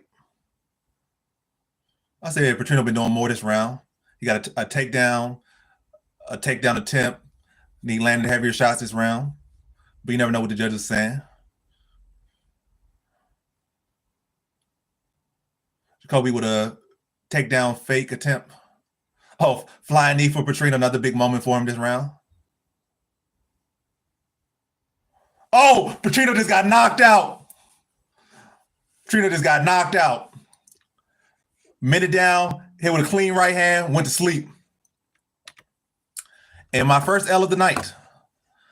Luckily, I did have a bet on that, but that parlay had already got crashed. So I'd much rather see that happen than another L. But that ends my perfect run.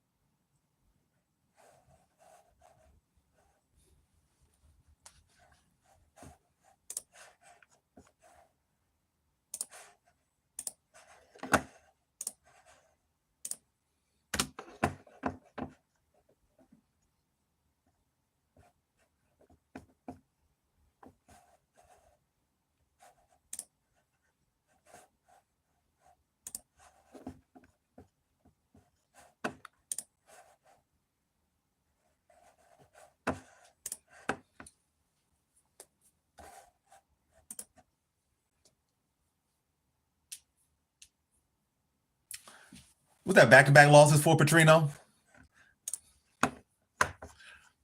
He might as well be another Johnny Walker. He got finished back to back by Journeyman.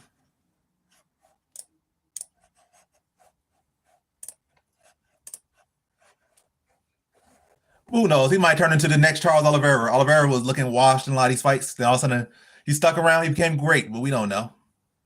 I don't see it.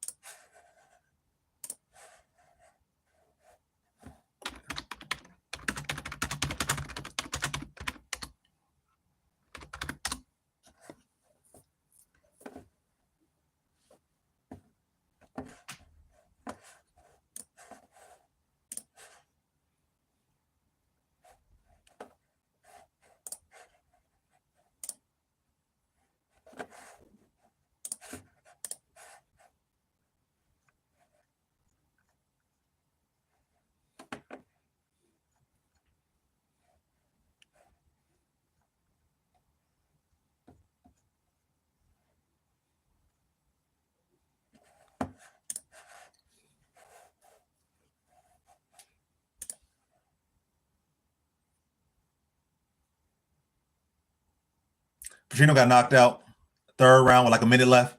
He probably was going his way to a decision victory. Gets caught with a right hand, goes to sleep.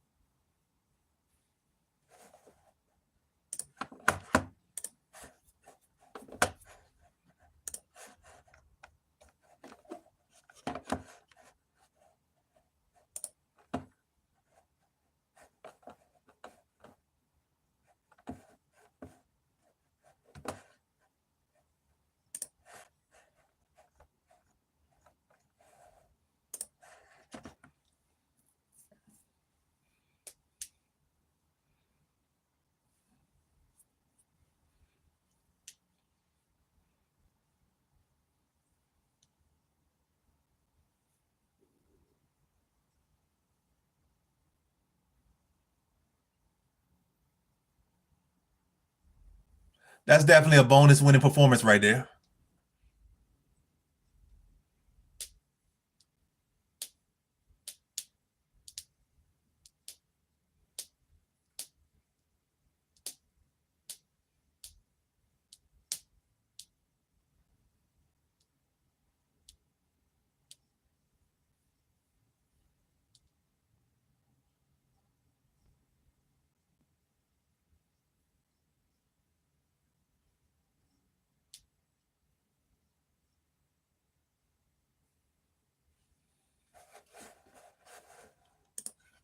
All right. Next fight, we got Mano Cop versus Bruno Silva.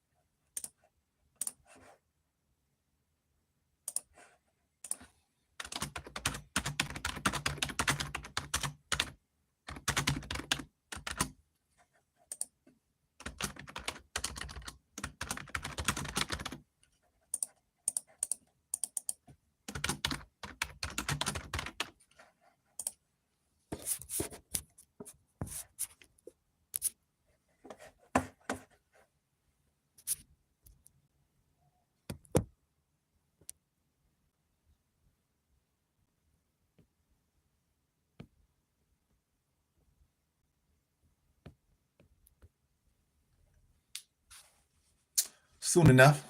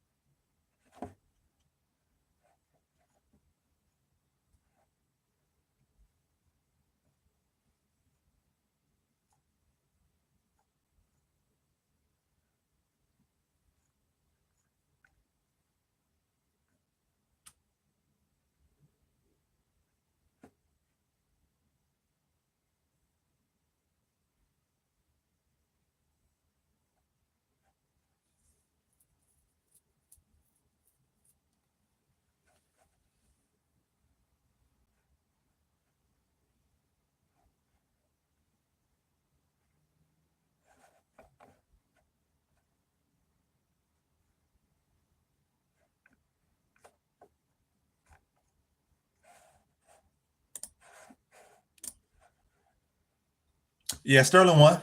He won by decision. He didn't barely won. It was a 30-27. It's not a barely. He just didn't get the knockout like he was supposed to. But he did win pretty comfortably.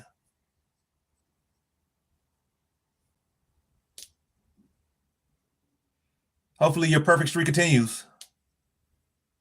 I got Mantle Cobb, I think, by a second round knockout.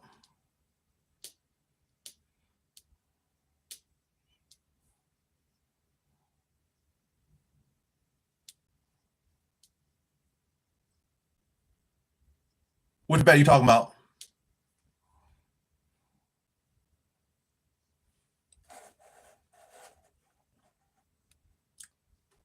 I got Swanson in that fight. He gave him tough moments. I wouldn't say he gave him a tough fight. What he got, like one or two takedowns, didn't do no damage. They got picked apart the feet. I wouldn't say it was a tough fight. He gave him some cardio, I guess, some drilling work that you probably go to the gym. But he gave him like all fight like it was. I feel like Sterling was ever in any great danger.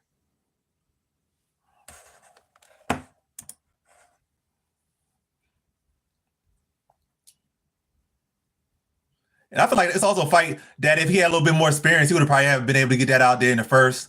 Because there were several times where he had Tokos hurt. But I think one of those times he had Tokos hurt and he followed him to the ground. There a couple times he had Tokos hurt, but he didn't commit to the body. Like that comes down to like inexperience. But he could have got that out there if he like again had the experience. But that's the experience right there.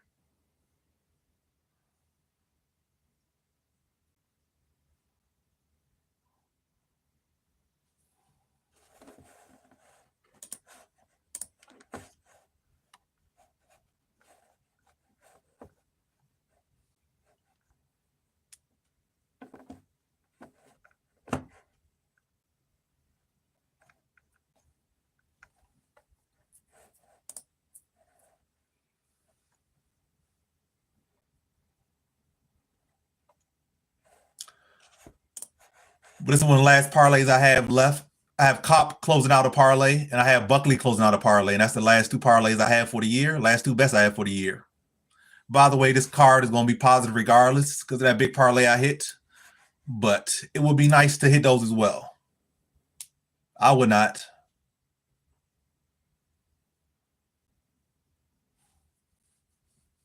That was I wouldn't put no 500 on Cop right now. If somebody gave me $5,000, I might put 500 on Cop. But out of my own money, I wouldn't put no money on Cop right now, other than the money I currently got on him. But definitely not no money line Cop.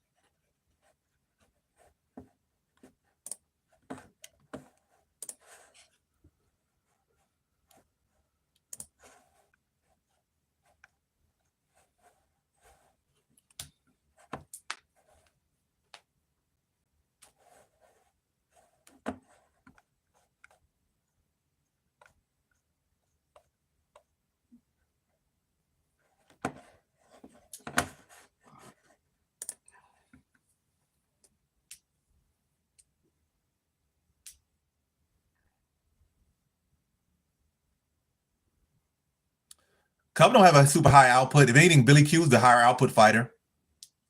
I feel like if anything, Cub will win by just being the more technical fighter and having a better box and landing flusher shots. But he's not gonna win off of activity, I don't think, unless he beating the mess out of Billy Q and not allowing Billy Q to get active. But they both throwing value, and Billy Q the more active fighter.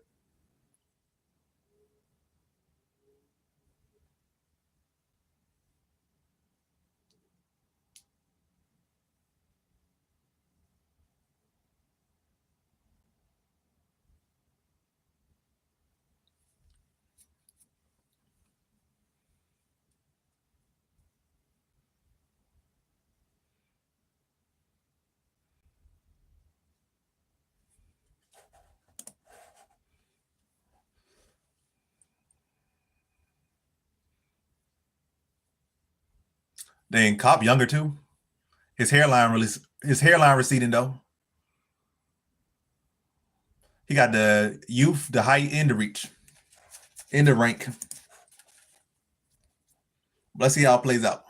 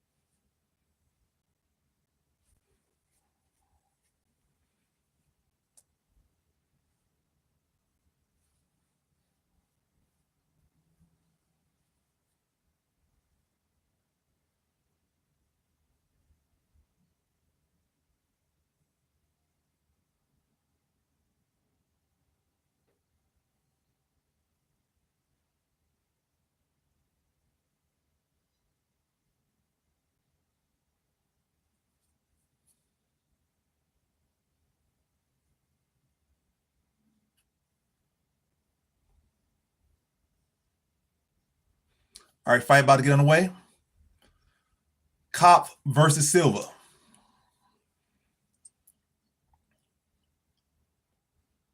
Silva coming out very bouncy.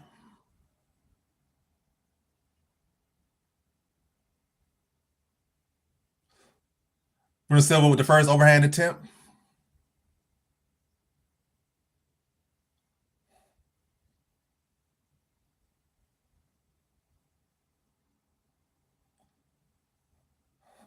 Bruno Silva, they both definitely looking for those one-handed quitters.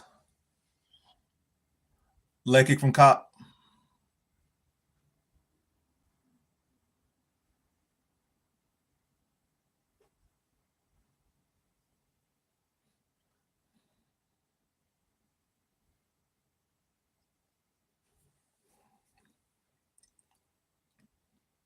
Jab to the body from Silva. Another overhand attempt from Silva, misses.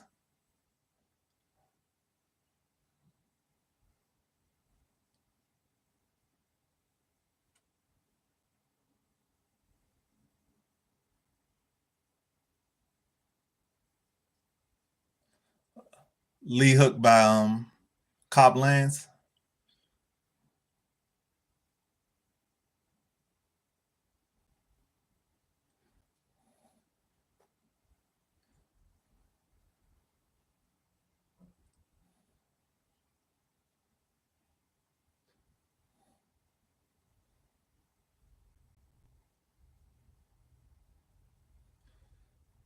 Cop getting flashy now.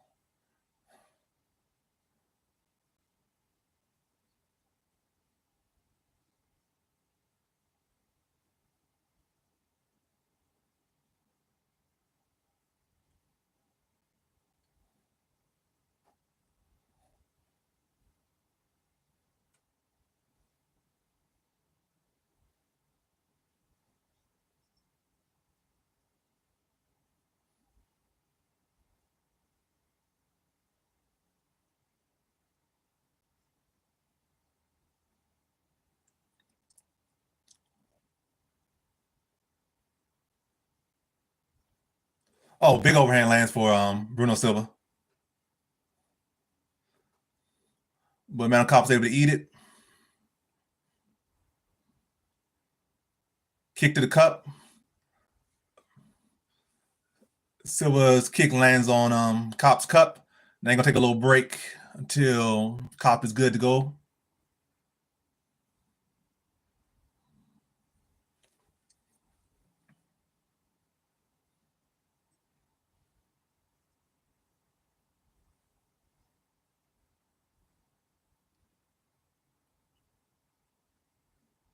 Big leg kick from Cop.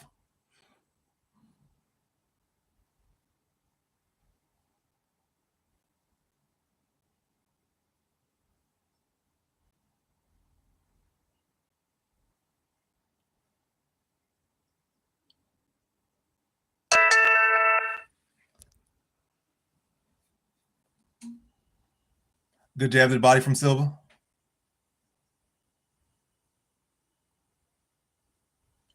Good leg kick, Cop.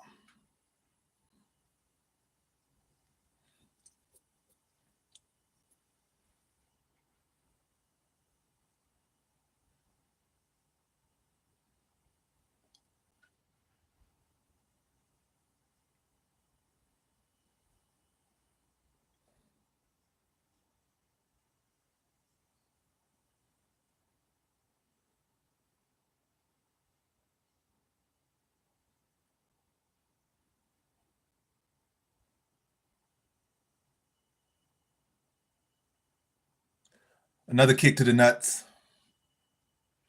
2 times in 1 round. I think that's a point deduction.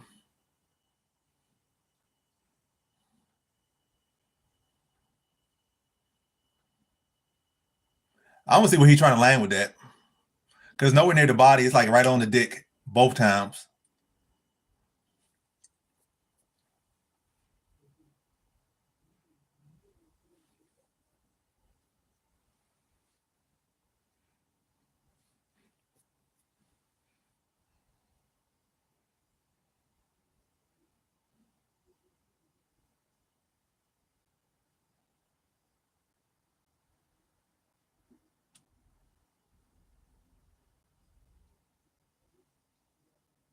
Big leg kick from Silva.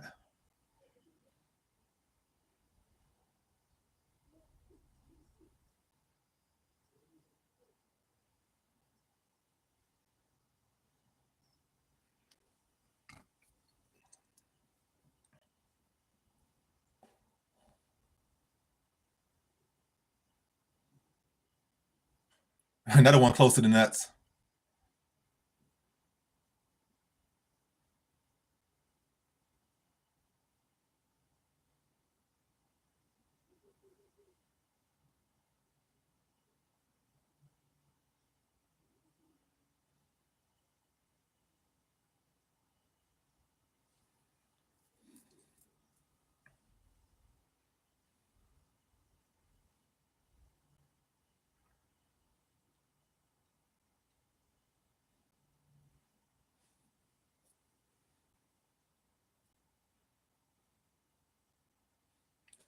Ten-9 first round goes to Mantle Cop. That round was a little bit long because of the nut kicks, 2 of them. But 10-9 Mantle Cop.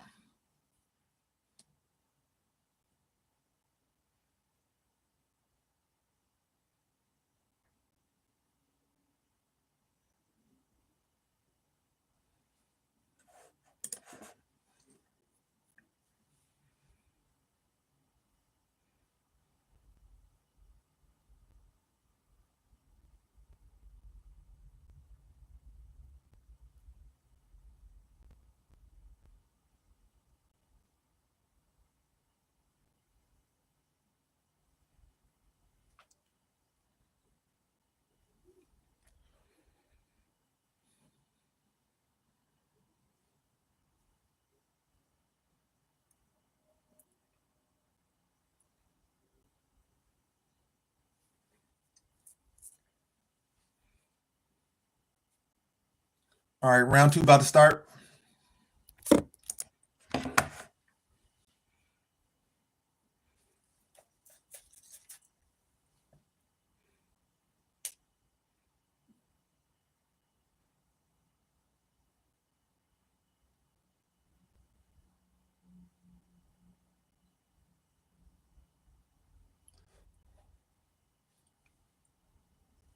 Some good inside leg kicks from Cop.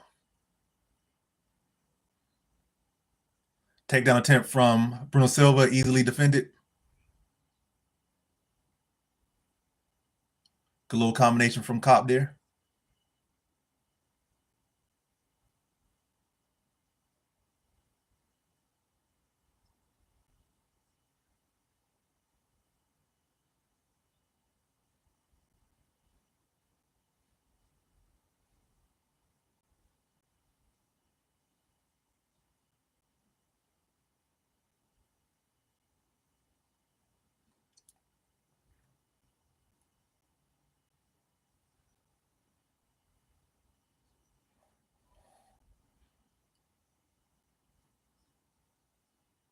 They tear him up. Knock this man out.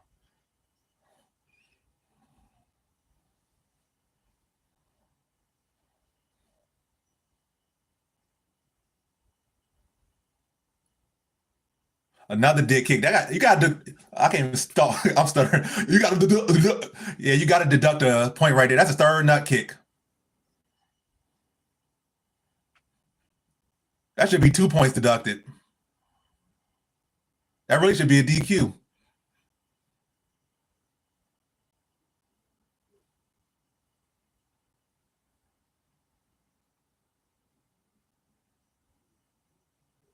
He dug his toe right in his ball sack with that.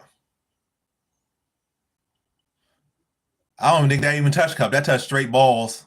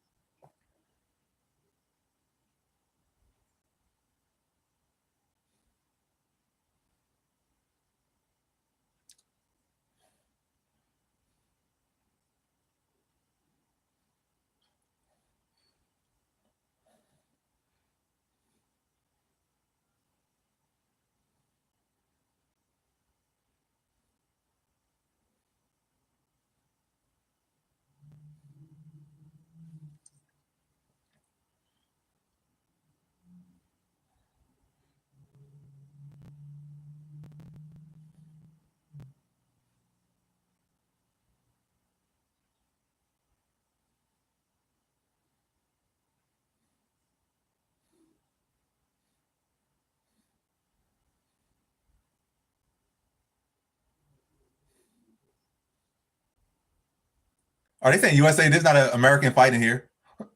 You got a Brazilian and Portugal, guy from Portugal. They saying USA. Neither of these guys are American.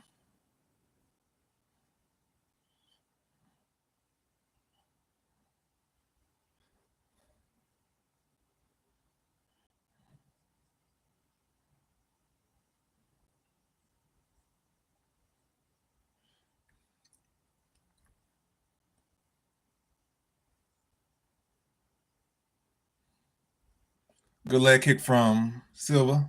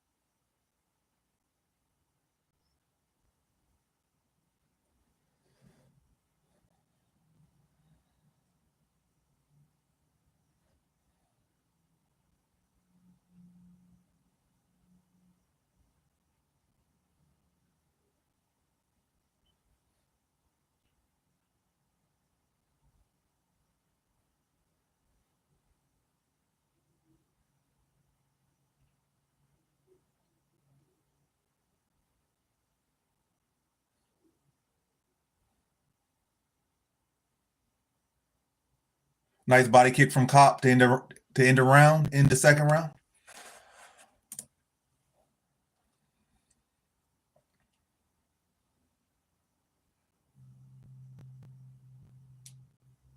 I feel you.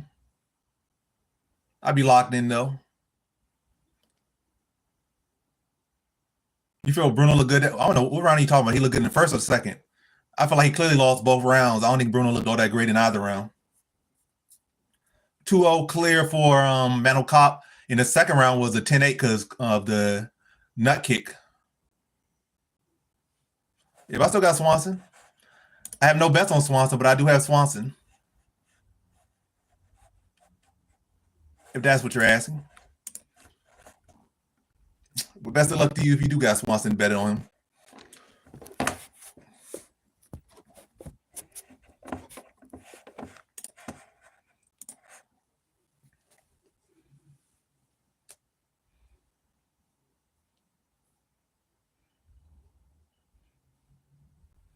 All right, round 3 about to start between Cop and Silva.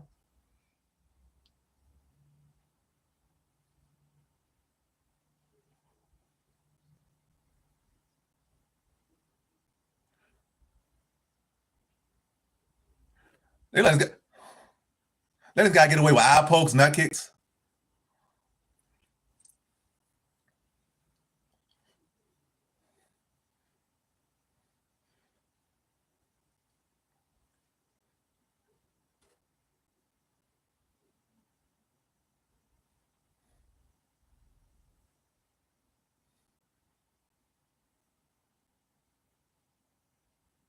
Good body kick from Cop.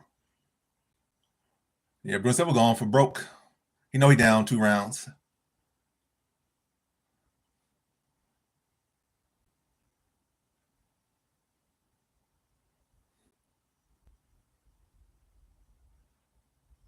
Inside leg kick, Cop.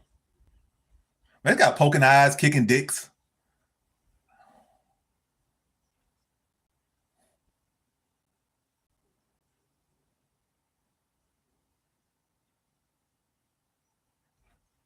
Yeah, tear his body up. I say go to that guy dick. He kicked you in the dick like 4 times, poking the eye like 2 times in this round alone. Kick him in the dick and then hit him with an uppercut.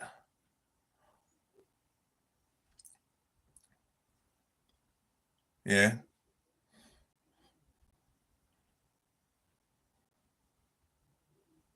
Keep tearing off on him.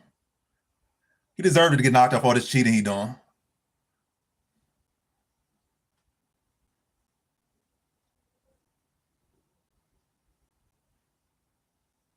Yeah, knock him out. He did all knock his bitch ass out. Knock his bitch ass out. Knock his bitch ass out. You want to cheat, you little bitch? Get knocked the fuck out. Yeah, after you bitch. All that cheating you did. Bitch ass nigga.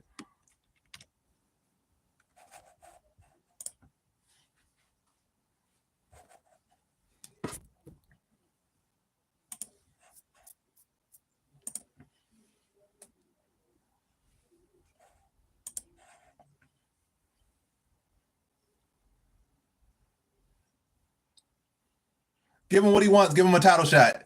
There's no one else left in this division. Pantoja done run through everybody.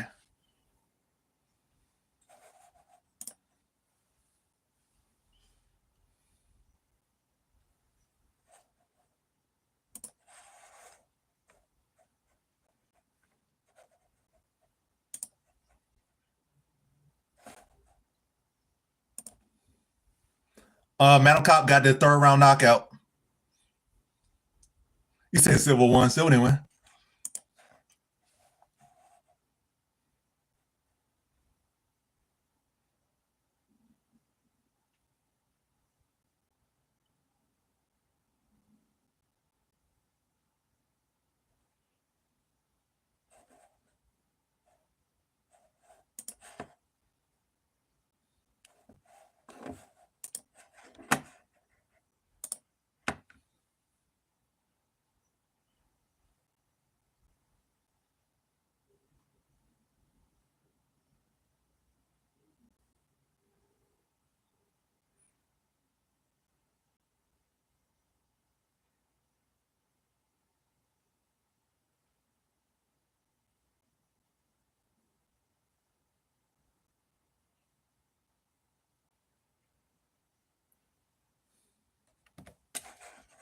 Another parlay cashes.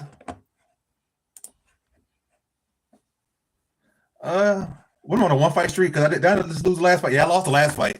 I was on a 9 streak, then I lost the last fight, so I'm only on a 1 streak now.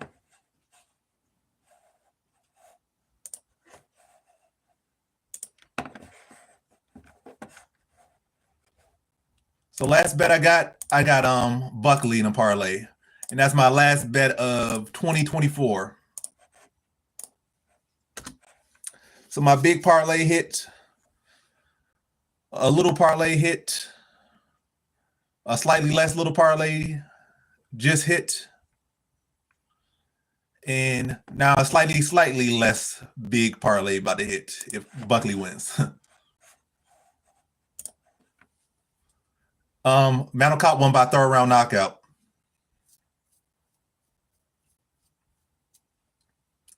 I need Cub and Buckley. You got Billy and Buckley. I got Cub and Buckley.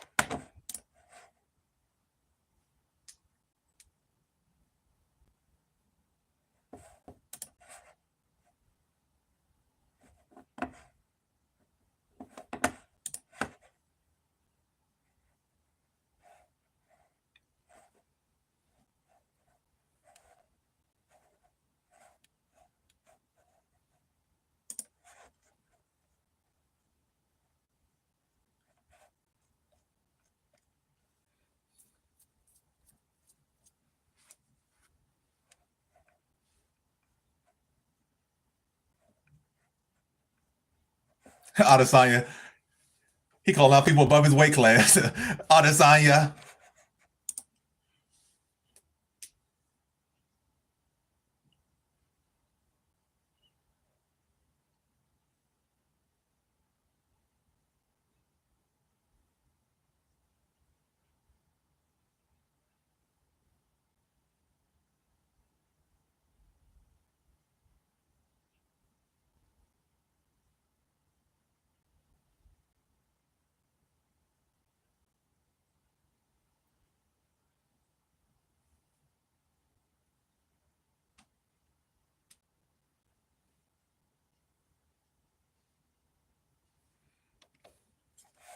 That beef with him and Adesanya never going to end.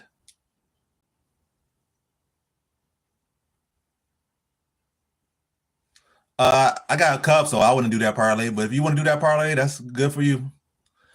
I wouldn't recommend it. Maybe an over in that fight between Billy and Cub, over in that fight. Then maybe a Buckley parlay, or maybe a over. But I think this one is so pick 'em. I wouldn't even pick a side in the Billy Q Cub Swanson if I was putting in the bet. I just go with the over. All right, let me put up the next poll.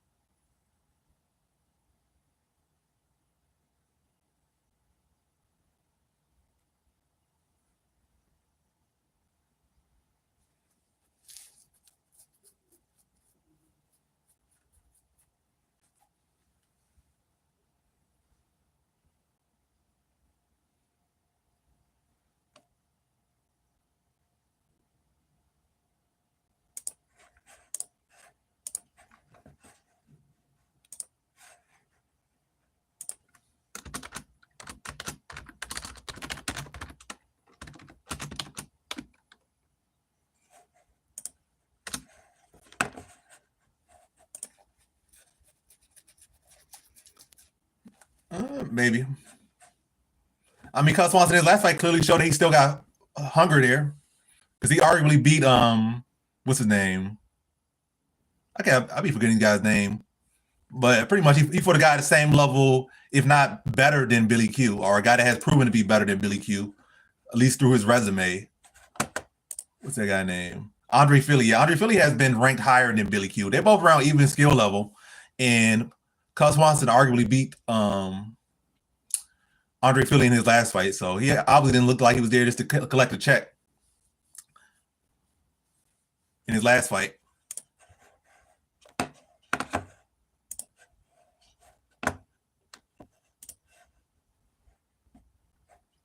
I think they already probably liked the video.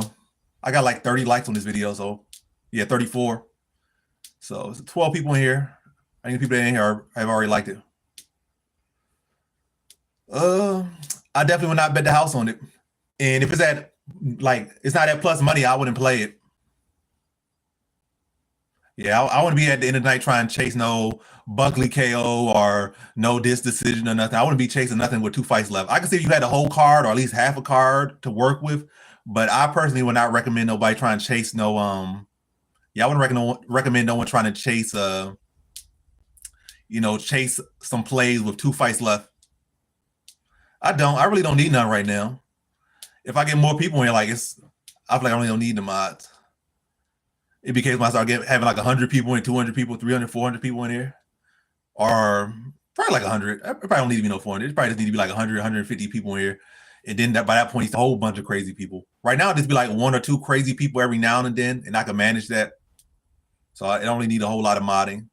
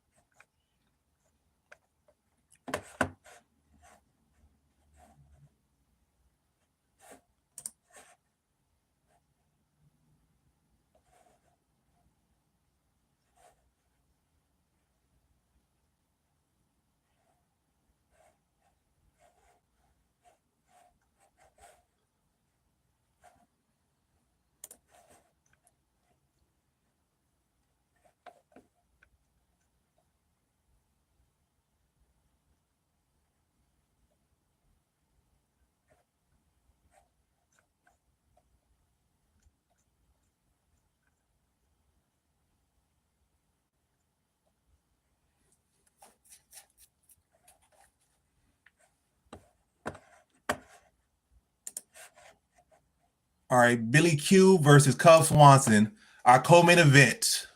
Just one more fight after this.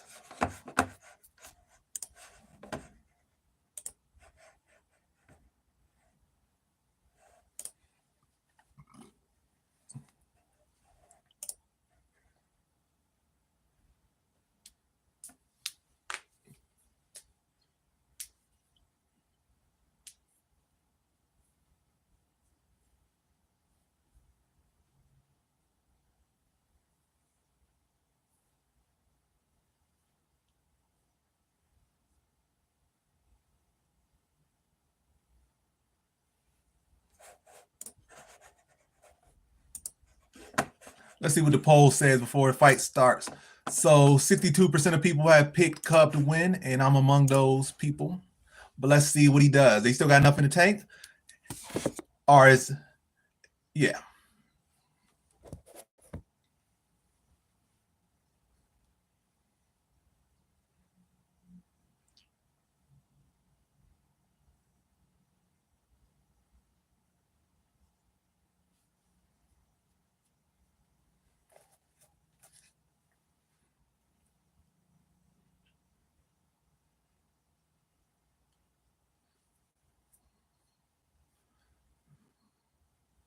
Nice fast hands from Cub Swanson.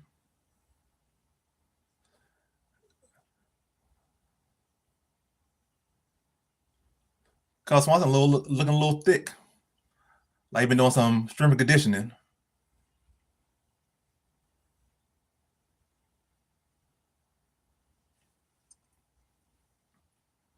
Oh, Cub tagged him already. Those right hands.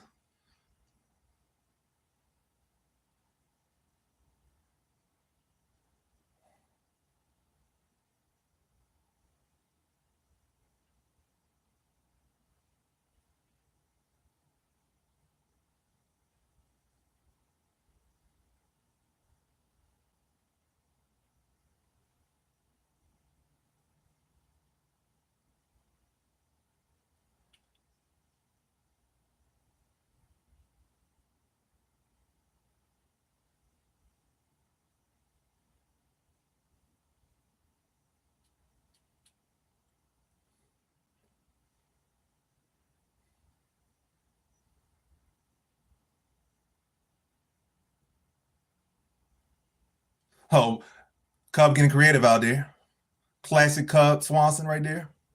Or should I say vintage?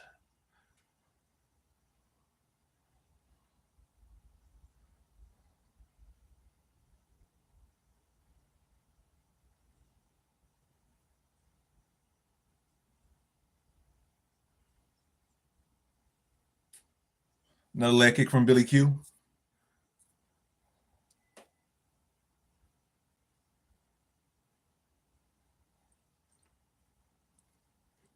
A Cub cracking.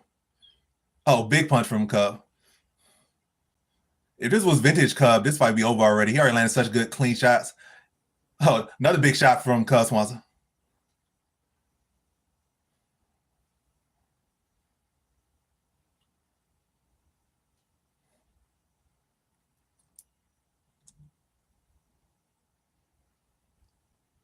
Good leg kick from Cub.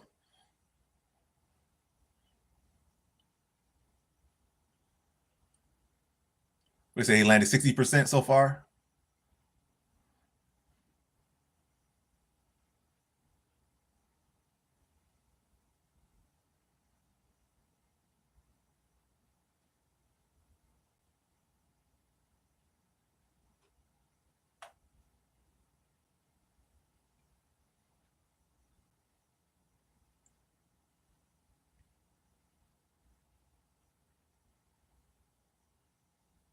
Good leg kick from Billy Q.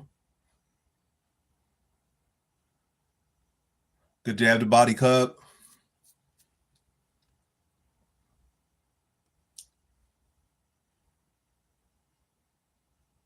Good jab, Cub.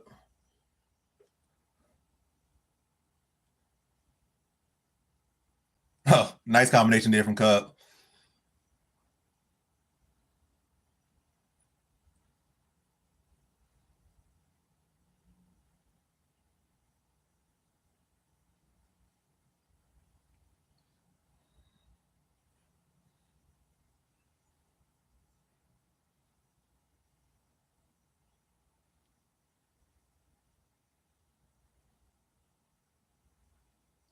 Oh,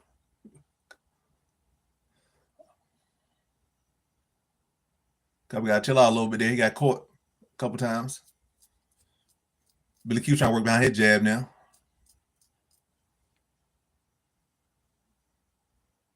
Good inside leg kick from Billy Q. Oh, like Cub Swanson rocked.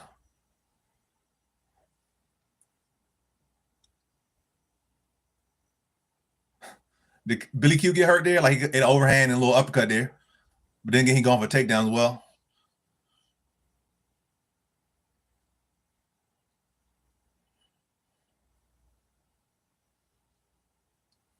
A pretty competitive first round.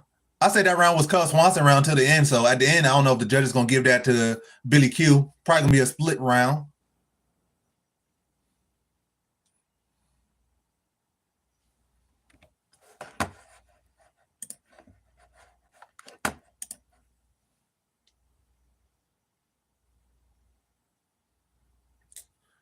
I say Makhachev versus Arman is a boring card. You got two title fights. You got Makhachev versus Arman, and you know Arman's not gonna lay down like no Charles Oliveira did.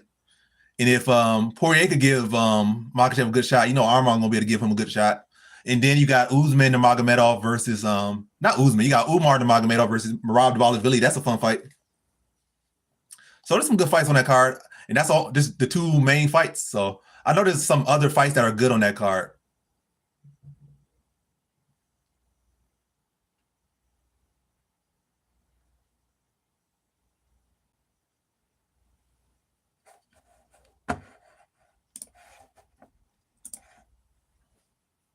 All right, round two about to start.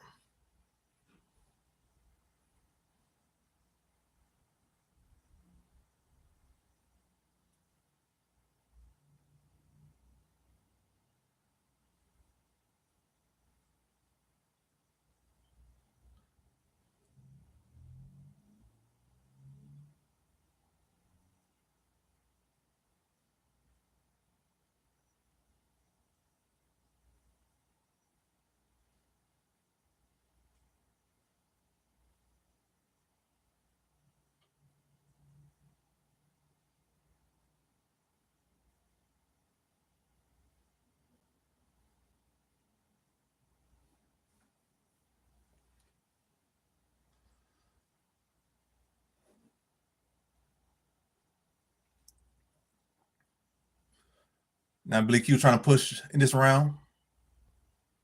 And on a single.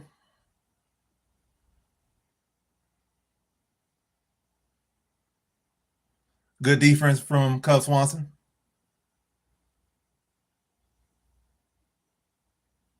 Good jab by Cub. Oh, another good punch. He landed that well with that right hand. Again, he landed.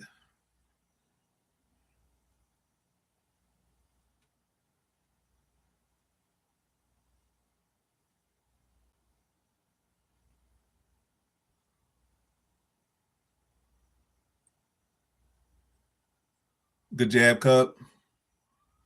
Another good jab. Billy Q's durable. I'll give him that. He had a lot of clean shots.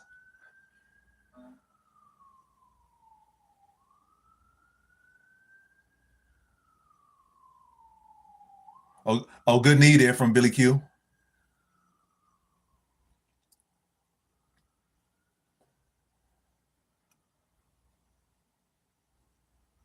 All right, Billy Q lands some good shots. He got Cub in the clinch now, trying to go for another takedown.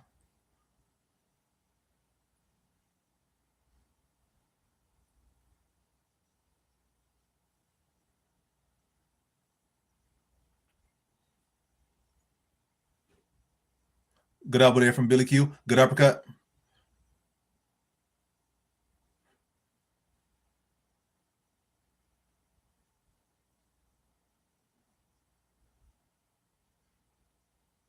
Good knee from Cub.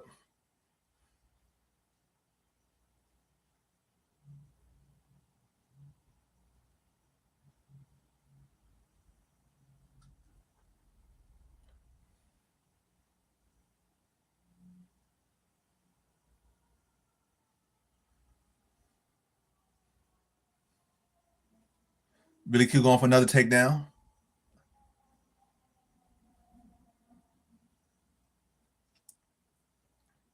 Cub defending well.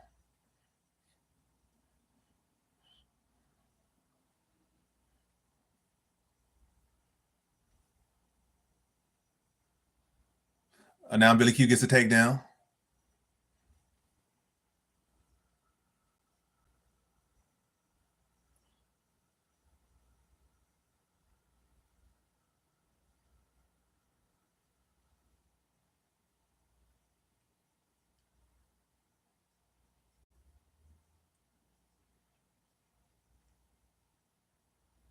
All right.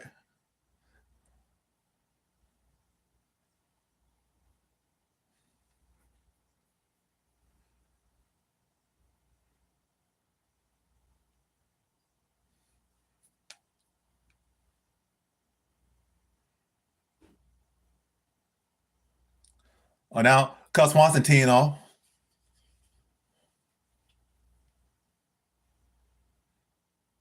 Oh, good knee from Billy Q. Going back on a takedown attempt.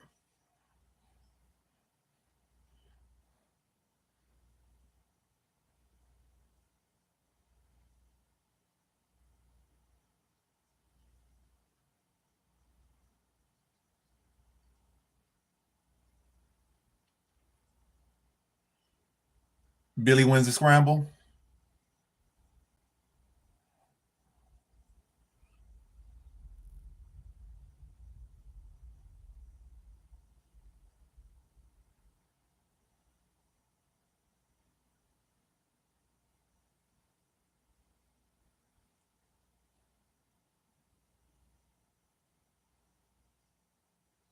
Yeah, I say round two definitely goes to Billy Q. It could be 2-0 Billy Q or it could be 1-1. So the momentum's in the favor of Billy Q. He either won the first two or it's 1-1. But I definitely think he won the second round. I would say I feel like Cub won the majority of the first round, but the ending of that first round wasn't a good look.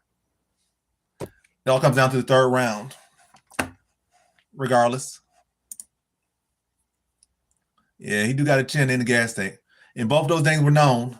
I mean, he got cracked by Barboza, but other than that, his chin has held up for the most part in all his fights. And his gas tank has held up.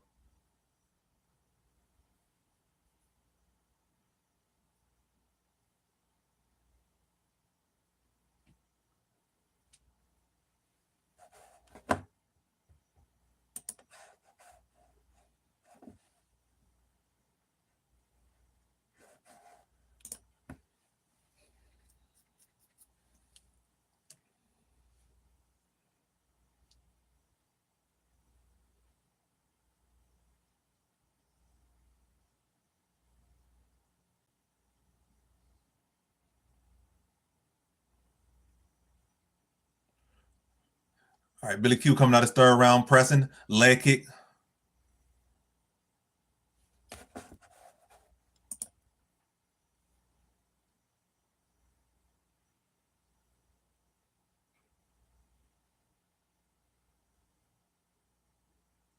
Oh, nice head kick from Cub Swanson.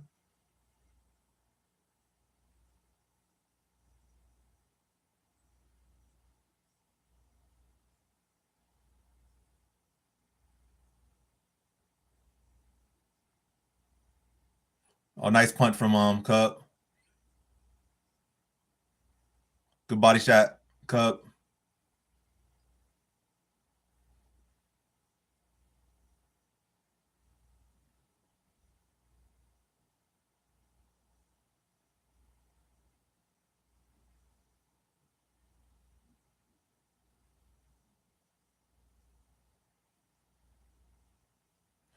Billy Q went on another takedown attempt.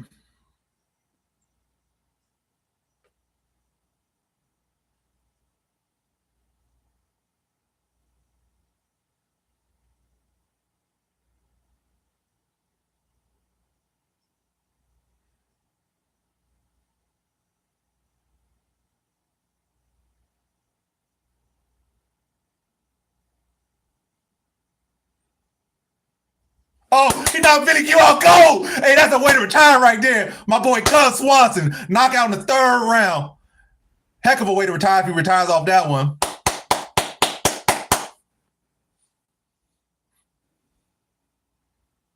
Put the light out on him. He had no answer to that right hand the whole fight. Committed to it, put him out. Cold.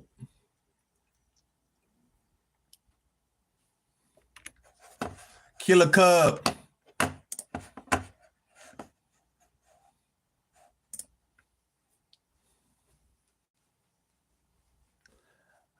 Cub Swanson got the knockout in the third round.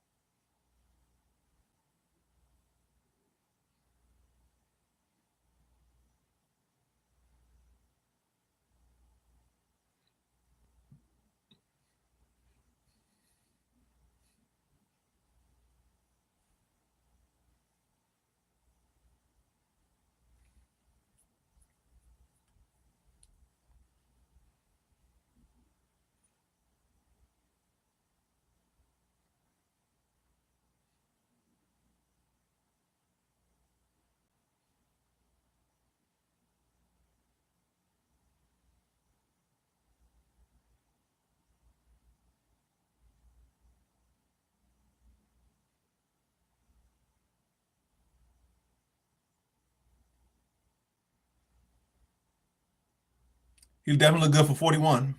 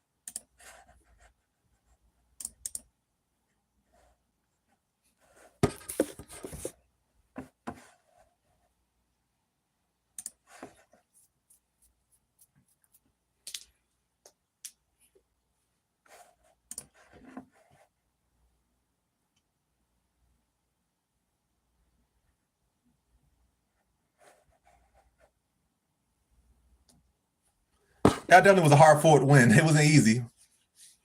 But congrats to everyone that cashed on that pick.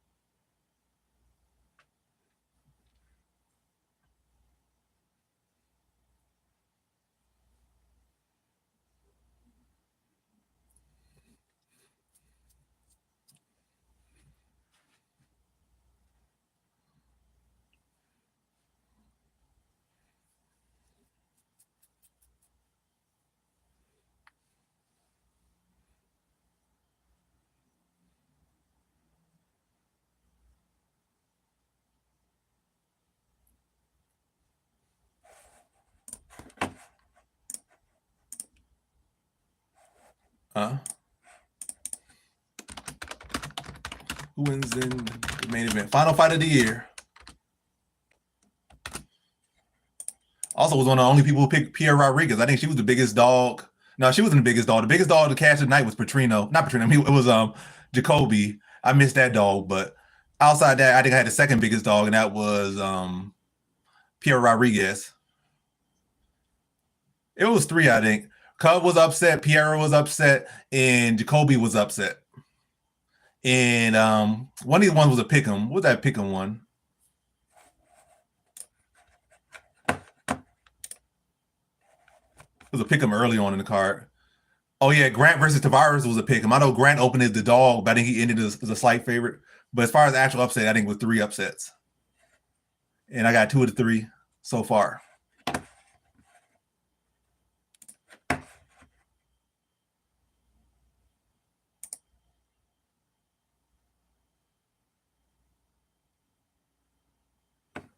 I mean, I'm gonna be dropping stuff all the time. I'm not stopping. I still got what 16 more days in this year. I'm gonna be dropping videos. I'm not gonna be dropping videos every single day, but I'm gonna be dropping stuff. Also, you got I think isn't Fury versus Usyk, well, Usyk versus Fury 2 this year. Oh, man.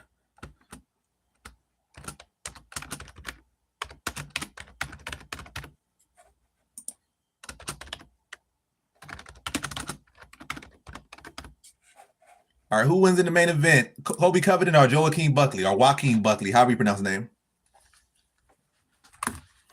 But I'll be right back.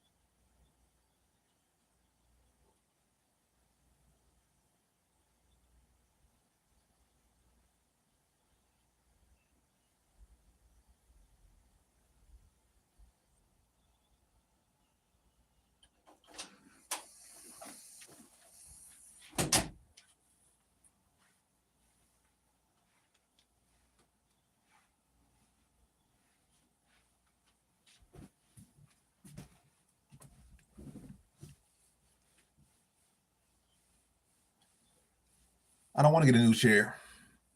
In case you went in there. Now I got to pay off some debts with all the cash I won today. The IRS is after me. I picked Buckley to win the last fight.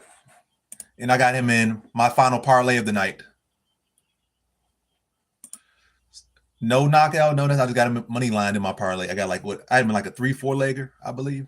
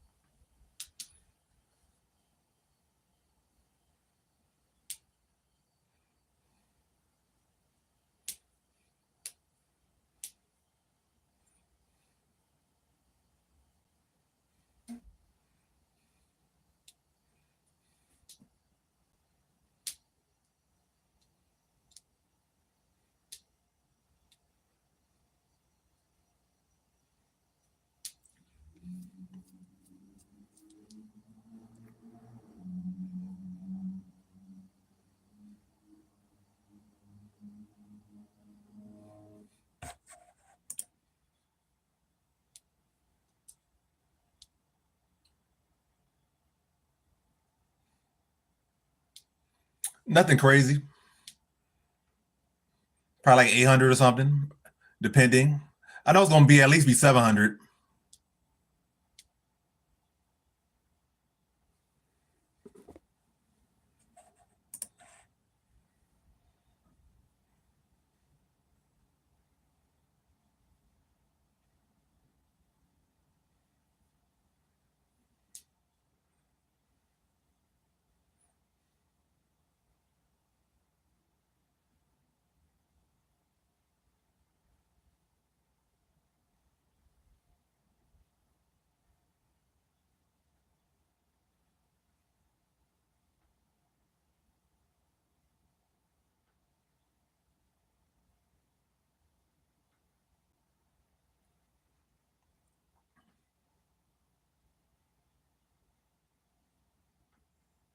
Look at Usman over there in the crowd sizing Buckley up.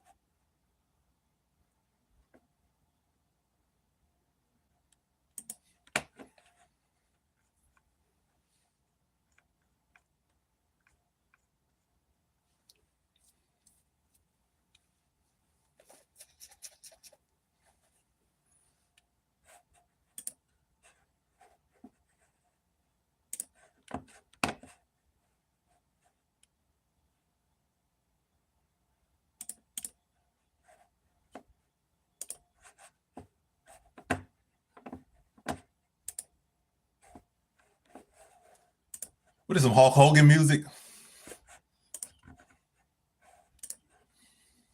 Oh yeah, he do got Hulk Hogan right next to him.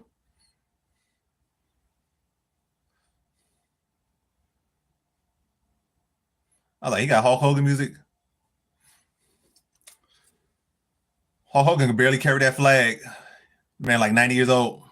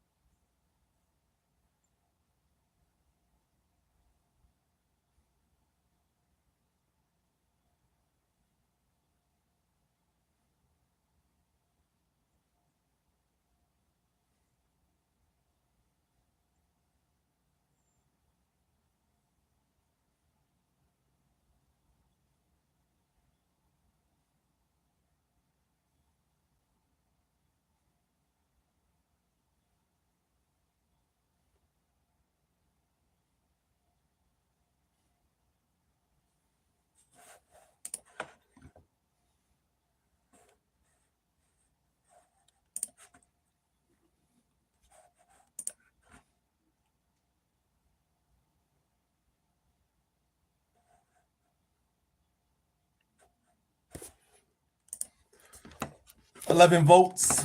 64% of people got Buckley to win.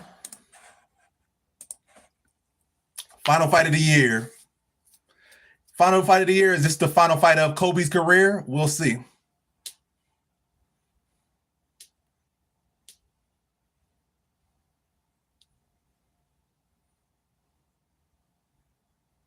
$30 versus $36.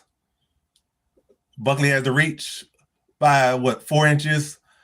Covington is 1 inch taller. So most of the advantages are in Buckley's side, 6 years younger, 4 inch reach. It's not even like Kobe got a jab, so their height don't really do much for him. He does throw a bit of kicks.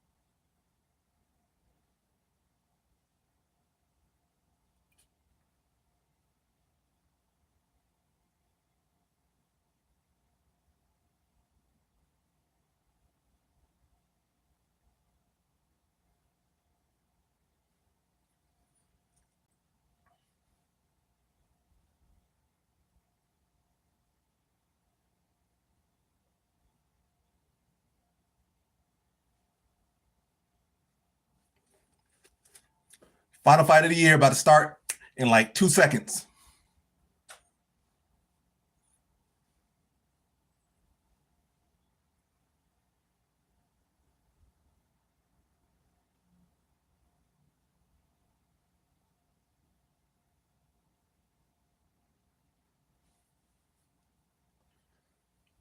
All right, round one underway.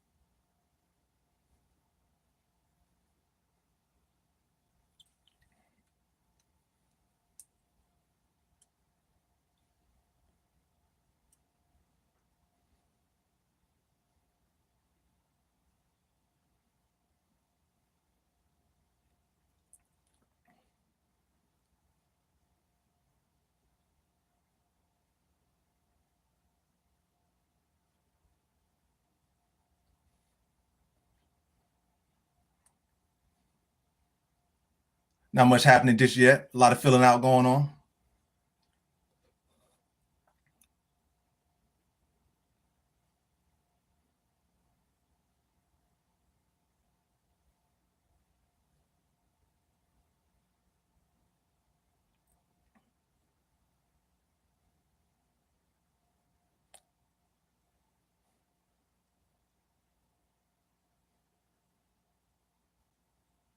Good inside leg kick for Buckley.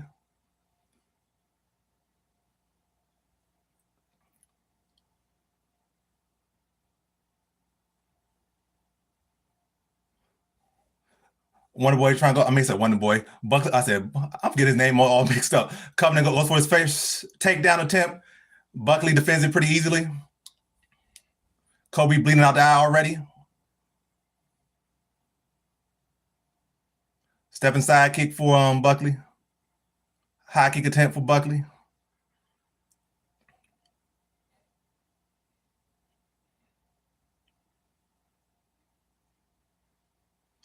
Oh, good combination for Buckley. Push. I can't even speak right now. Pushes one. I keep calling this man Wonder Boy. Pushes Covington back. He came out to Hulk Hogan, so I call this guy the Wonder Boy.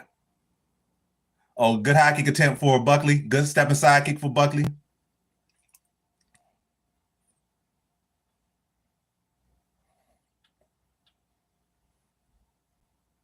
Good body shot for Buckley. Good overhand. Now the crowd has started chanting Kobe sucks. Good uppercut attempt for Covington. Kobe.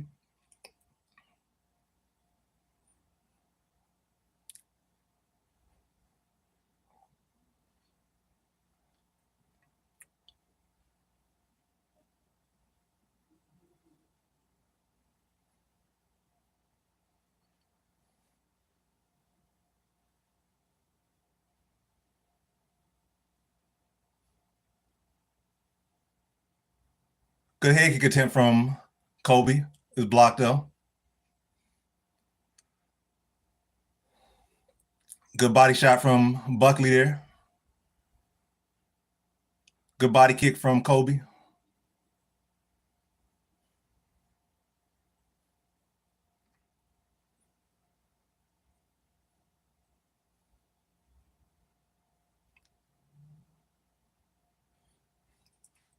Kobe in on another takedown attempt after eating a hook.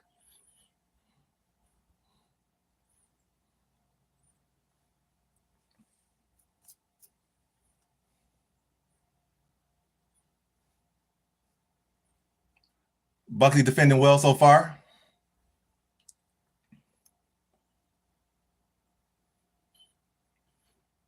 Defends his second takedown from Kobe.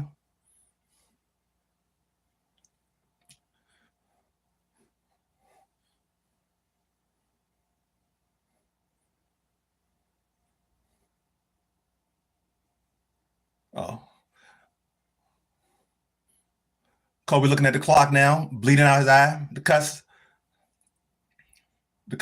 bleeding into the eye a bit.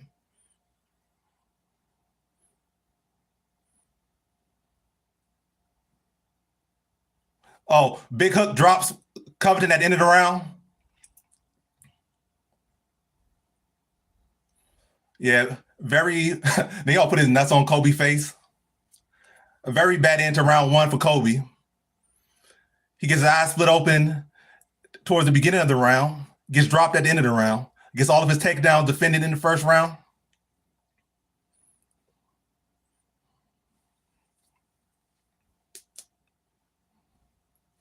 If that kid keeps getting beat up, this fight could get stopped by the cut alone.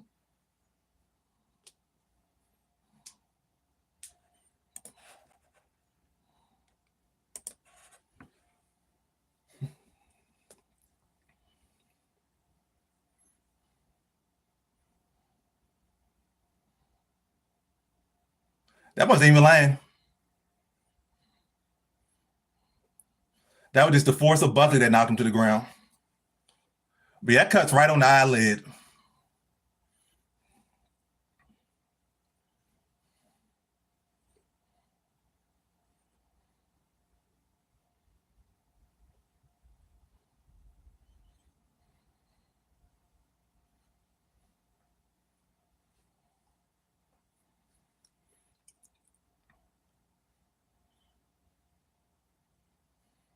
Good body kick for Kobe.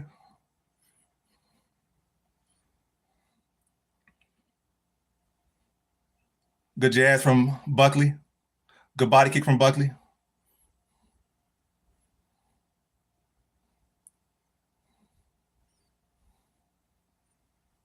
Good jazz from Kobe. Decent takedown attempt, but completely defended by Buckley. Good knees from Buckley.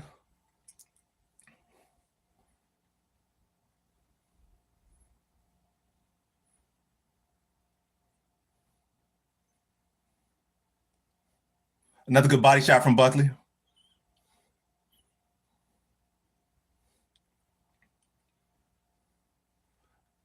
Was that a triple jab from Buckley? All land. More good body work from Buckley.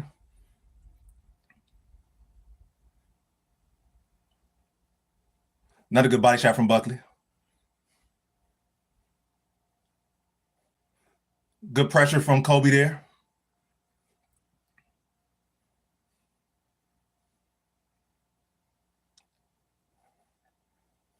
Kobe on another takedown attempt.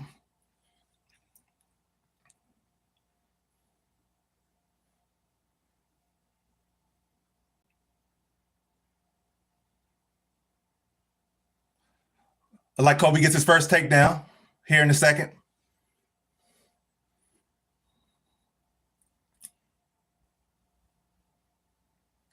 Kobe in side control.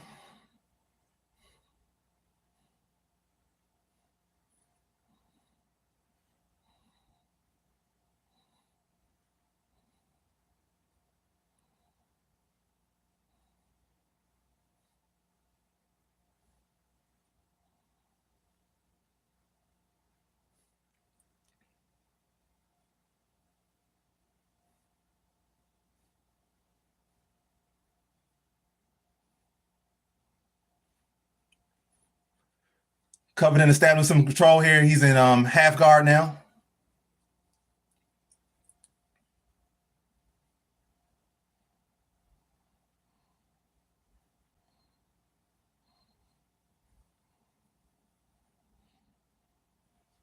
Kobe back in side control.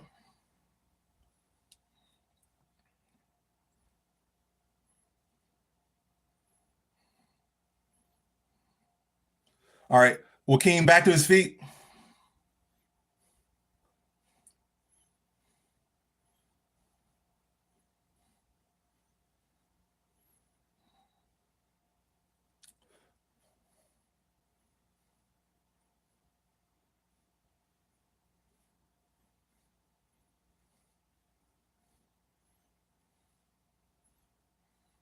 Good jab by Buckley. Good head kick attempt from Buckley. Another good step inside kick from Buckley.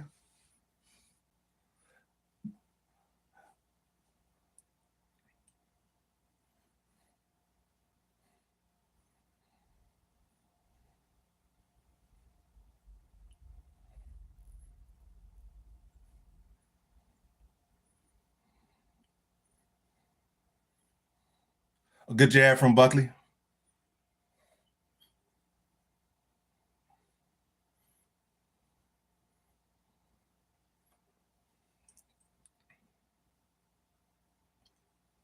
Good check hook from Buckley. Good inside leg kick from Covington.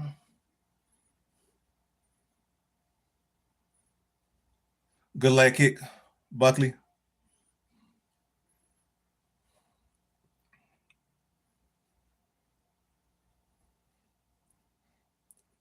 Good jab. Good doubled it up. Oh, nice little combination there from Covington.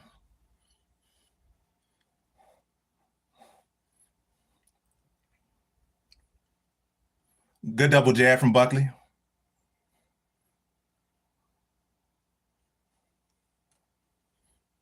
Oh, was that a nice little uppercut from Buckley?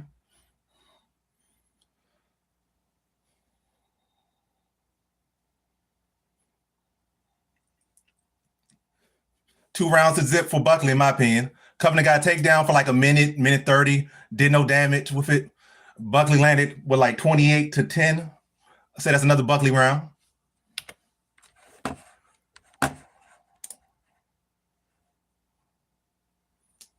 I have a Buckley here.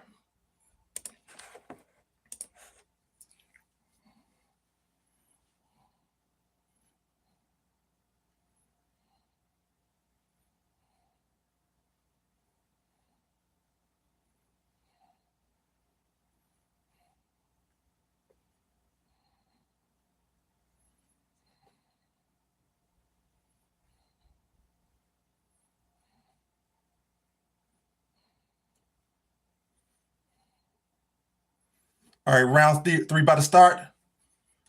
3 more rounds.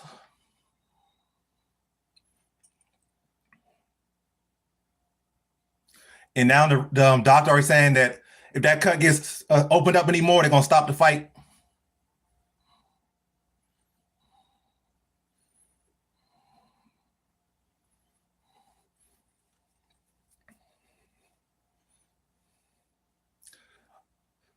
Covington goes for a takedown early, gets stuffed. Another jab from Buckley. Good body work from Buckley. Double hooks to the body.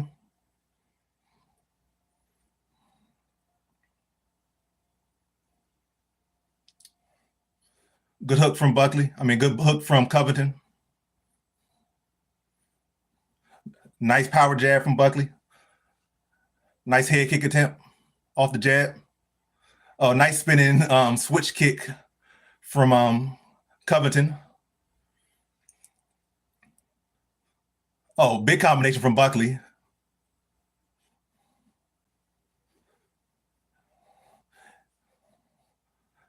Covington on a single, gets defended easily. Buckley on top, dropping ground and pound. Buckley and mount.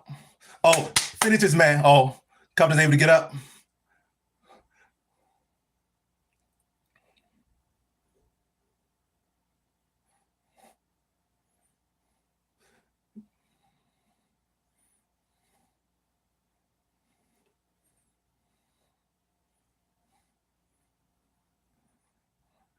Big hook from Buckley. Buckley's face covered in blood. Not Buckley. Covington's face covered in blood. Not Buckley. Covington's face covered in blood.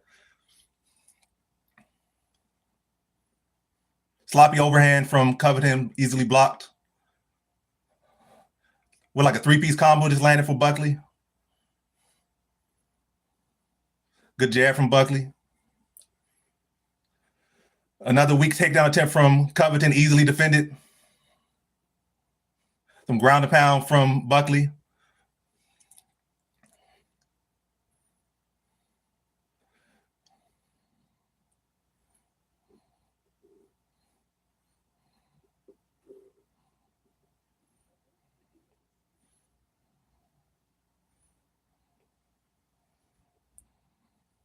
Buckley just moving Covington around now.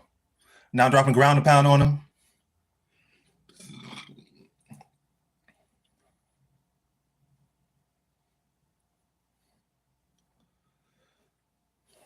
What's Buckley going for? Like inverted triangle? Inverted triangle? That'd be crazy to get inverted triangle finish.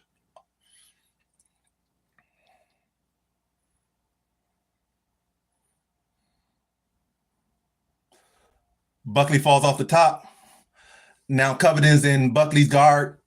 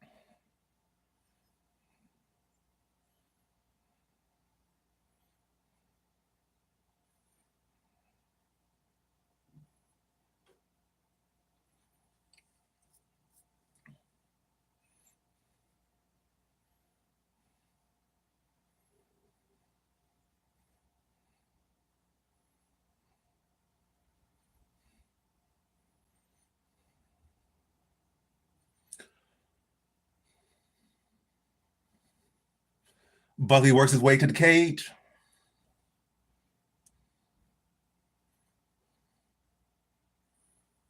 All right, Buckley nearly standing back up now.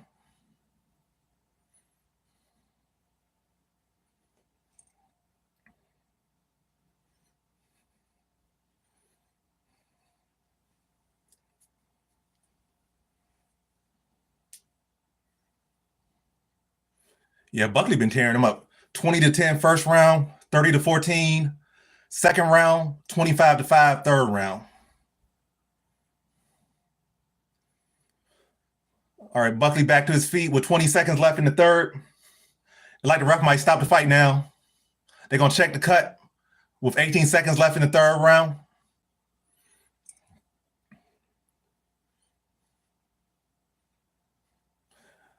Covington not even trying to look at the ref. I mean, he's not even trying to look at the doctor.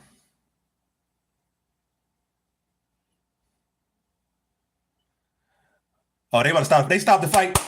Perfect prediction. Buckley in the third round. Cashes my final parlay. End the night. 12 of 13, 12-1. Phenomenal night. I think, matter of fact, this is my best night of the year to end the year. What a way to end the year with your best night of the year. Perfect prediction. Buckley by third round TKO.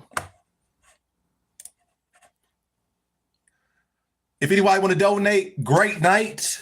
End the night perfect. I gave some good bets out there. I gave some good parlay for free out there. So, hey, if anybody want to donate to end the night and to toast to that great night, feel free to donate. I'm probably going to be talking for another 20 minutes. I hit $5. So let me see what I. Yeah, I definitely have Buckley by third round TKO. So perfect prediction.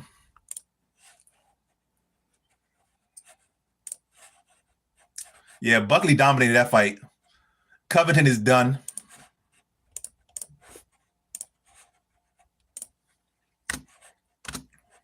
So how'd I go? I had 2 parlays for the night crash. I had 1, 2, 3, 4 hit. So 4, 6 on parlays. But most importantly, the big parlay hit. I appreciate that, Impulso. I appreciate that. Only donation of the night. I appreciate that. Much love to you, Impulso.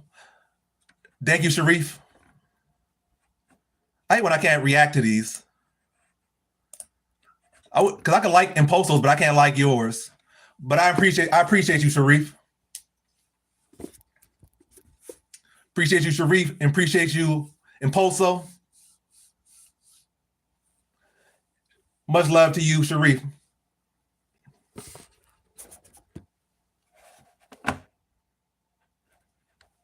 Well, what messed you up, Chase? You say you only came up $5. What picks mess you up? Like what bets did you make that mess you up, Ara?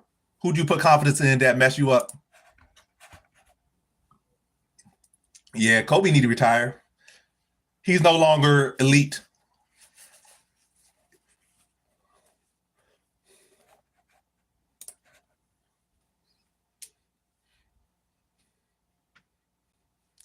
good win for Buckley.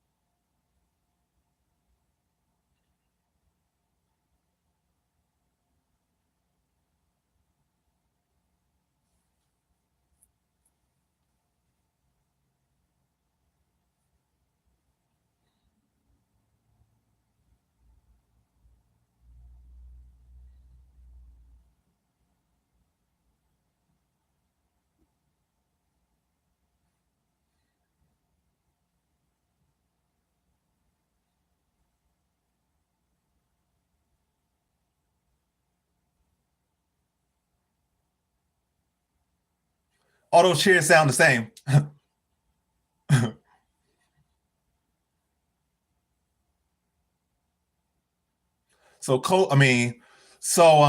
Buckley calls out Usman for his next fight.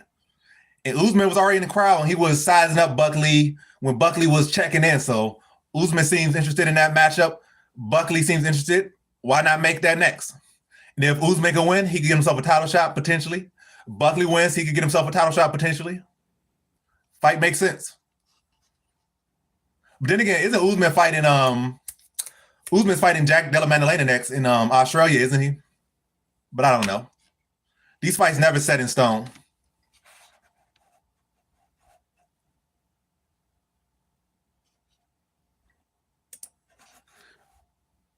All right. Yeah, that's pretty much it. Oh, I appreciate you and post another donation. I'm glad I could help. I'm glad I could save you. I hope you came up positive from your boxing and your MMA tonight. I know you said the boxing killed you, but I hope you we say your bet when you well over 500. So again, I hope the bets tonight helped you, come up positive, because I don't know how your boxing did. I don't know if boxing caused you to have a negative and this was just to get you back close to green. But hopefully that got you in the positive, and I'm glad I could be a part of that. So the double dono from Imposo, and hopefully I'm saying your name right, but thanks. I appreciate that. Thanks for the double donation. I'm glad I could deliver throughout the year and throughout the years, and definitely I ended the year strong. Matter of fact, this is probably the strongest I ever ended the year. I'm not talking about card after card, but on the individual card to end the year, this is probably the strongest card to end the year I ever had. Usually by the end of the year, I kind of have like a mid card at the end, or I'm kind of this and that. But to end nearly perfect on a card, cashing on bets, everything going good and great on the final card like this. Yeah, this is by far the best final card I ever had on UFC. Oh, I feel you. Yeah, that's good. So it wasn't the best night, but it's always good to have a positive. It's always better to have a positive. Like, even though it might not be the night you wanted, like you might have bet $10,000 and won $2, but the fact that you're in the green, this means the money's still there. And then you come back this night and you cash, so it's all good. And I'm glad I could help you throughout the year. Yeah, Buckley won. He got a third round TKO. It wasn't via like a knockout, it was via cut, but he was definitely picking apart Covington the whole fight.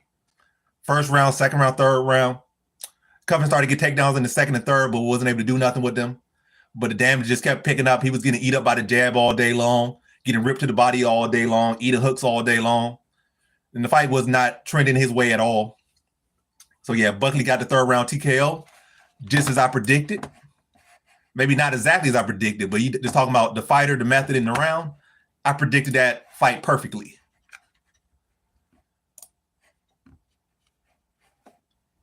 And I ended number 16 on Tapology before that card. So that was a real great night. But let me see. What can I do to wrap this final live stream of the year up? I'm gonna run through the fights real quick. It's really not much to say that I did wrong. I only had one loss. And even in that loss, it wasn't really that bad. Not really. But I'll run through those.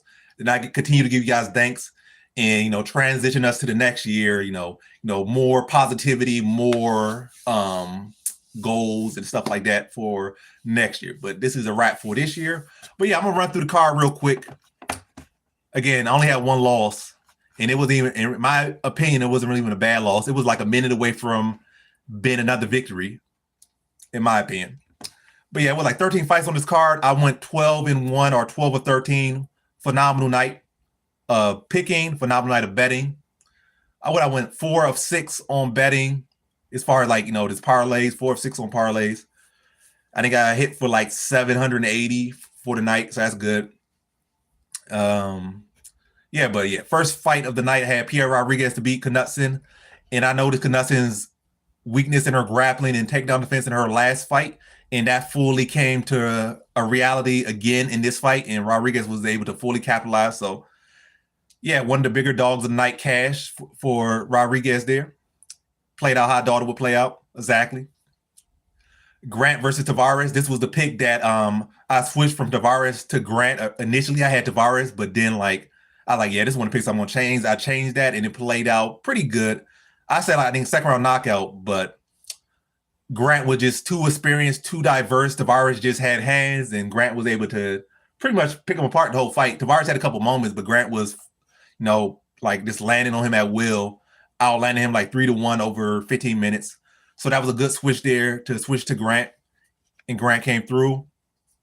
Miranda Maverick versus Jamie Lynn Horf. Maverick was one of my high confident picks. She came through, but I will say I was very disappointed with her performance against Horf. She did not look very good, and it's not like Horf is a great opponent, and she still just barely eked by her, in my opinion. Was given a position, got her back taken several times by Horf. Not a good look, but at the end of the day, a win's a win, and it was a clear win. It wasn't a dominant win. It wasn't impressive, but it wasn't no robbery. It was clear who won after 15 minutes, but it was way closer than it should have been. But again, Miranda Maverick was one of my high confident picks and part of my big parlay, and she came through. That's all that matters. Next fight was Felipe Lima versus Miles Johns. I was kind of shaky on this one and just didn't bet on this at all, but Felipe Lima looked phenomenal. He picked apart Johns for the most part. Johns had some moments there and there, but Felipe Lima just showed levels to the game, and Johns couldn't get the takedown going. His strikes were mostly just big looping shots that he had a little bit of success with. Johns did have good leg kicks, but he did not invest in them enough. But at the end of the day, I didn't pick him to win. I didn't really want him to win because I picked Lima. So if he's not going to do what works, all good for me, because he didn't commit to the leg kick. That could have definitely gave him a better chance of winning there, but he did not commit. Next fight was Sean Woodson versus Fernando Padilla. I picked Woodson, low confidence here. But I definitely was thinking about switching to Padilla there. And I even put a very small bet. I put Padilla in a three-leg parlay for $10. Again, really no investment at all in that one. I did not bet on Sean Woodson. I picked Sean Woodson, and he came through. So as far as prediction-wise, that looked good on my side. He came through, won. I said decision, but he got a knockout. Padilla just did not defend. But again, this was one of my least confident picks, but Woodson came through. So good there. Padilla got to work on that defense a lot, because I feel like that's why he definitely could have won if he would have defended, because he could have broke Woodson down. Woodson was already mouth breathing just in the first round, but Padilla just was not. Woodson was mouth breathing, but the worst thing to do is just not defend punches at all, and that's ultimately what got Padilla knocked out. But yeah, that was another pick I got right. Then the next fight was Alvarez versus Clos, Joel Alvarez. Did I go average confidence? I think I did go average confidence Joel Alvarez here. Yeah, I went average confidence Joel Alvarez here. Jakar Close is good, but it's not like stylistically wise, he's not a super great striker. He's kind of like a good he's a good jack of all trades, but he's not a master of nothing. And he's given him a lot of size. And his track record recently was trash. And Joel Alvarez, a consistent finisher, all his fights get finished, his wins.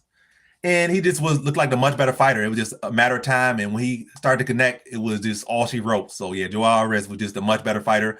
And it was a good stylistic matchup. in favor of Alvarez. He was like taller, like 6 years younger, like 6 inches taller, like a 7-inch reach advantage. It was like a whole lot of advantages in his side and not a whole lot of advantage at all for Clos. Matter of fact, there was really no advantage for Clos in that fight, like none on paper.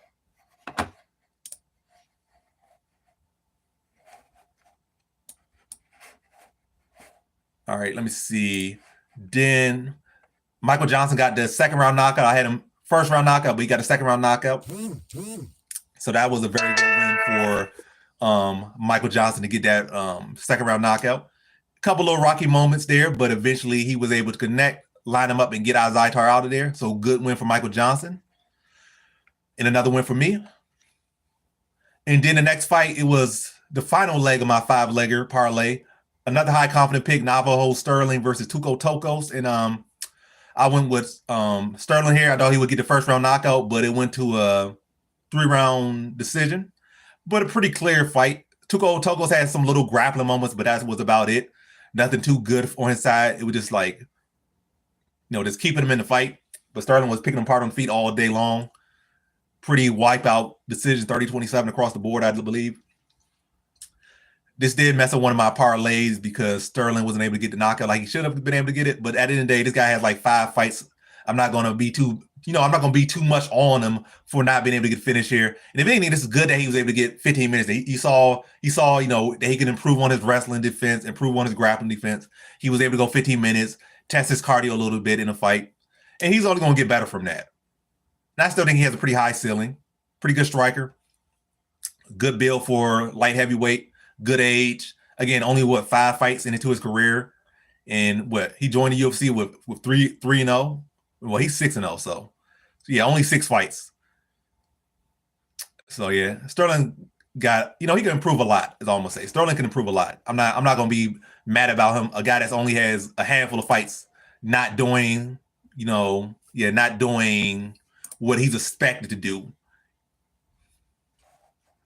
But he'll definitely, as a matter of fact, even in this fight, he still could have got the knockout. I think it was just some newbie mistakes out there that didn't allow him to get the finish. But yeah, I was still perfect to this point. Then another fight, Marcos versus Yanez. I'd had low confidence, Daniel Marcos. It was a different fight than I thought. I mean, I thought Marcos would be landing more leg kicks, but it actually was Yanez.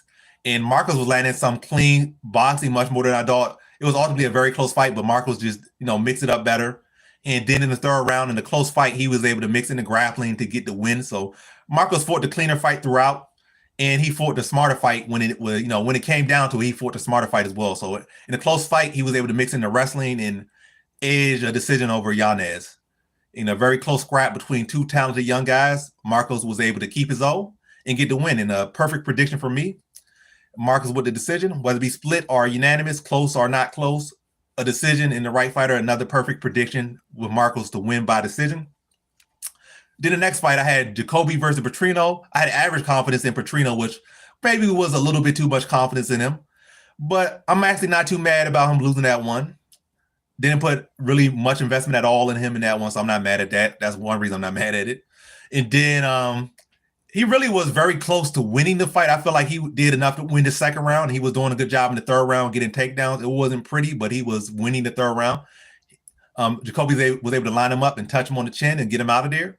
But he was only a few minutes away from, a minute and like 16 seconds away from winning that fight. And I probably would have, if he would have went the distance, I would have had a perfect night. But yeah, I'm not mad at that. I went 12-1, 12-13. Again, I'm not going to be mad at that. Losses come and go. And the fact they only got one and had such a great night, again, I'm not going to be mad at that. And again, not a big investment in him. But as far as foreshadowing that one, Patrino has been dropped in the past. He has been a bit sloppy on the feet. He is a guy that's he's talented and skilled, but he does use his size and strength a lot and doesn't really use technique a lot. And we see that in the grappling. That's why his grappling wasn't as successful as it could have been. He was trying to muscle a lot of stuff. And when people know technique, they are a lot of times able to defend that muscle technique. Like you're trying to force something instead of using clean technique. And Jacobe was able to defend takedowns well. And Jacobe has experience, and he's fought at a high level of kickboxing. And Patrino wasn't able to really consistently, find success with his takedowns. Jacobe did have a good shot to put him out, and he was able to do that. It did take a long time to get to that point, but ultimately Jacobe was able to get a stoppage, and that was my lone loss of the night. But again, not mad at it. But yeah, confidence probably should have been low there, but I didn't go high or lock with that one. So again, I'm not gonna be mad at that. My averages overall are well within the range. I think my average confident picks are like 76% for the whole year. So again, to drop one average confident pick, I ain't gonna be too mad about it. Me personally. And then the next fight was Manel Kape versus Bruno Silva. I think I had second round knockout, was third round knockout. Kape looked phenomenal. He was definitely the better overall fighter. Bruno Silva, even with cheating, still wasn't able to keep up with Kape, and Kape was ultimately able to put the stamp on him.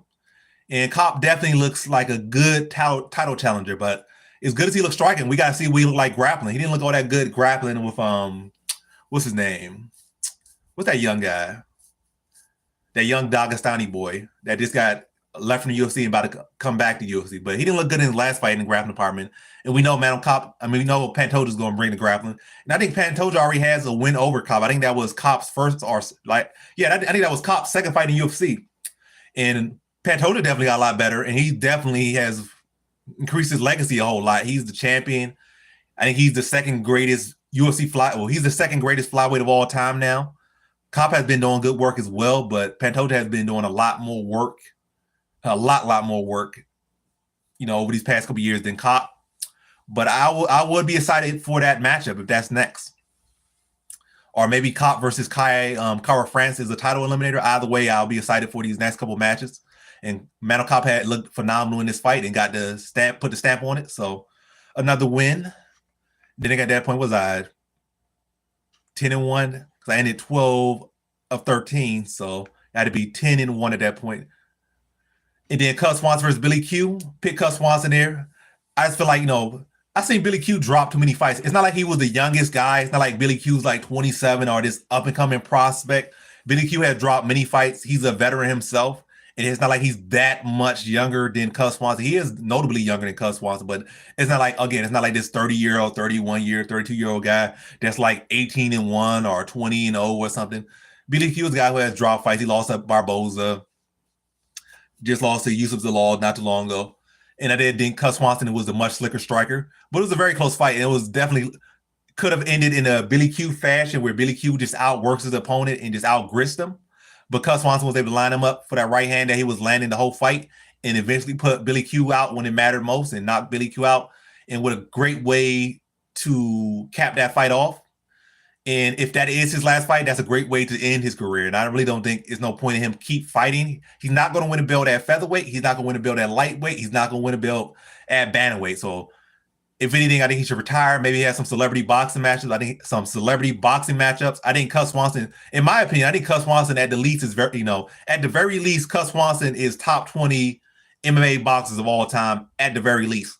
And I think Cus Swanson, me personally, I think Cus Swanson's boxing transitions over to boxing better than just about anyone else's in MMA's boxing. I think Max Holloway's boxing could transition over to boxing. Well, I'm not saying he'll be no world champion or nothing, but I think he can have a respectable journeyman career in boxing if he would have transitioned. I'm not saying right now, but if he would have transitioned over with his skills at 30, maybe 29, 28, I think he could have been a solid journeyman in boxing, Cus Swanson.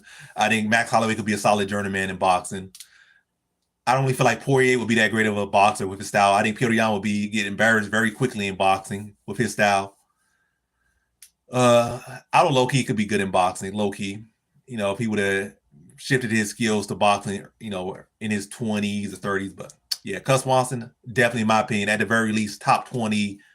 I'm going to say at the very least, top 10 MMA boxers of all time, Cus Swanson. I would say top 10. That's what I'm going to say. Top 10 all time, in my opinion. All right, let's see.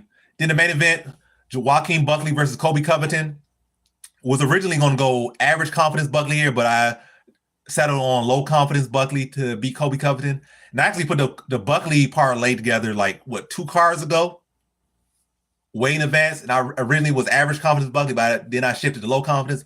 But nonetheless, delayed, but still a perfect prediction. I had a third round stoppage for Buckley via KO. KO doctor stoppage in the third round, had Buckley in my final parlay that I was able to cash. Buckley was dominant throughout, and that's what I foresaw. Buckley has a wrestling background. It's not like Buckley's a striker. He's a wrestler first, and he was able to defend a lot of the takedowns of Covington. And it's not like Covington's a big finisher. He's not no big puncher, no big kicker. He's not no great ground and pounder, not no great sub specialist. So even when Covington did get those takedowns, he wasn't able to do much with them. And on feet, Buckley was just much faster, much stronger, hit much harder, been much more active. He's on a hot streak, and he continues his hot streak. He ends his hot streak for the year. I think what he like 5-0 for the year or 4-0 for the year. So Buckley looking phenomenal and looking better every fight out. And he just completely dominated Colby Covington really over the course of like 3 rounds. So yeah, Buckley looked good. I went 12 of 13, 12-1, a phenomenal night of betting, a phenomenal night of predictions. And I will say a phenomenal year. I definitely did not hit that $1 million mark at all, was nowhere near close, but I say I did well. I had my best betting year of all time. And also I betted the most money I've betted all time. I lost the most money I've lost, but ultimately I netted the most I've ever netted. And I'm only going to get better. Only going to get better. Only going to make more. And only going to go on to the next and get better every year and try to get better as a content creator. Get better as a better overall. Grow the channel. And these things going to grow together. Like if my channel gets better, I make more money from my channel just from like ads and, you know, donations and anything like that. And I get more money from that, more money from views, all that stuff, and more money. I could bet more money, take bigger risks, and I'm going to make bigger profits in the next year. So the goal never changes, just to get better, to win, to profit, and that's going to continue every year. And I'm going to get better every year. But that about wraps it up. But I appreciate everyone who tuned in. I appreciate everyone that's still here. I can't even say what happened, but yeah, next year, like always next year, like it's always next card, always next year. Like whether you had a good card, a bad card, good year, bad year, it's always next year. So you could take what you learned or didn't learn or take from the L's or whatever from this year, go into next year stronger. But best of luck to you, Z-Chang or Z-Chank. And let's kill it next year as well. But yeah, I appreciate all y'all that tuned in. All you guys that watched the videos, the people that tune in, the people that didn't tune in, but the people that, whether you tuning in for the videos or just the live streams or both, I appreciate it all. I appreciate all donations, big or small. I appreciate everyone that became a member.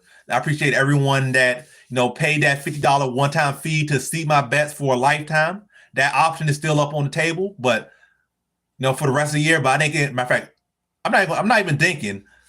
I know what I'm going to do next year. Next year, immediately, that one time thing going to go to 100. It's not going to be 50 no more. It's going to be 100. And that's probably going to be for like a cap off at 5 more people. So 5 more people can get in for a lifetime. Then that's probably going to be the end of lifetime,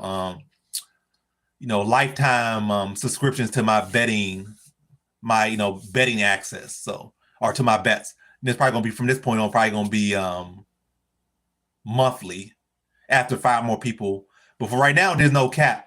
There's still like 16 more days in the year, and there's no cap on how many people can sign up for that one-time fee of $50 to see my bets for a lifetime. But 2025, I'll keep that cap open. I'm not going to keep that cap open, but I'll keep it open, but it's going to jump to $100 for a lifetime. But it's only going to be like 5 more people. Then I might open up again, maybe for something crazy like $1,000 for 5 more people. You know, depending on my success, I might do that. Then I'll open up for like $1,000 for a lifetime worth of semi bets. But eventually that's going to close off. Eventually that's going to close off completely. Like I'm not going to keep, having it be like lifetime access. It's going to be jump to monthly, or it's going to come down to monthly. But I have promoted it plenty of times, and I'm going to promote it a lot more before, so that people now can't say they didn't know. So they will know. Y'all will know before I close it up. But as of right now, again, I say it's open.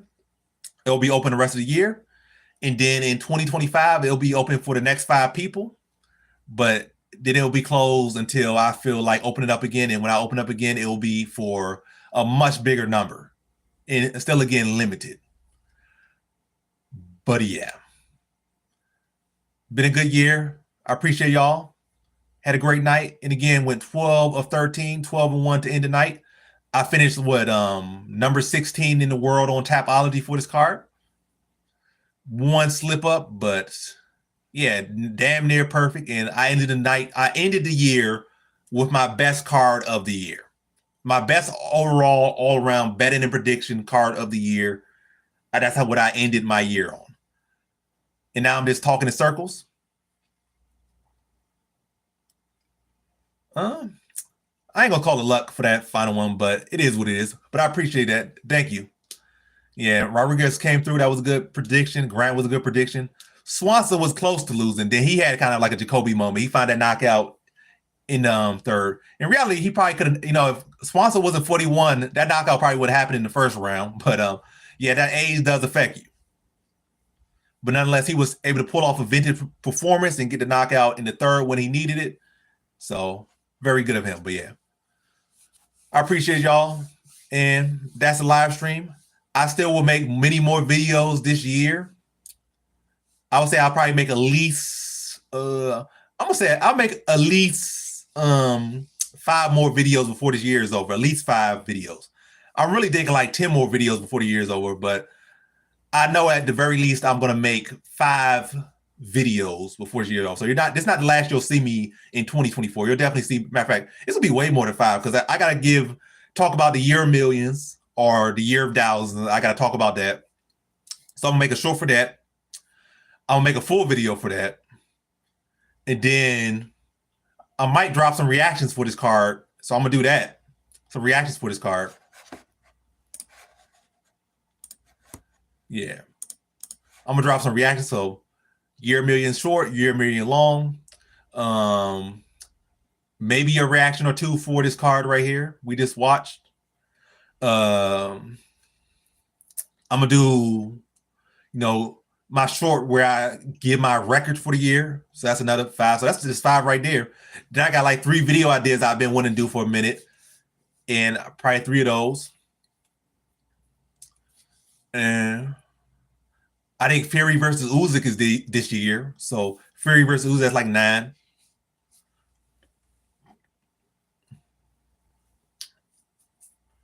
Yeah, so probably really realistically like at least 10 videos before the year is over. But yeah. All I'm saying is this ain't the last you're seeing me this year, and this is definitely not the last you'll see of me ever. This is definitely not the last. So you'll definitely see a lot of me in 2025, and you'll see a bit more of me before 2024 ends. But again, I'm talking a lot to end this video off, but love you guys. Appreciate y'all. And that's been the live stream, and that's the final picks of UFC for the year, and that's the live stream. Peace out, y'all.